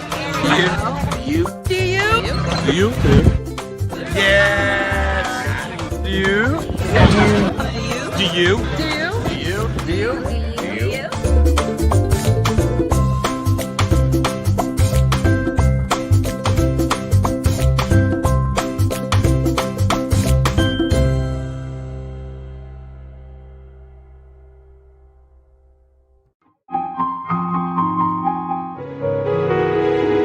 Ladies and gentlemen, Ken Krell here. We are in for another treat. I'm excited about this. We're coming live from an ice storm in Tennessee. Is the incredible Abigail Tiefenthaler, and she is in the lobby of this building where she has internet connection right now. So we are talking about like in the trenches right now, full love on for you today. She is known, by the way, as the launch and leverage strategist and is the co-founder of LMS, which is a marketing service agency that works with professional coaches who are ready to make 6 and 7 figures consistently. I like that. And we're talking about money figures, not physical figures, FYI. Correct. Right. At 4 o'clock in the morning, that's the most fun I can probably come up with at the moment. She honed her strategic branding and marketing skills on Fortune 100 clients and saw that happier clients happen when team members worked on their specific expertise, which is always fun to do. Today, Abigail and her partner, Tammy Cray, did I pronounce that right? Is it Cray or Crea? Mm-hmm. Did it Crea. right? Yay. Okay, bring the best of brand strategy and marketing implementation so their clients can go from practitioner to business owner. And I am thrilled to have her here, given the dynamics of ice storm in Tennessee. Sounds really romantic to me. So welcome, Abigail. Thank you, Ken. Thank you. Yeah, this has been interesting because I'm actually visiting my husband, who's got a 13-week travel nursing assignment. And so we have this cute little apartment who just been struggling with the internet since he arrived. So I got the landlord to finally give me some space, and this was the best he could do. He said, nobody's working today, so go ahead. But as my husband was coming home from the hospital this morning, he said there was ice everywhere because I was going to go to a coffee shop. So I guess it's nice that I don't have to get out. You know, yes, that's absolutely for sure. And I got to tell you, you're bringing back to memories from a few years ago. My mother and I would travel when we could travel. We did a couple months, and we did a month in Israel and a month in Portugal. I remember having to do a webinar when I was in Israel, and my mom's like, well, you know, this is Israel. We're gonna have great internet here. And we were relatives in a town called Naharia. I'm like, oh, it'll be awesome. Well, it was like 2 gigabits up and 2 gigabits down. It was pathetically bad. And I was like, yes. I'm doing a webinar, it's my business. So I had to run to an online coffee shop, and the internet wasn't much better. And on top of that, it was really noisy because it was the online coffee shop. Right, exactly. So it's, you know, the laptop lifestyle is sometimes not all it's cracked up to be. But for most of us who are entrepreneurs, home-based business owners, I've been doing it for 24 years. So it's an opportunity to really say, you know what, sometimes perfection is not worth the effort because sometimes you have to do. So, you know, as a marketing person, I often tell people it's imperfect actions beats perfect inaction every day of the week. You know? Amen. Well, it's funny because we're shipped. And by the way, you guys, we're literally meeting each other right now. So, so this is kind of, we're doing a getting to know you, which is kind of cool. I have a lot of my students where they want the perfection, and I'm like, it's not perfect, but it is, you know, and that's really the watchword. It's get the message out. If they don't know who you are, it doesn't matter. You can't do version 2.0 until 1.0 has been out there. Well, and you know, it's interesting because we say to our clients, because we work with them, we provide a lot of done for you services. We provide some done with you services as a part of Launches Made Simple. And the thing we will tell them is their first webinar, their first download, whatever their first is, and their 5th, 7th, 12th, 25th are going to bear nothing to, you know, in terms of resemblance other than, oh, that was coined by me or penned by me. So it is a matter of getting out there. And what I want to talk about today a little bit is the idea that when we embrace the concept of being a business owner, we're getting out on our own. Now, all of a sudden, we want to start doing, right? Because we are told imperfect action is the way to go. And I agree, but I'm going to share with you 3 shortcuts that will kind of almost seem counterintuitive, but will actually make that action less imperfect. Still imperfect, but less imperfect. I love it. So you want me to get started? Am I Yeah. ready? Yeah. Okay. Honey, I was born ready. Okay. Me too. That's what my mom and dad always said. So, I grew up in an advertising household. I was really, really lucky. My dad was a madman. Actually, 1960s, BBD&O, just like Bewitched and just like the AMC series Mad Men. My mom was also an entrepreneur, a home-based entrepreneur in the early 60s. And she wasn't involved in direct sales. She actually ran a fulfillment business. So there was a lot of shop talk going on at the dinner table. And, I grew up in this industry. I have a degree in marketing. I have a master's in strategic management with an emphasis in strategic marketing. And so that's why I'm a leverage and launch strategist, is because strategy to me is everything. The benefit of teaming up with a partner like Tammy is that we get to implement as well. So we provide end-to-end campaign services. But here's the first shortcut that I can tell you, is that a little strategy goes a long way. And what do I mean by that? We forget that strategy comes in a lot of different sizes and shapes. I'm not saying you have to go create that 57-page SCORE business plan and fill out all of those things, but you do need to have a plan of action. You do need to have a business strategy that you can create a goal from, a vision from, and kind of make a connection to it on a personal, visceral, soulful, heartful, and headful manner, right? You've got to know where you want to go. And that's a part of your business strategy. Where do you want to go? How much do you want to make? How do you want to spend your day working? What are the key elements of your non-negotiables? And what do you see happening, right? What type of change do you want to impact in this world on a one-to-one basis, on a group basis, on a hundreds of thousands, major impact? From that business strategy, you're going to go into a brand strategy. And that's my sweet spot. It is where, there's a lot of branding experts out there, and they're all, most of them are good, right? Let's assume they're all good. I'm going to do that abundance, no scarcity. They're all good. I really focus on strategy as it relates to the who, what, where, when, why, and how. And we come to it at a pretty intensive level. I don't think you can come up with a brand in an hour.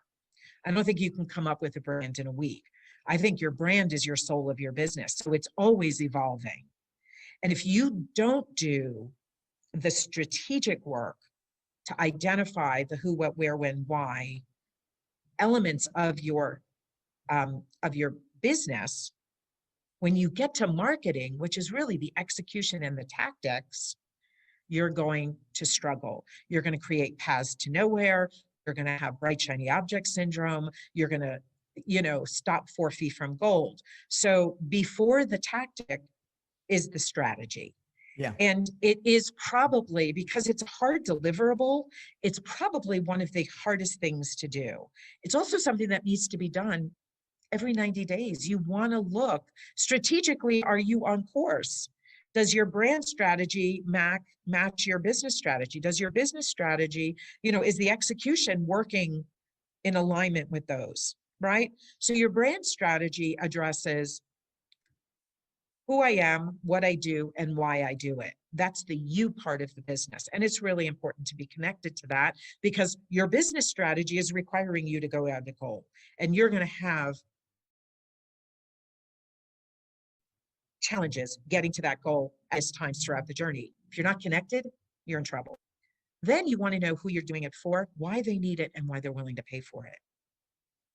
you're an entrepreneurial coach, you're a service-based business owner, you're in business to make money.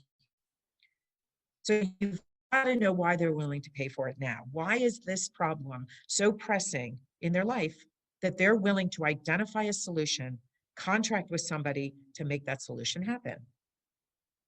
That's strategy. From that, you get your message. From that, you get your position. And from that, you now can create a marketing plan. So just as like point number one, I'm going to tell you a little strategy goes a long way. I like to recommend 90 minutes every quarter. Just to go and take a look, is what I'm doing in alignment? You know, become the chiropractor of your business, right? You've got to take a look at where your gaps are, because if you don't ever do that, then all you're doing is stuff. So the second point, and the second shortcut. Hang on, before you do it, I want to jump in for a second, if you don't mind. What you just heard was gold. Be the chiropractor of your business every quarter for 90 minutes. You should be writing that down right now. That is gigantic, because it's true. You know, what you just said, Abigail, for that whole session is critical. If you don't know your why, if you don't know what this is all about, then you're gonna jump all over the place. So she's 100% right, and I want to just drive that home, because it is really, really critical. And it's like you're preaching to the choir. And here's the thing: is it's not just not knowing where you're going, but you also have to understand the reason you're going there. So that's why I'm saying you've got to be connected. That's why I'm saying your brand is the soul of your business. You have to be connected to it, because you will struggle. I don't care if you're working with the greatest coach in the world, the greatest program in the world, the best Facebook ad experts or content creators or whatever. If you don't feel it, it's not going to happen. I was just talking to a client earlier today, and I said, you know, and people can't tell you that. You know, you could have the greatest clothing designer come into your house and dress you. But if you don't feel comfortable in what you're wearing, you're not going to leave the house. That's true. That is so true. Have you ever gone? Yeah, it's a great metaphor. You know, so I want you to feel this. And, you know, when you're storytelling, your story is only as relevant to your customer as the needs are that they have. So there's a lot of things that we discuss and we go through. We do a really deep dive in the area of brand strategy, because you can tell I love it, you know. And at that point, then we turn our clients over to Tammy, and I call Tammy and the team, because we do have content creators, and we do have technology people, and we do have Facebook ads experts and other organic social media experts that are a part of our team. Because the next thing that happens, and here's the shortcut, you got to have a plan. If you don't have a plan, you're out there, again, bright, shiny object syndrome, you're out there paths to nowhere. So with everything that you do around marketing, the goal is to stop the madness, to simplify the process, to automate where it makes sense. You know, call to actions can be automated. What are you giving? Free download. How are you nurturing your market? And I will tell you that, you know, I know there's various numbers out there, but 20 touches. Like when I started in my career in 1982, you know, people would say after 3 times you're hounding. After 3 times, they don't even know who you are in today's world, right? I called on Hershey Foods for 4 years before I got business. I called on Wyeth, which is a pharmaceutical company, for a year. Every single Wednesday, I called on them before I got business. Persistence, tenacity, a little bit of gumption, they go a long way. But you have to know where you're taking them, and you have to know what the goal is. So what that plan is, you know, is an opportunity for you not to be sitting in front of your computer on Monday morning going, okay, what am I going to say today? That helps you with your content. Your plan helps you see how you're moving people along. We had a client come in after the 38th email. 38. We have about 80 in our in our bucket of emails. Wow. And I'm going to give you a tip. After you get to 50, 40, 50, you can often send the same email, but with a different headline. You're right. People aren't going to, they're not going to remember it. So there's a tip for you. You repurpose content wherever possible. You want to show up consistent. If we go back to that dressing metaphor, you want, the top that you're wearing and the bottom that you're wearing to look like they're a part of an outfit, right? Then if you want to get fancy, you want the accessories and all the other accoutrements of fine dressing. But at the minimum, you want your top and your bottoms to at least coordinate. The plan is what helps you do that. And again, I recommend, take that 90 minutes once a quarter, and where have you put things in place that are not working? Where are you putting things in place where you're struggling? The goal of having that plan is you'll start to see gaps. That's really the goal of the plan, is to help you see gaps. Because if you can see gaps, now you have a choice of filling them or not. Can you do them on your own? Can you learn them? Should you outsource them? I'm a fan of outsourcing, not just because we're an agency, but because I don't want to spend time in things that don't bring me joy, that don't make me happy. I will tell you that I love strategy. I can spend all day long with talking strategy. When it gets to implementation, I know enough to be dangerous. And the reason why I do is because I don't have to worry about it. I get to give it to Tammy. I get to send her something and go, oh, this is really cool. Is this good for us?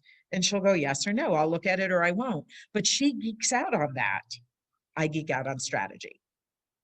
So the second tip, get a plan.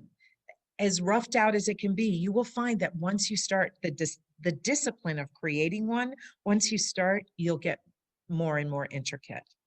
It doesn't have to be crazy. Start with one platform, 2 at the most. Don't feel like you have to touch everything. That overall strategy is going to help you decide how you're bringing leads into your community. The plan is going to figure out also how you're nurturing them as well. Because here's the thing, we need to be marketing 24/7. I hate to tell you that, but it's true. It's like bathing. You got to do it every day, or at least 3 times a week or 4 times a week, whatever your schedule and preference is. Once you stop bathing, there's consequences. Well, once you stop marketing, there's consequences too. So my goal is, to simplify the process. That's one of the reasons why we are huge fans of automated funnels, and we use them for one specific purpose. We are a huge fan of one offer. The Ascension model to me is a crazy model filled with time and effort and content.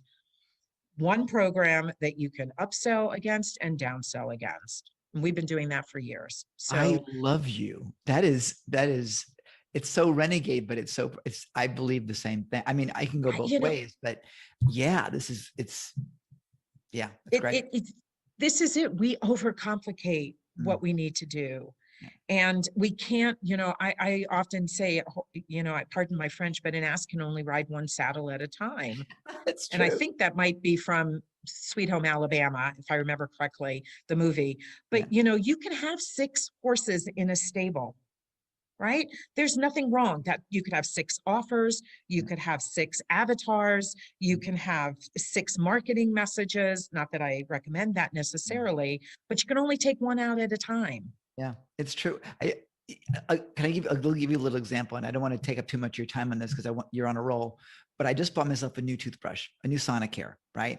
And I spent, I don't know, easily an hour figuring out which model of Sonicare I want. Okay. But the bottom line is I'm only using one speed, only one. It's done. What the hell do I need all this crazy shit for? Right. I mean, right. So it's exactly to your point.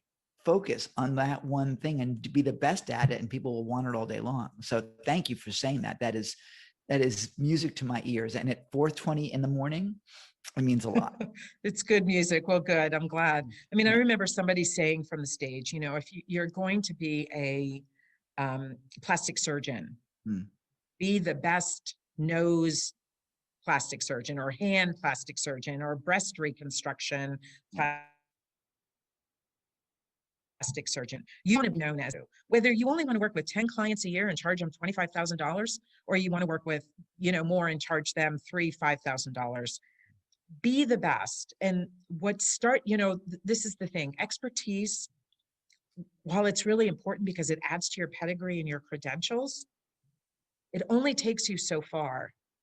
You've got to have a little bit of a ham, want to be on stage, want to be willing to put yourself out there. And I know, especially, I don't know how old you are, Ken, but I turned 61 on Saturday. My generation was really, at least I was, be seen and not heard. Yes. And by the way, Right? I can call you young lady and get away with it then. Yeah, yes, you can. I will not take offense. Because I am older. And happy birthday. Yeah, it's so interesting that we just weren't raised under the lights, the camera lights. I mean, I even did a little bit of modeling as a kid, and you did it, you went home. It wasn't model was your entire career. We weren't raised with the O-rings and the backdrops, as you can see. I mean, just we were raised to go do our work and do it almost quietly because it was the impact that mattered. So to get now into this culture of being online, whether it's words or face or, lives, whatever it is you're doing, you want to make it as valuable as possible and as strategic as possible. So the plan will help you do that. Little strategy goes a long way. And some simple planning goes a long way too. So that's my thing, first two. The third, I'm going to say about really kind of a shortcut that people often forget is that all of marketing is research, plain and simple. So if you are not measuring your results, how do you know what's working and what isn't? If you assume and take a deep breath and go, okay, all of marketing is research. I get that. I am either going to succeed or I'm going to learn.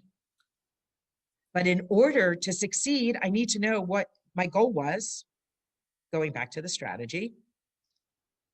And in order to learn, I need to know what the plan was so I can figure out what wasn't working. It could be as simple as there's a link in your funnel that isn't working. It could be as complex as your entire message is off. It's not bringing in the right people. Most business owners will say they have a client problem, right? A client I need more clients. 9 times out of 10, it's the offer, it's the message, it's the positioning, it's the marketing. It's all of those things that leading up to having somebody pick up the phone or schedule an appointment and say, I want to consider working with you. Tell me more.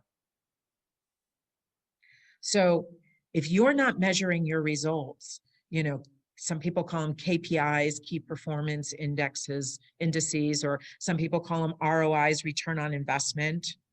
Everything you do in marketing requires time, effort, and money.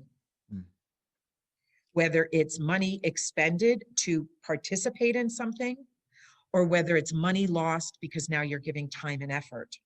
You have to understand time, effort, and money. So the reason why I'm such a fan of outsourcing is for that reason, that I know the effort it will take to learn something relative to implementation is not worth my time.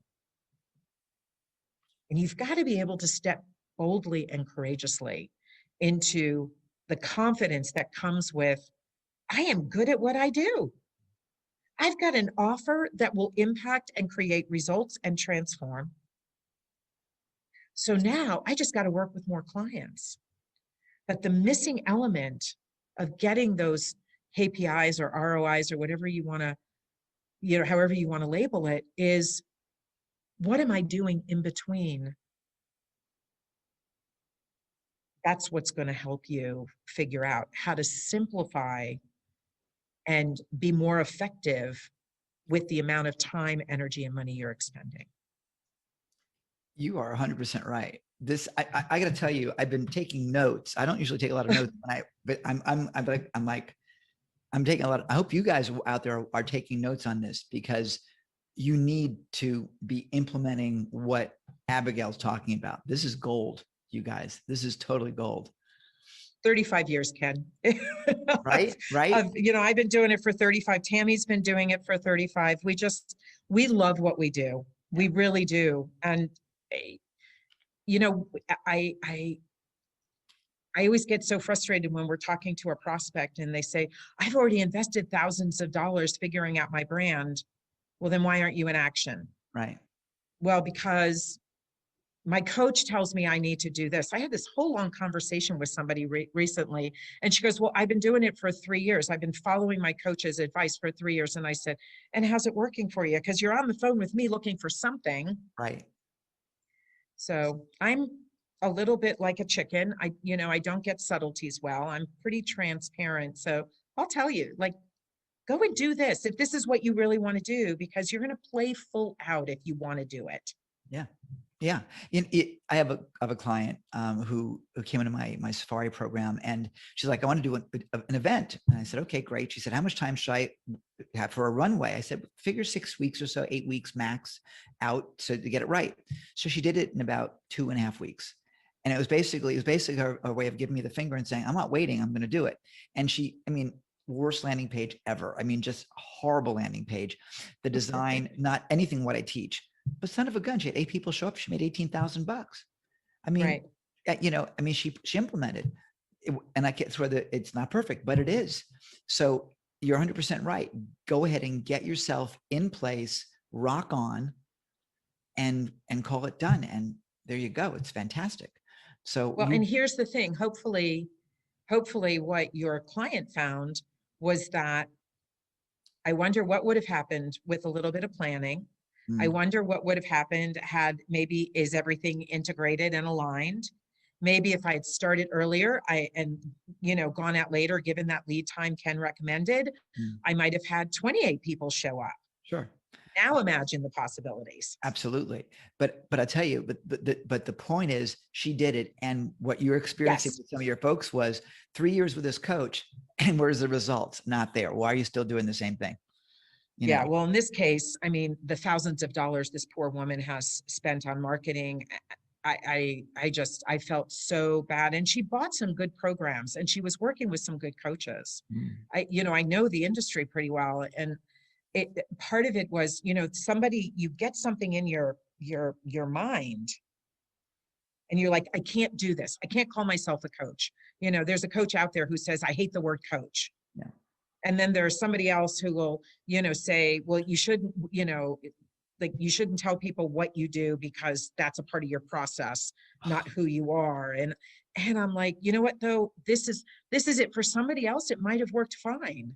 But for her, she kept on going back fighting. She was always in a resistance mode that wasn't enabling her to really show up like, this is me, I'm ready. Yeah. I can help you. It's crazy time. We have literally about 1.5 minutes left before we run out of time. No, I'm loving this. And at 4 o'clock in the morning, I tell you, this is like, I'm so grateful. But I know you have a free gift to give everybody. I'm not sure if we have that dialed in. It's going to be on the dashboard. And so you'll be able to access that, everybody, because you want to learn more about what Abigail does. I want to make sure you do stay in touch with this incredible powerhouse, because I tell you, I'm thrilled. I've got 39 years. You got 36 together. You're looking at nearly a century of in the trenches, real life experience, you guys. It means something. It means something. Yeah. So, and the fundamentals never change. Yeah. Here's the thing. So I've just put the finishing touches. I'm not sure if my VA has gotten this up yet. So it is 7 mistakes. It's www.launchesmadesimple.com. That's our website.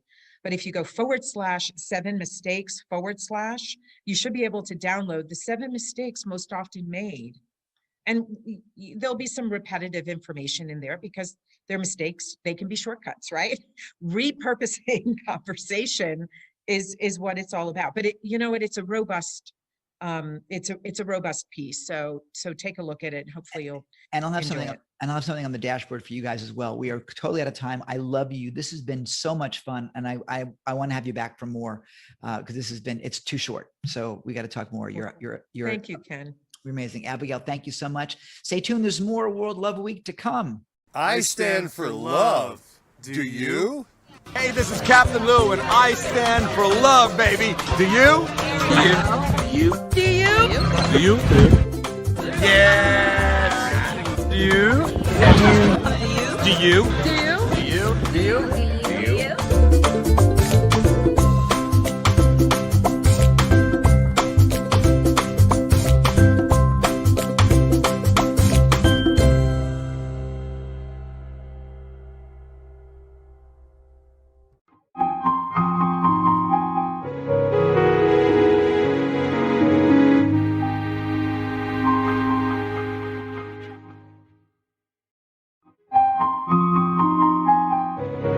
Good morning, everybody. Ken Krell here from Sydney, Australia at 8:01 a.m. in the morning. It is 4 p.m. Eastern time, and God knows where it is, wherever you are. But I want to tell you, I'm thrilled that you're here, and you'll be thrilled that you're here. You'll be thrilled that you're here because you're here, because your next guest today is one of my favorites. Her name is Sue Wilhite, and she's going to talk about how to power up your heart. Understand that Sue, after spending 20 plus years as a wildly successful programmer and systems analyst, she's been known now as the profit attraction master. She decided to switch gears and exercise more of her right brain. She became a hypnotherapist, a bookstore owner, an event manager, a law of attraction coach, some of them at the same time. So she's a crazy person like us. Sue loves to make difficult or complex subjects understandable and relatable. And if those of you like to confuse things like me, she is great to have around. She coaches and inspires practitioners and inspired practitioners as well how to earn six figures in their businesses, even if they're too spiritual to be rich. And that's a big challenge for many people. Ladies and gentlemen, the incredible, fantastic, chocolatey good Sue Wilhite. Hey, Sue. Thank you, Ken. All right, I am going to get my presentation up here. You are ready to go. I am, whoops, that wasn't what I wanted to do. Technology sometimes does weird things. So much for my technology. All right, let's try, whoops. Okay, technology fail, it's okay. I deal with these all the time. Isn't it fun? I will admit that some of the technology fails that we've had have been Ken fails as opposed to technology fails. That was the human technology. Oh, that was a Sue fail. That was totally a Sue fail. Yeah, all I know. right. I know. I hit the big yellow click the share button. All right, here we go. Let's try this again. Present. There you go. Ta-da! That's it. That's it. That's it. All right. So today I'm going to be talking about power up your heart. Have you ever in your entire life felt like everything is too much to handle? Maybe you've had a moment in the last year where stuff has gotten a little bit, just a tiny bit overwhelming. Just knocked you out of the loop. You're feeling overwhelmed, you're having a meltdown. I am here to say that if you haven't had a meltdown at least once in the last year, I want to talk to you because I want to find out what's going on, because I've had at least 3 meltdowns, and it happens. It just happens. So what if you had a low battery indicator? What if you had something that when you are feeling tired, when you're feeling exhausted, that you just get one of these little things that flashes up that you get to plug it in and you can reset yourself any time? Well, I'm going to share a 3-step process that is going to allow you to plug in your power source so that you can activate your superpowers and have a better, richer life. And I'm hoping that in the comments, you're going to say yes to this, right? You want to say yes to having your batteries fully charged, ready to go, your superpowers up and running, right? I'm All saying right. yes, yes, yes, yes, yes. Yes, absolutely.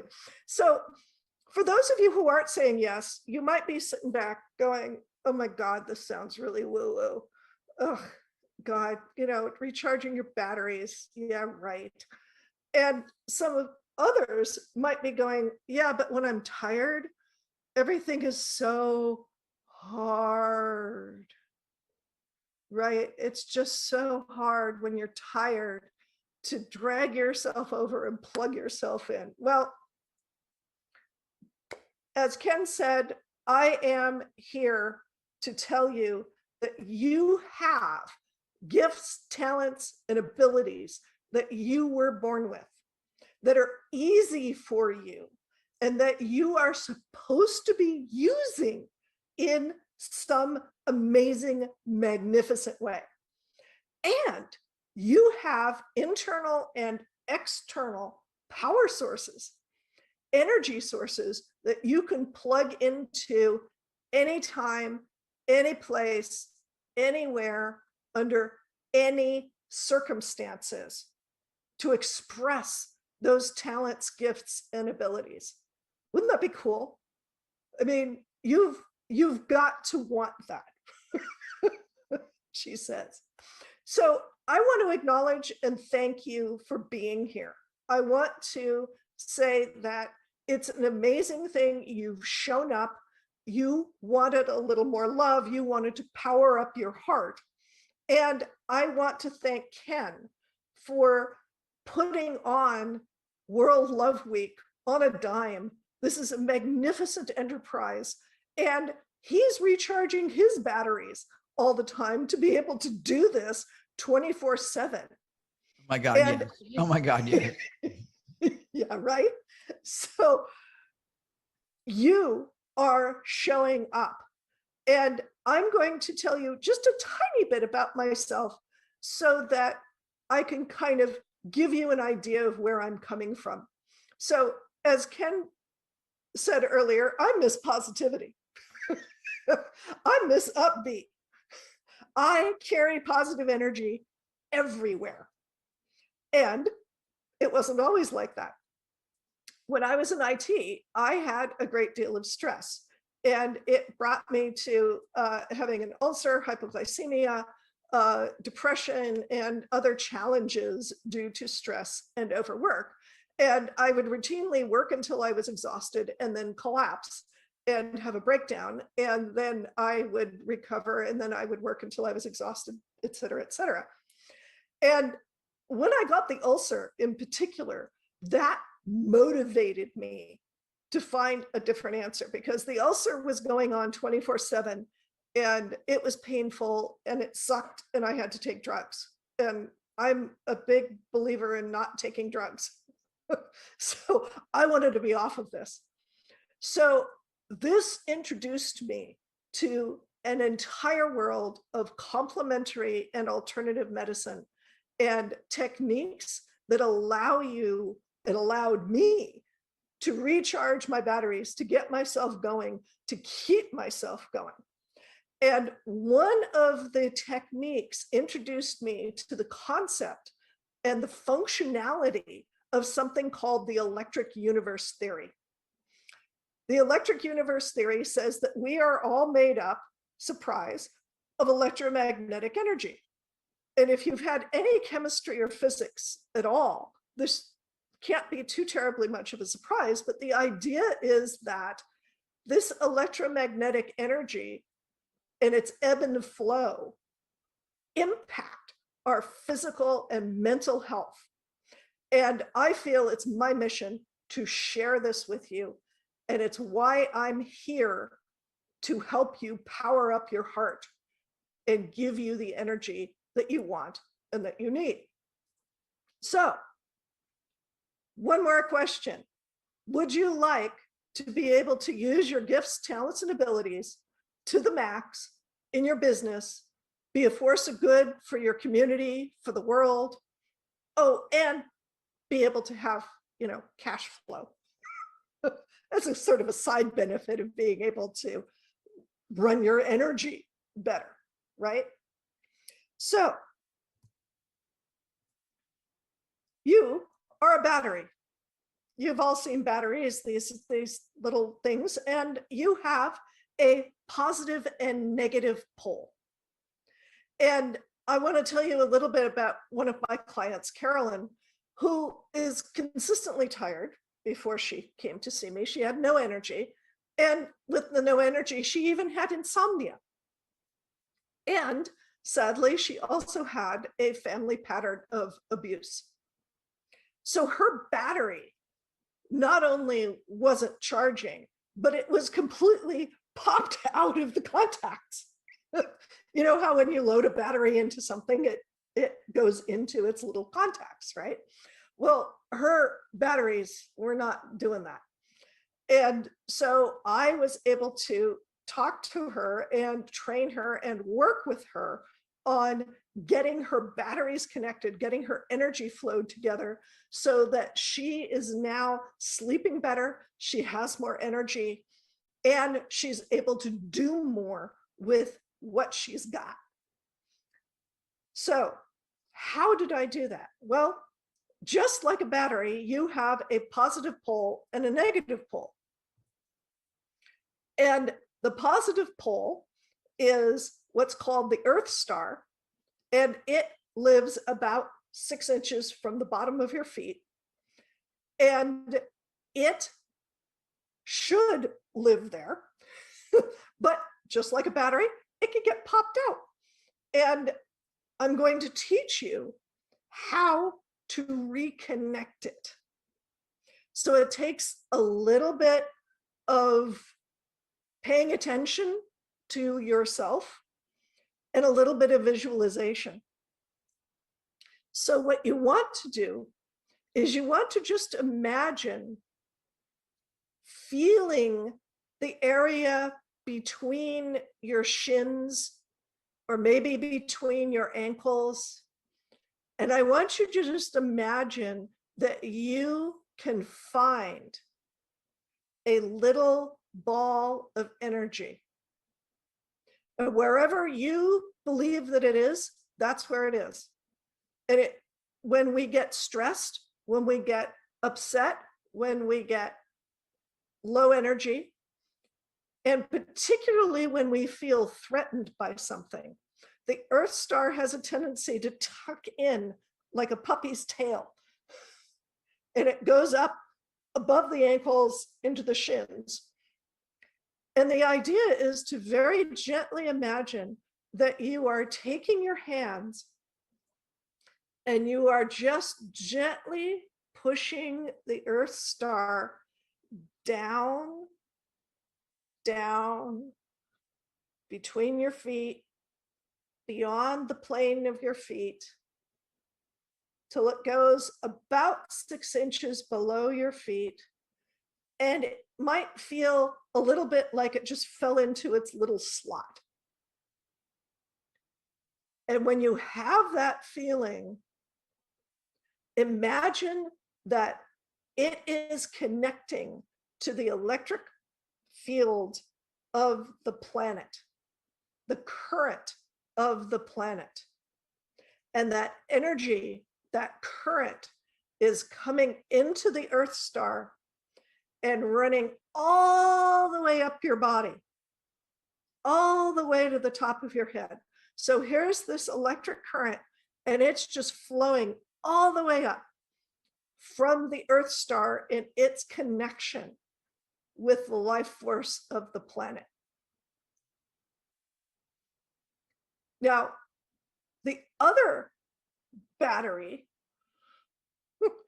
contact, the positive pole, and by the way, negative and positive in this case are just simply descriptions of what electricians and folks who are studying electricity and flow call it. They call it a negative and a positive pole. These are not judgments. It's not that the Earth Star is channeling negative energy. Please don't go there. It's just about a name. The positive pole is above your head, and it should live about 6 inches above your head. So it's usually hanging around right about here when it's in place.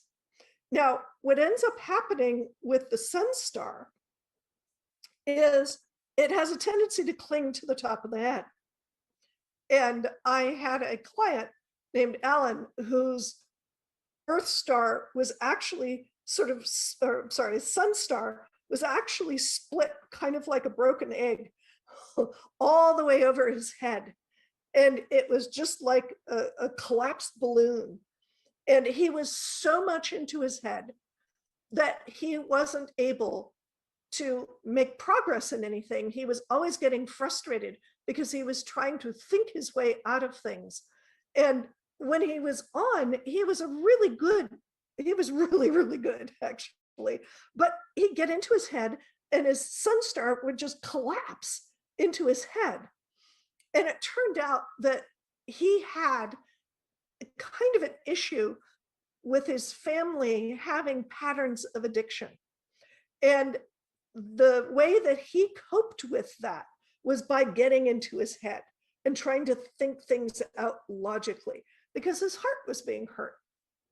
So after I worked with him and got him to get his Sun Star above his head and activated, he was able to increase his paycheck, not once, but twice, and doubled the whole thing. So he went from about 65, 70K as a paycheck to about 130K currently.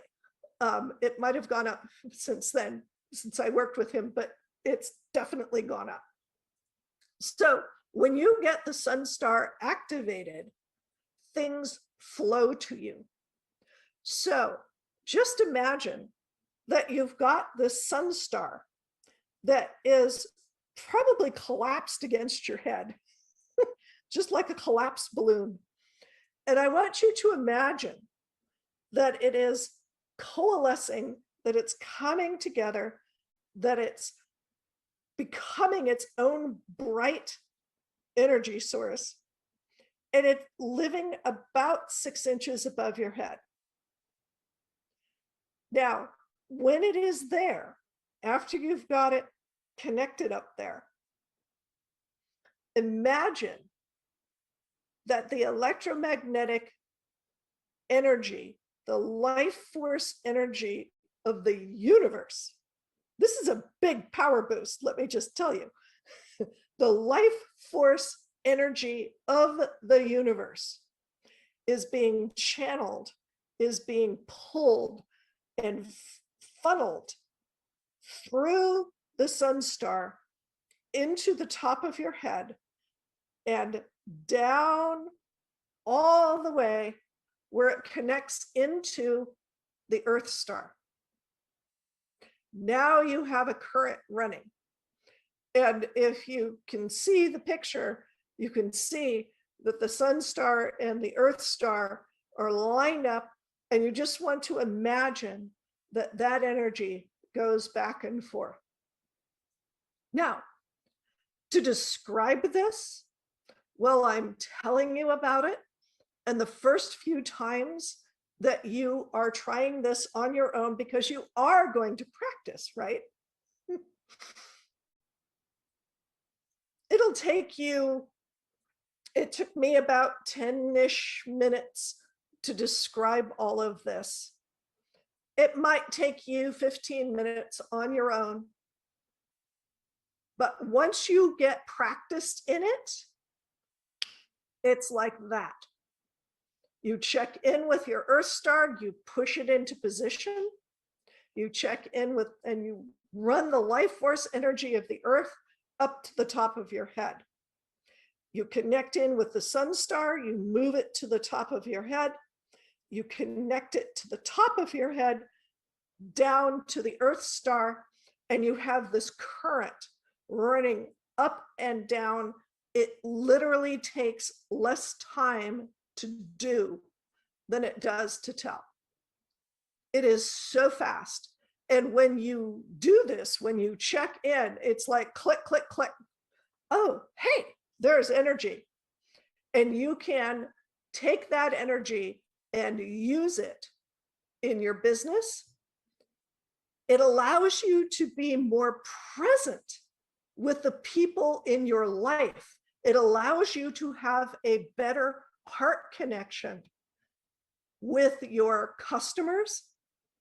Because what happens when you are low energy and you're trying to deal with customers, with your clients, whoever it is, it's just not there. You're not going to make the connection.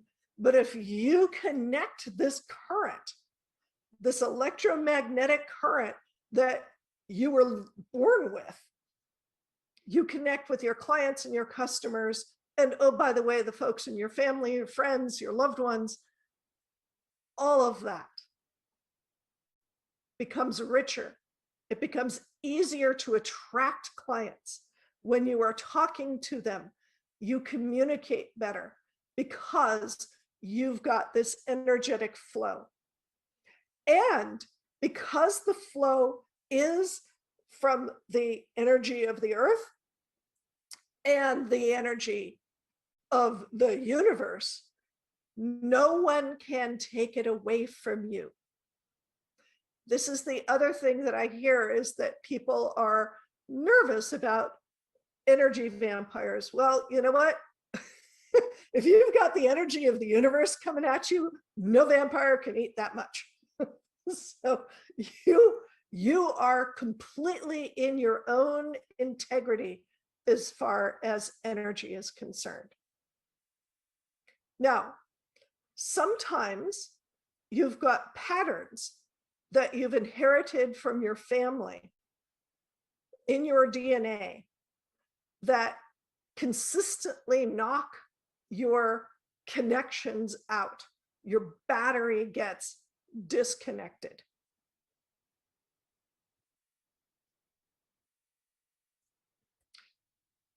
There are patterns: illness, poverty, abandonment, addiction, betrayal, abuse, and violence. These are 7 patterns of family dysfunction that get inherited through the DNA. Yes, there really is evidence for this. There's tons of books that have been coming out in the last 5 years that are about what's called epigenetics, and that we inherit these things. At April and May of 2020, I did some group sessions to clear these family patterns, to reduce or remove the energy of these 7 patterns of family dysfunction and get them out of your DNA, so that when you connect up your battery, when you've got your negative pole and your positive pole connected, they stay connected. They stay in the flow. You have that universal energy that just runs through you. So as my gift to the World Love Week folks, my gift is all 7 sessions that I did last year. It's $150 value. And all you have to do is go to the World Love Week dashboard, click on the free gifts from speakers button. It's a reddish pink button, and choose the one that says get your mojo back. And it looks kind of like the picture here. It's a little bit smaller because we had to fit it. But you'll be able to download any one of these or all 7 of these as you wish. Each one of them is anywhere from 25 to 45 minutes. And I'll just issue a warning. Don't binge watch these because you don't want to detox all 7 of these, leaving your system at once. I had a client who did this. That was not necessarily the best thing. So just do them like 1 a week. And in 7 weeks, you will find an amazing change in your life, especially if after every single one of these, you reconnect your battery by going to your Earth star, connecting up the life force of the planet, the electromagnetic current of the planet, connecting that up, connecting your sun star, getting the life force of the universe in there, and you will be able to go forth, have your internal battery set, and express those amazing talents, gifts, and abilities and superpowers that are yours, that the world is waiting for. Thank you so much. I'm Sue Wilhite, the Profit Attraction Master. And you're amazing. What a generous gift, Sue. That's really delightful. Thank you. And yes, I recommend everyone jump over the dashboard, grab that, and I would recommend doing it now because that's going to get moved because of its great value is going to get moved as a VIP bonus, strictly to VIPs once this event gets later on in the week. So I recommend that you jump in and grab that now, or better yet, so you can listen to Sue over and over again with this particular session. Pick up our VIP recording package, all access, to give you all the chocolatey goodness that is Sue Wilhite and more. Let me just check on our time. We're good. So, so what's the typical number one question that people ask you when they start working with you? Well, they want to know that what I'm doing works. And what's really fun is I do this connect up your battery thing, and they're going, yeah. Oh, wait, I felt that. Oh, wait. Oh. And that literally, I've had people go, did somebody turn on lights? So it's fabulous. When you get your batteries connected, your lights go on. That's great. Well, people can certainly use that. I know I certainly can use that because I do find when I was like, he's talking about me. There's so much, people look at me and they go, yeah, I'm known to be the Kenergizer and all this, but I got to tell you, it takes a lot to recharge these batteries. And while it appears that I'm, it's behind it, it's like, I want to go to sleep. Yes. Yes. So yes, kid, you might listen to this once in a while. Just at least once in a while, every hour. Yes. Well, that's my gift to you, Ken. And trust me, I'm very grateful for that, to be sure. When you're presenting, think about this. And I work with presenters to create and produce ridiculously irresistible digital events. It takes a lot of energy, and the audience will give you their energy, even if it's on a digital basis, just like we are right now, to sail you through. But I found over nearly 40 years that when I leave the stage and get back to the hotel or wherever it is I'm going, I'm done. Right. There's the high from the event, there's the adrenaline from the event, but then there's that, okay, I'm not, and even during the course of a day of work, of being creative, when that day is done, I don't want any new data. Right. I just want, throw on some Netflix, give me something that does not require me to think or engage. Right. And so this is a great gift for all of us. On behalf of everyone, I'm very grateful for what you brought to the table for us today. Thank you. Yeah. Well, if you don't have energy, you can't do your business. Yeah, that's absolutely true. And you can't be present. I mean, you can, and I mean present in every way. So this is great. I would recommend you head over to the dashboard, pick up Sue's incredibly generous gift, and more than that, use it. Yes. Use it, because just collecting stuff on your hard drive is really kind of meaningless. Yeah.